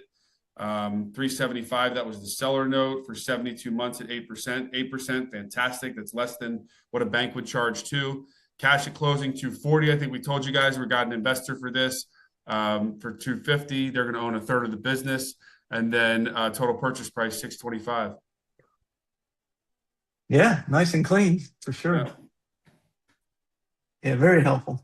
Thanks So for sharing. what's your guys' like plan with this business? Like, what do you like? Hey, we're gonna get a manager. We're gonna run it ourselves. Like, No. Yeah, so they already have a one. They call it 1.5 because it's one full time and one halfway office staff person. Our plan with this is figure out how talented those two are, and if they're really good, within a few months they're going to be running the whole business while we oversee. And there's 40 independent contractors that are all paid. What is it? 1099. 1099, yeah. And so that's great, fantastic, better for us, better for them, less taxes, less bullshit. They're 1099 contractors. Our first couple plans are they're only in Northern Virginia. They've never gone into DC. They've never gone into Maryland. So eventually, definitely DC and Maryland. Also, they're charging $25 as the first stop and they haven't raised prices in a couple of years. So that 25 is going to go to 33. And instead of doing like 860,000, it's doing in revenue, and that'll immediately take it over $1 million. We'll immediately start cash flowing probably just as much as they are right now without, the 180 grand or something. And that's what I told you guys before. That's just one strategy I always think about in my mind is if I'm going to be paying a bank or I'm going to be paying the seller monthly, I always look at it as what can I do, or you'll hear people say this entrepreneurship, like what kind of levers can I pull, or unlocks or hacks, whatever, right? To try to get the business to making the same amount of money as I make the payments to the bank or to the seller than it is right now. So for that, that number is 180 or 186. So I think right by raising the prices, we'll have this thing by the end of the year, probably making the 180 it's making right now, with hopefully with a team in place to run it, and then be able to grow it over time. So like, some people some business guys might scoff at this business. They might say like, this is a small business and it's cat sitting. Like, what is it worth? But it's the same repeatable process day in, day out. It's got incredible reviews. It's the fastest growing one in Northern Virginia. It's the biggest one in Northern Virginia. That I told Tyler, as soon as this goes through, I'm going to start calling all the other cat businesses and saying like, hey, you ever thought about selling your cat business? I just bought Cats by Susan. Maybe we'll roll up 5 or 6 of these things, and next thing you know, maybe we're making a fucking $500,000 in cats, right? And so that's what's so cool about these boring businesses is like, again, a lot of people are gonna be like, yo, like you guys are like 240-something bros. You're gonna buy a fucking cat sitting business. What are you thinking, right? But this is cash flow, baby. And once the management's in place, like what if we buy 3 of these and we grow them all, and now we're making $1 million on these weird, boring businesses, Yeah, You yeah. guys are going to be the cat kings of Northern Virginia. 100. I like that idea of like just looking at what you can pull. No keys, man. No keys. While servicing the debt. Yeah, exactly. Like, how can I make it? Like, how can I just make it a little bit better so I could just make a little bit more money and service the debt, and then that way I'm getting the same cash flow that they're getting right now. We also have the big benefit of we have 6 dog locations in Virginia, so now we can hit up all those emails like, hey, when you board your dog with Playful Pack, we're here for your cat. It's the same team, blah, blah, blah, blah. So that's about like 30,000 people we can connect with, and things like that. But like as Scott's saying, the owners said they go in on Mondays for a couple hours, and they still have a lot of like old school ways of doing things. They take check payments and Venmo and all sorts of dumb stuff versus just streamlining it through credit. Of course, you're going to pay that 3%. But they go in on Mondays and they, for the week, put, who's sitting where, and they're pretty much done. So the owners are working a few hours a week on Mondays, and that's basically it. So we'll do it ourselves for a while and then figure out if one of us wants to do it and can continue that way, or if we want to put somebody in charge that's on hourly and figure out the rest. So I guess Hey, Tyler, will you use the same name, or are you going to change the name? How does that go into your I wouldn't thinking? like anybody to know anything's changed. So yeah, I already opened Okay. up a new LLC. It's Cat Sitting by the Parkers LLC, and I don't think we'll even tell anybody that ownership's changed because the lady started it in 2018 by herself, and she was doing sittings. She hasn't done a sitting, which means you show up to the house and scoop the litter box and change the feedings and do a little report card, in years. So there's no need to tell everybody that, hey, they don't own it anymore.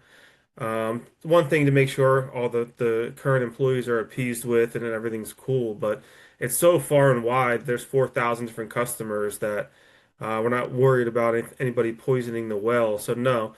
Short Okay. answer is nope. We have a new LLC, but we'll keep the DBA as Cat Sitting by Susan forever.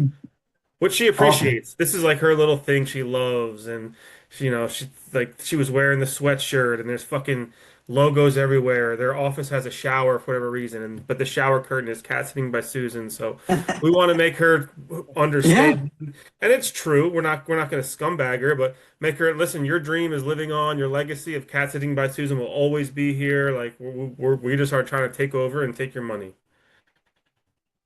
Yeah, no, I love it, man. It's the classic example you've been talking about, and it's like live, right? Like right here in front of us. We can kind of touch it and talk about it. Yeah. Yeah, that's a good one. And as more time goes on, we'll see more real deals on here for sure. Yeah. Hopefully one of them is the donut shop, and hopefully the donut place, and hopefully one of them is the sprinkler company too. I just have a lot more work to do myself personally after this meeting because when Nick was sharing his screen, he had about 40 tabs open, and I've only got about 8.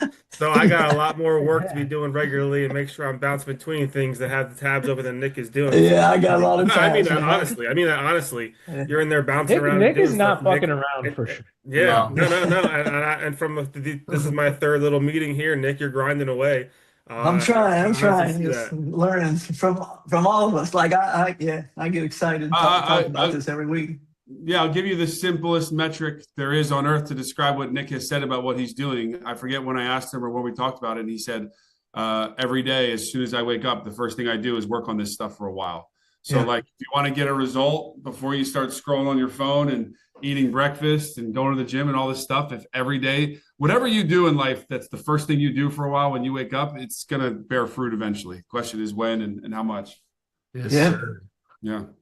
So I have Yeah. just another question, or maybe some like direction on like when you look at some of these businesses, Scott, and they're a little more management intensive, like some that like the owners working 30, 50 hours a week. Um, how do you, are you just like, hey, I think I got a guy that would be a good guy for this? Are you thinking, hey, this is a good business and there's going to be someone out there to fill this position? Are you thinking, hey, I guess the question's kind of like a load question. Like, I get as it. you go through these, do you like, hey, I got X amount of time to give to this? 'Cause that's kind of how I think. Like, hey, I'm already getting fucking like, I got, a guy, we're looking to hire another guy, and it's taking demand away from me. But like, Yeah. how do you kind of work I through get that? it. I get it. So the first thing we're thinking about is this a good enough opportunity that it's worth a bunch of my time and I can actually run it? And so for our example, like the facilities maintenance company that we bought, it could really go far fast. So it's worth it for me and my partner Chad, who I bought it with, to spend a ton of time working in the company because we think it's a big opportunity. So that's the first thing I would think through is, is this worth and that's I say that with a grain of salt because neither he nor I are doing, 50 hours a week on the thing, but I'm maybe doing 20 or something, maybe a little bit more. And right now it has a great team in place. So that's the first thing. The second thing is, second option is if it's not going to be you, is the person there? Is there a person there that can do well with this? And I don't really need to be the one. Like when we went down to that bar in Charleston, we heard the GM was thinking about getting out of the industry, and we love the guy, and we still do, and he's still there. And we said to him, like, man, are you sure you want to get out of the industry? Because we really like you and think you could be the GM of this place for a long time, and we'll take care of you. And he said, man, he told us straight up. He said, I just didn't like the old owner, but I like you guys. Yeah, I'm going to stay on for a while. And so like, that's the dream scenario is maybe there's a person there. And then the third, which of course is trickier, Tej, which you touched on is, do you think you either can find the person and put them in place, or not, and how hard is that to do? Because obviously the risk you have is if you do find that guy and you put him in place and he turns out to be a lunatic and he quits, what's going to happen from there? Are you going to have to jump back in full time? Who's going to run it? What's going to happen there? So to your question, it's maybe the most important thing to think through in the whole deal is if it's not going to be me, who is it going to be? And what happens if that person quits or dies or moves to fucking California or whatever the case may be? So that's the ultimate thing. For us, we always definitely play in that game of we have, we know we have someone that's going to run it, or we're going to find the person to run it, and we'll do that. But a lot of times that's the thing about these old companies as opposed to something new. A lot of times there are a couple people in there, or the owner will already tell you, I'm not doing. There's not that many of these businesses I've seen where the owner is grinding out of control. I haven't seen it. It's much more likely that the owner has people in place, and then it's who are those people? How capable are they? How much do they care about the old owner and all that kind of stuff. And so, like, let's take the Charleston bar for example. Like, you have this guy, you guys talk to him, whatever. You build some rapport, trust, baseline trust with him, and then you obviously know the bar business, so you just kind of put in the parameters to make sure he's checked. Do you have anybody like close to you that's down there working in it or that visits it a lot often, or? Yeah, so that's totally fair. Not only do we have someone down there, my partner moved down there to get it going, and he is incredible in the bar industry. So that's totally fair. Now, even if we put it this way, even if that partner was not involved, and me and my boy from college who also lives down there, who does not know shit about this industry, nothing. He's a sales guy. He sells software. Even if my partner wasn't involved, I still would have given it a go because it's so successful. Like it was making like 850 or something, and I just would have known that like even if I'm not as good as my partner, I can run it from afar. And we're doing that more and more now. Like we just took over a barber shop in Charlottesville. It wasn't an acquisition, but it was the same exact thing as an acquisition, even though we just took it over and kept all the barbers and kept everything in place. And we're running it from afar, and it's not as hard as you think, but in that instance, we do have someone in place, to do it. But also he's doing it temporarily. Then he's going to turn it over to the guy and move on. Right. So it isn't, so it's for sure can be done, however way you cut it. It's doable. It's definitely doable. It's just thinking through the whole process of like, if I don't have the person now, if it's not if the manager's not there, if I don't have someone else to do it, it's how like what's the real risk here? Like if it's a we've talked about the frozen yogurt craze. If it's a frozen yogurt bar, you can probably hire anybody to run that thing. It's no big deal. And if that person gets fired, you throw another person in there and figure it out, right? But if it's something more technical that they're managing 30 people and there's a process and everything, it might be a little trickier to make sure you have that person.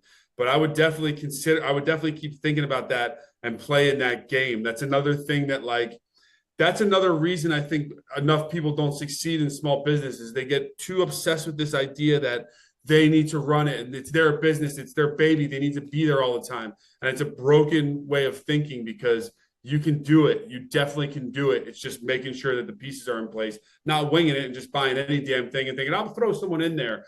Thinking it through. Once you think it through, though, and put some strategy around it, anybody can do that. Anybody can manage people and run a business from afar for sure. Right. Okay. Scott, do you have a sense right now of how long Chad's I think you said his name's Chad is going to be down there, or are you kind of waiting to see how things go on the ground? Yeah. This down there is a guy named Gary that we've worked with in the restaurant industry. He's gonna be down there a long time and probably good for me in the long run, but just kind of funny. He fell in love with the area, so he's talking about never coming back. Which is good for us because that's great. I'm telling you right now, this guy Gary is when we bought it, it made 850 in profit. I think this year he's going to get it to, I know easy 1.2, 1.3, and then the next year he's going to get it to 1.5, 1.6 or more because the guy's 50 years old, so he's no spring chicken. And when he picked me up at the airport one day there, he told me he had been at the bar since 8:30 working, and I said, well, what time did you leave?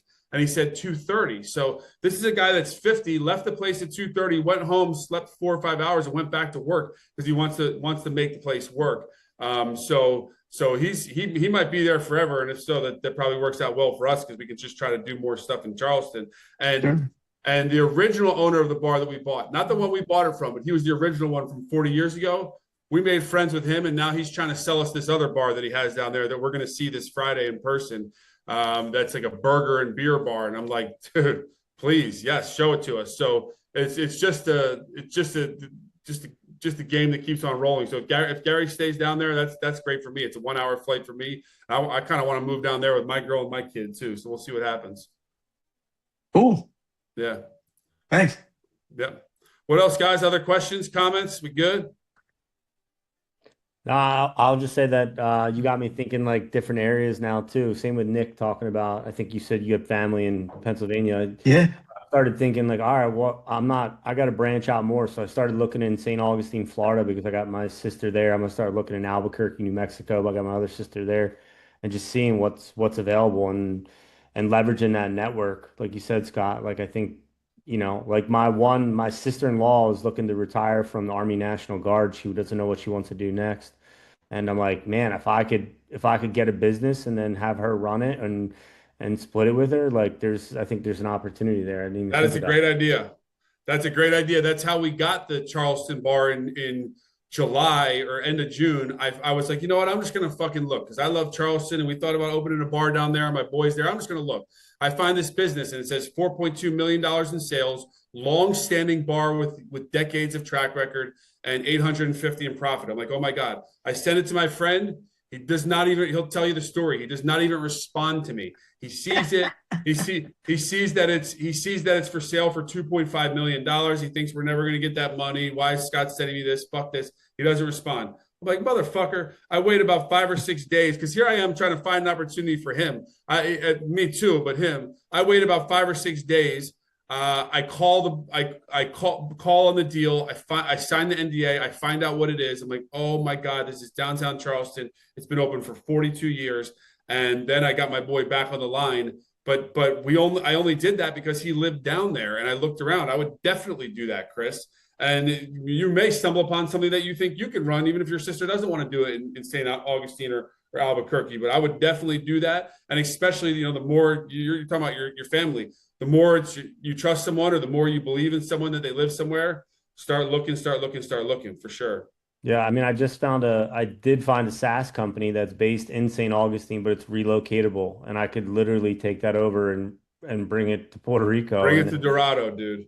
Dude, anything is possible. Listen, anything is possible with these small business deals. I met with the guy face to face today here in my office that has the business for sale that I really like for five mil, and he started talking a little bit about seller financing. I'm like, oh my God, my ears perked up. And then I asked him, I'm like, well, what do you think would work for you? Like how much does a person have to put down to buy your business with seller financing?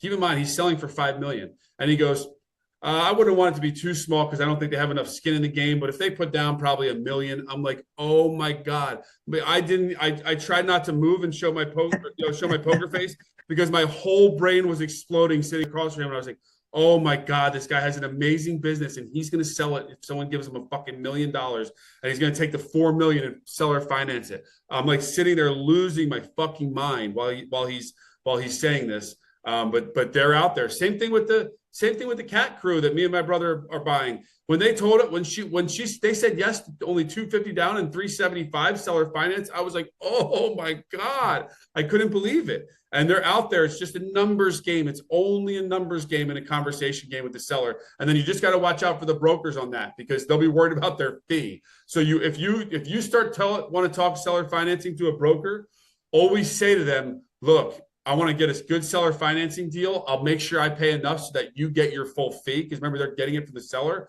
But I need a big seller financing deal. But I'll move fast if you can get it done.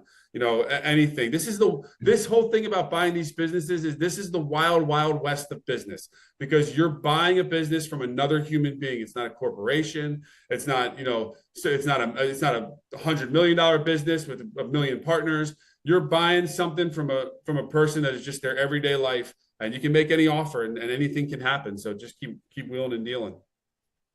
Scott, I heard you, but I missed the point about what the broker piece there that you were emphasizing. So if you're going to try to buy a deal on seller financing, the broker will get worried about that because what they will think to themselves is that if you're not putting all the cash down or the bank's not putting all the cash down, then the seller's going to get less money. So the seller's going to get a little less money up front. So the seller's going to get a little suspect with the broker and say like, I don't want to give you all this, your full fee because I'm only getting $50,000 or $100,000 and the rest of seller financing. So if I give you the 40,000 your own, I'm not going to have anything left. Or they'll just try to, whatever. It can sketch the brokers out a little bit. So you want to tell them, look, get me a good seller financing deal from your seller. Get me a good seller financing deal. I'll make sure that the down payment is enough that you're going to get your full fee in cash, but I need a good seller financing deal. And you can try that. And depending on how the broker feels about you and this conversation, everything, it might go somewhere. Got it. Thank you. That makes sense now? Yeah. Cool. Well, listen, man, the pressure's on you, Nick, because everybody on this call is rooting for you now and talking about how hard you're working and all this shit. So if there's anyone on this, the problem when you become a top performer is then pressure comes with it too. You got to deliver too. So everybody's waiting. I'm gonna keep after it, but I gotta get some of these off market deals like Tej and Chris, man. Those ones I get excited. Yeah, that's what I meant to say in the very beginning of the call when Tyler asked, is this the best place to get a deal or get the Sims on this place? No. The best place to get these deals by far is off market. And it is also just the hardest, but not really. You just got to put some work in. The hardest way, always the best deals off market.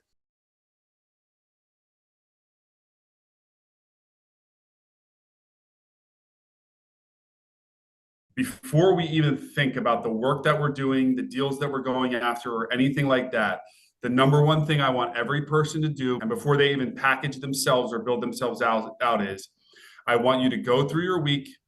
I want you to find 12 to 15 hours every week that you can be dedicated to working on this. I want you to build out your calendar so that that's totally in place. And every week on those 12 to 15 hours, I want you attacking this diligently and focused on this and not doing anything else. Because what will happen is, and you know this, we all know this, people will learn all this cool stuff. They'll do the calls, they'll know what they need to do. And then they'll get to the end of the week and they'll say like, well, I only did a little bit on Tuesday and a little bit on Thursday. And so I don't know how much I got done this week, right? You don't need to put 40 or 50 hours a week into this if you don't have the time or you don't want to. You need like 12 to 15, but those 12 to 15 have to be totally dialed in. So before I even talk to people about packaging themselves, looking for deals, understanding good deals, the very first thing I need every person to do is focus on your calendar. You need to know these 12 to 15 hours a week, I'm working on this, and then you're going to start to attack.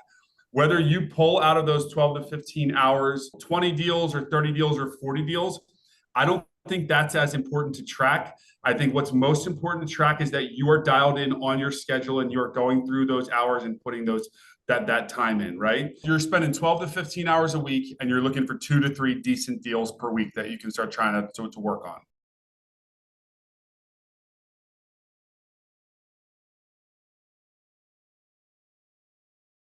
The first step is for them to package themselves, meaning they need to put together who they are when they approach a business owner. So their experience, whatever money that they have to go after it, and figure out the types of businesses that they're looking for. So before they go to market and start actually making calls or reaching out to ads online, the very first step is them packaging themselves. So this is who I am. This is what I offer from an experience as well as an enthusiasm. And then this is how much money I have to bring to the table. So they need to first figure out what they're looking for and who they are. So when they go out to market trying to find businesses to buy, they already know what they're going to say. Because if they go and try to buy a business and someone's like, okay, well, who are you? They got to be able to say, I'm Scott. I've been working in insurance for 12 years. I have a lot of experience in operations and personnel management, and I have $200,000 of liquid capital, and I'm approved up to 1.1 million by the bank to buy a business.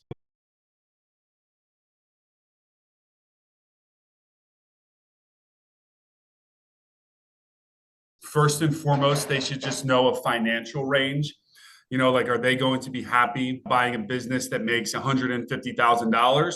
Or do they want something that makes at least $300,000, you know, et cetera?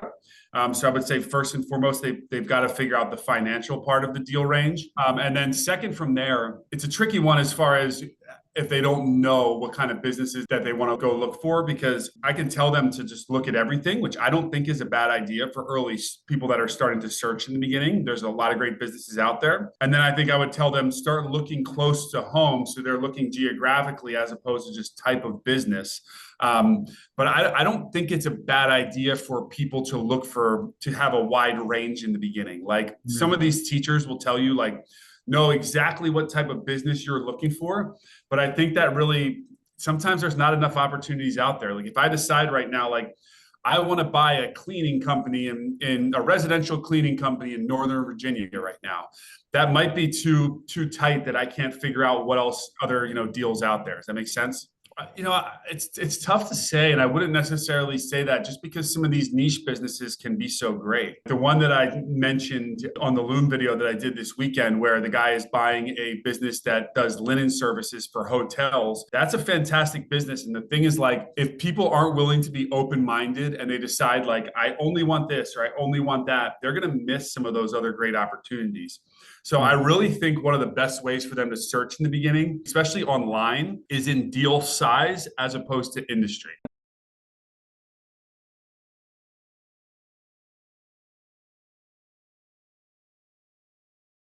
So like a lot of people are not going to want to do a business loan for $4 million. It's going to be too much risk for them, but they'd be happy to do a business loan for $1.2 million. And buying a business of that size might get them a business that makes a couple $100,000 a year. So I think a lot of it is going to be deal size in the beginning, as opposed to just industry. Again, especially online. Now, if they're looking at off market and they know like, okay, the most important thing to me is like, I have a family and I don't want to drive farther than 15 minutes to get to my business, then they can kind of look in a radius and see what's close to them and go after any businesses that are close to them. So I think it depends on if it's on market or off market. But if it's on market and it's businesses that are online, I really think deal size is going to be better for them than to just say like, I want this industry type thing.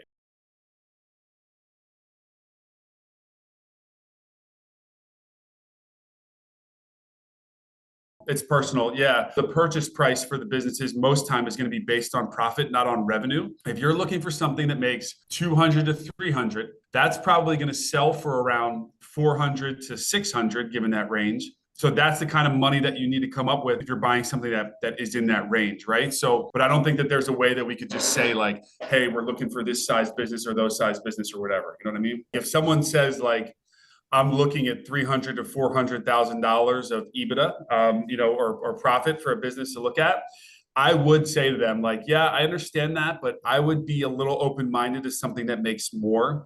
The most important thing of all is that you get a great business. So I would open that up a little bit. And a lot of times people will find that the bigger businesses are actually easier because they have a bigger team. There's more money coming in. They're easier to run. Whereas you buy something that's making $200,000, $300,000, it might take a lot more work from you because it doesn't have all the infrastructure built out. Yes.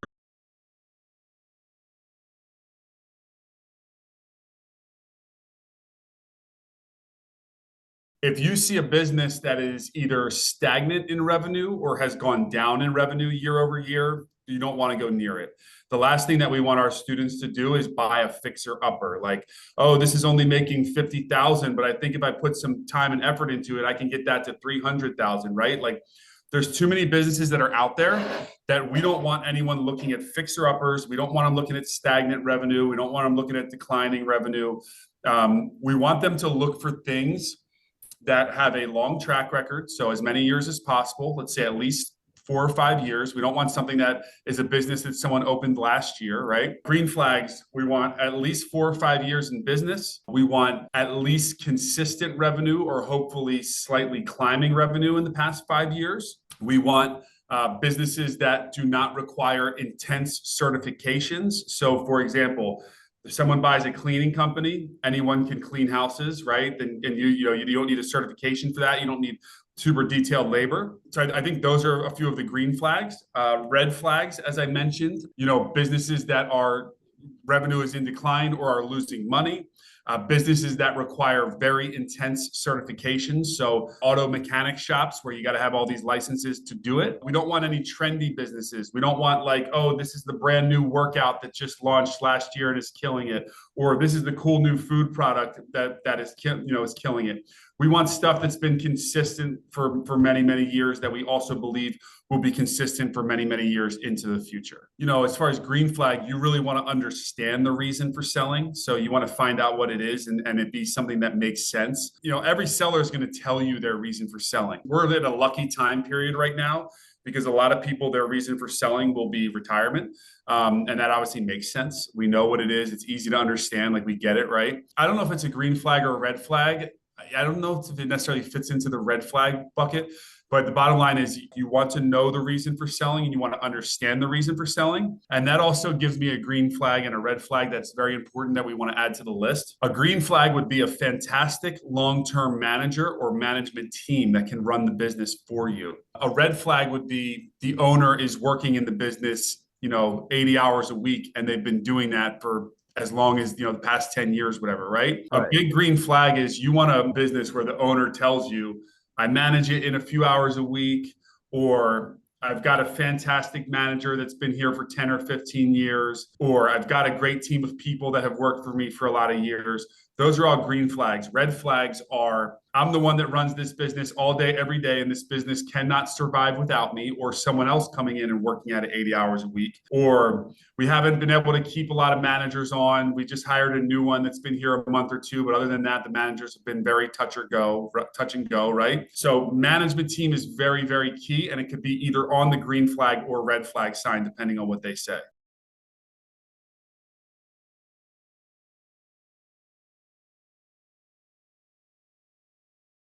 If I'm in the program and I package myself so I know who I am, I know what money I've got, I know my pitch, then I start looking for deals. Now I'm looking for deals. So I'm reaching out through online websites, or I'm knocking on doors, or I'm reaching out any way I can. As I do that and I get in touch with brokers or I get in touch with business owners, I'm then giving them the pitch.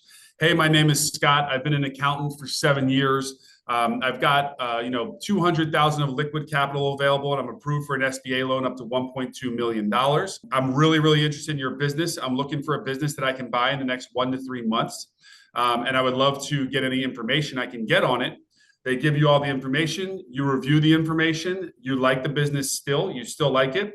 You're going back to the broker and the seller at that point, and you're saying, hey, I really like the information that you provided for me. I would like to potentially make an offer on this business. In order for me to do that, I need to have a meeting with the seller. So when can I meet you and the seller? I'd love to meet you guys and talk about this business. If you want to do a Zoom call, if I can meet you in person, whatever works. But I'd like to meet with you to talk to you about this business.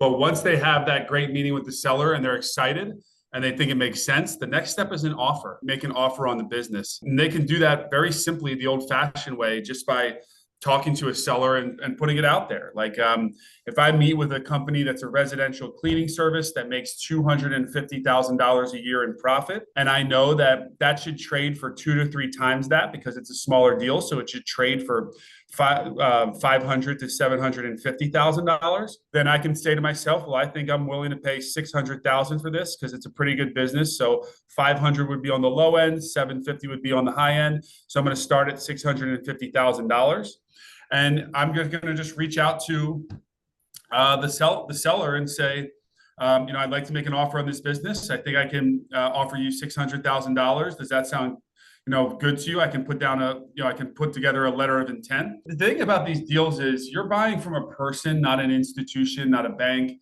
not a massive company.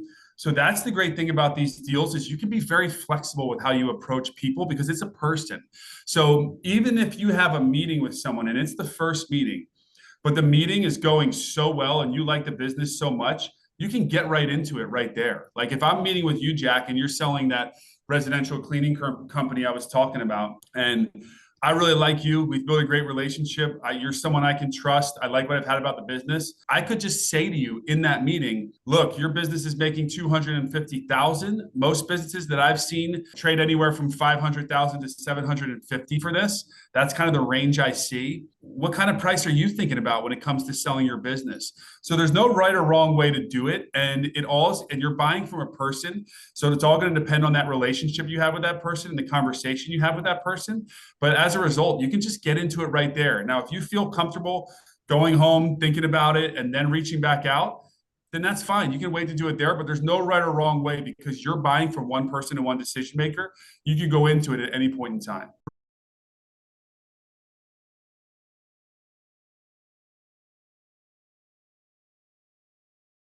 Yeah, so once you come to an agreement and the terms are in place, at that point in time, you could sign the letter of intent, right? The good thing about that is the letter of intent is not binding. If I sign a deal with you today and I sign a letter of intent, and 2 days from now I decide I changed my mind and I want to move to Europe for the rest of my life and stay there, that's fine. Nothing is legally binding in the letter of intent. When you sign the letter of intent, and they know you have a deal, at that point in time, you're going to ask for more detailed financials. Now, they may provide those detailed financials to you earlier than the letter of intent. Some people will say like, hey, if you're interested in my business, just sign this NDA. I'll send you everything. So I'll send you tax returns, bank statements, profit and loss statements, all that, right? Or they might go ahead and say, I'm not going to share that with you until we sign this letter of intent. And I know you're serious about my business. Regardless, when they give you that information, you're going to review it yourself. And then you're probably going to want to give it to an accountant. Once the LOI is signed and you know you have a real deal here, you're going to want to give that to an accountant so the accountant can check it to make sure all the numbers are legit. So make sure the bank statements,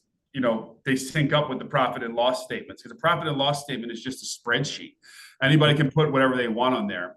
But if you take tax returns, bank statements, and profit and loss statements, and you give all three of those to an accountant and you pay $2,000 to $3,000, and you may sign the LOI before or after that, depending on how it's going.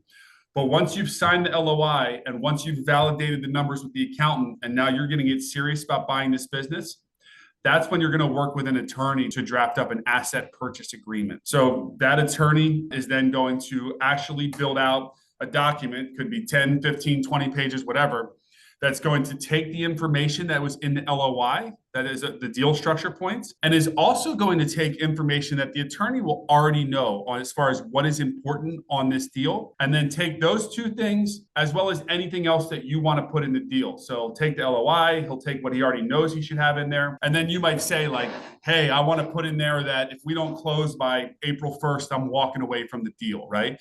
And he'll put whatever you want in there. Then he sends it to the other side, to the seller. The seller's attorney looks at it, and basically they start going back and forth. The attorneys are going back and forth, and they're doing this dance of making changes to the agreements back and forth, okay? Now, at that time, your attorney is going to communicate with you what changes are being expressed. So the attorney is going to send you a version every time and say, hey, they changed this, and this. Now, on most of their changes, I don't really see a problem. It's all good. However, on these one or two things, they really made some pretty aggressive changes here. And I want you to understand what the risk profile is for those changes. And then only you can decide if you can live with that or not. So you got to let me know if you can live with it or you can't live with it. And then that way they'll start going back and forth, going forth. While the asset purchase agreement is going down, at that same time, since you already have the financial information, then you're going to get all the other information that you can get. If it's a brick and mortar business, you're going to get the lease agreement if they're leasing it for you. If it's a mortgage, like you're buying the property or the land as well, you're going to get an appraisal on the real estate. You're also going to get payroll reports, so you can see their actual payroll for the people that they're paying. You're going to get their licenses. You're going to get their insurance. You're going to get all the documentation that they have on the business so that you can then vet all that information and make sure the business is legit. As you vet that information, the attorneys are going to be going back and forth. You also are going to be working with the bank at the same time to get your loan approved. So that's going to take information from both sides. So the bank is going to ask you as the buyer for a bunch of information on who you are. The bank is going to ask the seller for a bunch of information on what the business is. They're not going to ask the seller for that much personal information because you're not buying the seller, you're buying the business. So the bank is going to want a bunch of personal information from you and a bunch of information on the business. You're going to be feeding that to the bank. The bank is going to say, I want this, I want that. They're going to be going back and forth. As you're working with the bank on getting the deal closed, as you're working with the attorney on getting the deal closed, you're also going to be vetting all the information on the business, any paperwork that you want to go through it. And these three things are essentially going to be happening in real time and going along, so that as you get down the road, a month, 2 months, whatever the timeline is to close on this business, by the time you get there, the bank has everything that they need on the loan. You have everything that you need as far as on the business, and the lawyer has everything that they need. So you get close to closing and the lawyer says, we're good to go. The purchase agreement is finalized. All we need at this point is for both of you guys to sign it. The bank is going to say, we're good to go. We have everything that you want. The loan is approved. All we need is to get to closing date and get you guys to sign it. And you're going to know from your research that you've done all your due diligence on researching the business. So you're going to get to the end. You're going to sign the bank loan. You're going to sign on the business. And then you're going to begin the process of taking over all the information and changing over the business info.